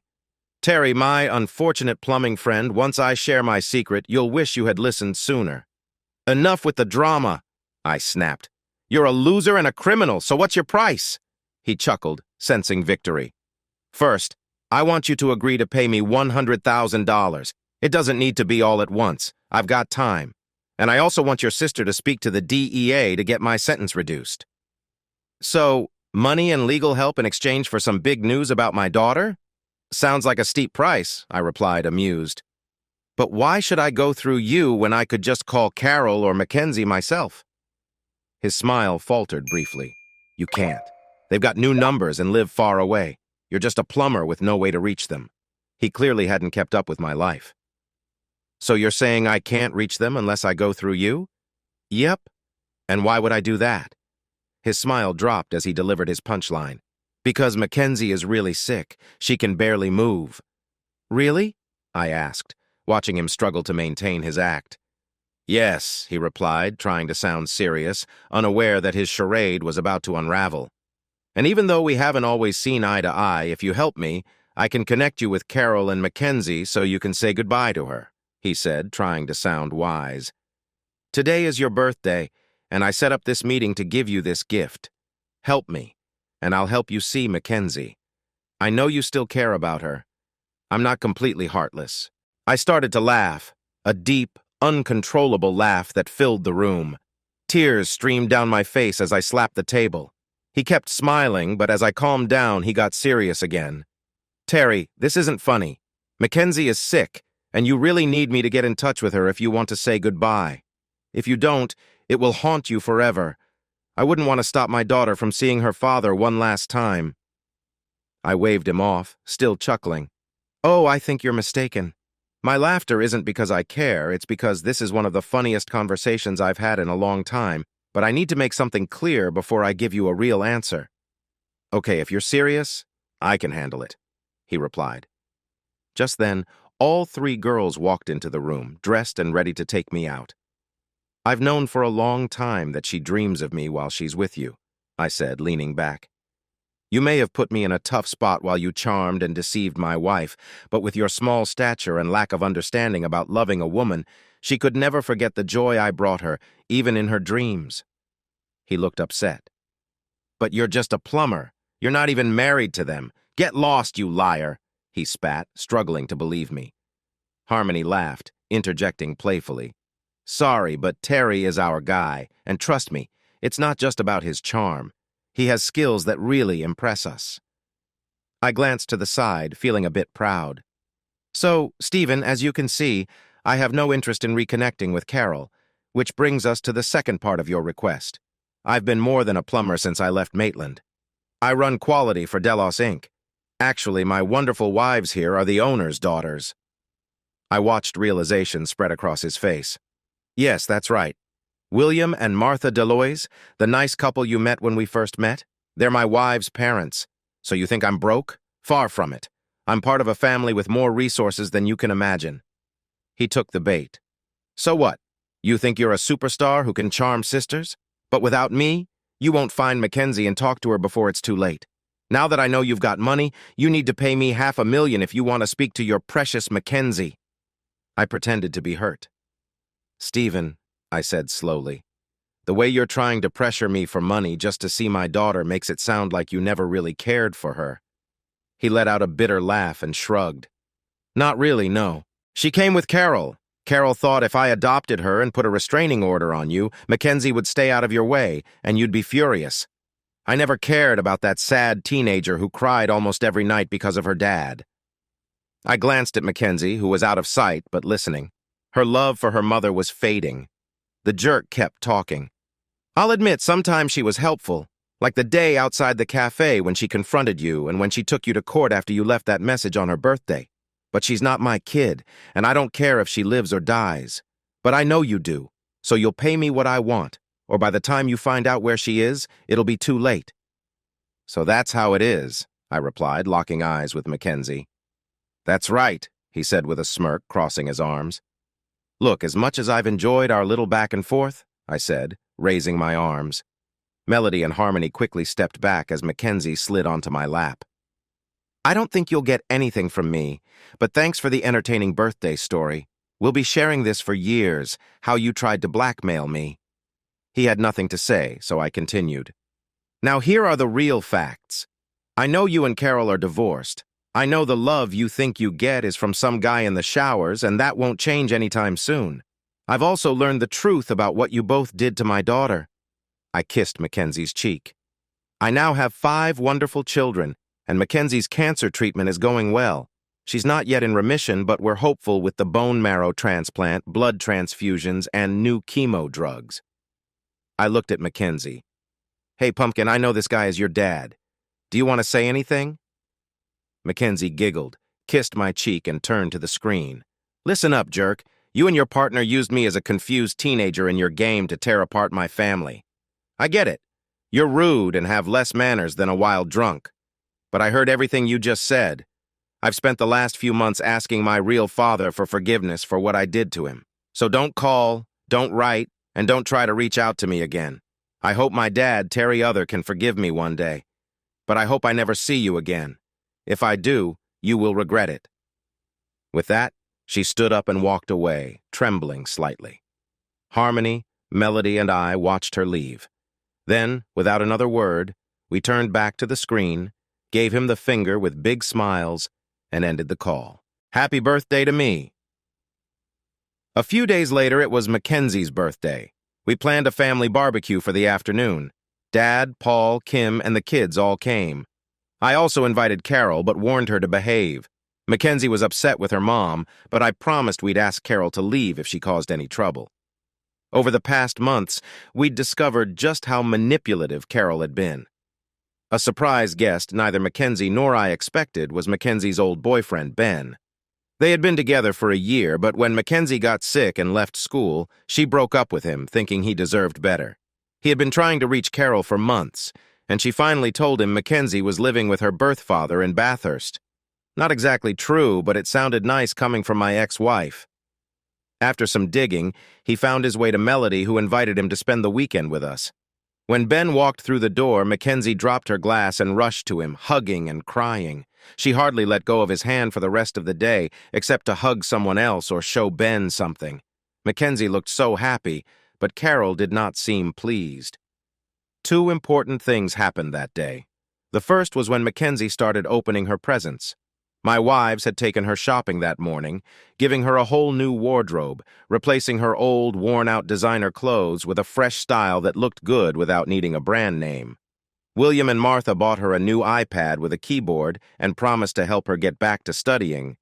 Dad got her a new laptop for the same reason. Kim, happy to have her back in the family, gave her 3 special bottles of rum, Bundy, Beanley, and Kraken. Later, I pulled Kim aside and asked if she was crying. She claimed her allergies were acting up because of the pollen, but I knew she was just happy that Mackenzie was home. I had 3 gifts for Mackenzie. The first was a nice journal and a fancy pen. I told her it was for her journey through cancer. I wanted her to write down her thoughts and feelings. I encouraged her to write about both the good and the bad, so she could look back and celebrate when she beat the illness in the future. When Mackenzie opened the second gift, wrapped in torn and faded paper, we both started to cry, knowing how meaningful it was. The card inside showed cartoon teenagers at a party and read, "Party on, happy birthday." Inside, I had written, "My dearest Mackenzie, I miss you so much, and I don't know if you'll ever see this. But please, please come back to me. I love you so much, Pumpkin. Love, Dad, your real dad. I had written that card during a very low point, and it expressed everything I felt. McKenzie dropped the card and hugged me tightly, whispering how much she loved me and how sorry she was. Then she opened the worn gift. Inside was a set of sleepwear, an oversized t-shirt, and a very expensive scientific calculator she had wanted for months. Despite the rise of smartphones, that calculator held a place of honor on her desk from that moment on. The last gift I gave her was a plain manila envelope. Inside was a paper stating that Mackenzie's adoption by Stephen Morrison was canceled. By signing it, she would legally be Mackenzie Other again, daughter of Terry Other and Carol Brown. Mackenzie cried happy tears as she signed, with everyone stepping up to witness, except for Carol. After 8 long years, I finally had my daughter back. As the party wound down, I chatted with Carol while everyone else went inside. Mackenzie was showing Ben the house, likely her room too. The dad and me wanted to step in, but Mackenzie was no longer a teenager. She was in her 20s now, and I couldn't stop her from spending time with her boyfriend. My other daughters took the kids inside with Kim for baths and started a movie for them. Paul and Dad were cleaning the grill while I picked up the trash. I had just tossed the last bag into the bin when I saw Carol standing there. "I hope you're happy, Terry," she said, hands on her hips. It had been a while since I'd last seen her, and honestly, she still didn't look great. "Well, I am, Carol. Today has been wonderful. We're celebrating our daughter's birthday. Is there something specific you want me to be happy about?" I asked. She threw her hands up in frustration and turned to walk away. I caught up with her on the back deck. "Carol, you can't just say something like that and walk off." "Of course I can, Terry," she snapped. "You've never understood me after all these years." I frowned. "Understand what, Carol? Just say it." She glared at me, then slumped into a chair on the patio. "Terry, ever since high school, you've been my support, my safe place. For 15 years, I took you for granted. You never questioned my small decisions and did whatever you could for me." She looked up at me as I sat across from her. "But I grew unhappy. I thought there was something better waiting for me." I nodded, still not sure where this was going. "When Stephen came along, he impressed me with his money and success. He made me feel important, not just the plumber's wife." She paused, then her eyes lit up with anger. "But you had to ruin everything. If you hadn't gone to the hospital that night and refused to give me Mackenzie's money, I would still have Stephen's wealth and everything that came with it." I leaned back, shocked. I had hoped for an apology, but that wasn't happening. Carol began pacing, her voice growing more agitated. "Stephen and I were happy, Terry. We could have been a happy family, but you had to interfere. You ruined everything." "Carol, you have no right to—" I started, but she cut me off, her anger turning desperate. "Shut up, Terry. I'm talking now. You keep taking everything from me. My daughter, my standing in the community, everything. You end up with 2 attractive women, a bunch of kids, and a perfect life while I'm left with nothing." "Are you done, Carol?" I asked, crossing my arms. "Not even close. You always put me down." "Now it's my turn," she ranted. I could hardly believe this. My family had invited Carol, and here she was, screaming at me in my own home about the happiness I had found after she pushed me away. Before I could respond, Melody's voice cut through the tension. "Hey, you!" Neither of us had noticed her and Harmony standing protectively behind me, with Mackenzie watching from the doorway, her eyes wide with anger. Harmony stepped forward first, slapping Carol hard across the face, followed by Melody on the other side before Carol could react. "You're awful!" Melody snapped. "After everything you've done to Terry and Mackenzie, you had the nerve to show up here and act like you're better than us. No one likes you, and we want you to leave." Harmony joined in. "You walk around like you're something special when you're not. You blame Terry for everything, but you can't name a single time he started any trouble. Every problem was because of your choices." Mackenzie stepped forward and added, "They're right, Mom. Since the day we pushed Dad away, he never came after us. It was us who reached out to him. Dad saved my life, and he's the most loving man in the world. That's why he needs 2 wives to share all that love. Every problem we faced is because of you, not him." Carol looked at the 4 of us, her defiance crumbling as the truth finally set in. My daughters glared at Carol, ready to argue, while Mackenzie looked disappointed. I was upset too, but didn't want to get in the middle of their fight. McKenzie sighed. Mom, it was nice of the family to invite you for my birthday, but I think it's time for you to leave. Are you kicking me out? Carol asked, shocked. I found my voice. No, Carol, she isn't. I am. All four girls looked at me. I gestured for calm and turned to Carol. You've overstayed your welcome today, and you're not welcome here again. If McKenzie wants to see you, she can meet you elsewhere. I stood up, helped Carol gather her things, and walked her to her car. Before she got in, I leaned over and gave her a gentle kiss on the cheek. It's time to move on, Carol. Goodbye. But Terry, you can't. Oh, but I can, I said firmly. This is my family's home, and you're not welcome here. If you have a problem, talk to my lawyer. You know her. She's one of the people back at the house, watching you from the window. She's also my sister, and she loves me very much, so it's best you leave. I turned and walked back to the front steps where my family waited. My wives stood beside me, my strength and solace. In front of me were my children, holding hands with Harmony and McKenzie. Ben, McKenzie's boyfriend, stood with her, showing his support. On the other side were Paul, Kim, and their kids, with William, Martha, and my dad, John. I had been through so much in the last 8 years, and without these people, I might not have made it. As Carol sat in her car, I heard my son Adam ask, Dad, is that mean lady leaving now? Yes, Adam, I replied, ruffling his hair. She's gone, and I don't think she's coming back. Good, he said, running inside to join his siblings. I heard my dad shout, Ice cream for dessert, as we stood at the door. Dad, McKenzie said, Ben is going to stay the night, okay? Sure, we have a spare room, I replied. No, Dad, she said firmly. He'll stay in my room. It wasn't a question, and I found myself at a loss for words. Melody and Harmony giggled, and Melody replied, That sounds great, sweetie. I simply said, Happy birthday. She might be 23 and an adult, but she would always be my daughter. As my wives hugged and kissed me, I glanced back at Carol, who was trying to leave. Our eyes met, and for a moment I felt sorry for her. She would never understand the kind of love and support we shared. Finally, she started her car and drove away, hopefully leaving our lives for good. I turned back to the house where I could hear laughter, and the sound of Mackenzie's laugh filled my heart with joy.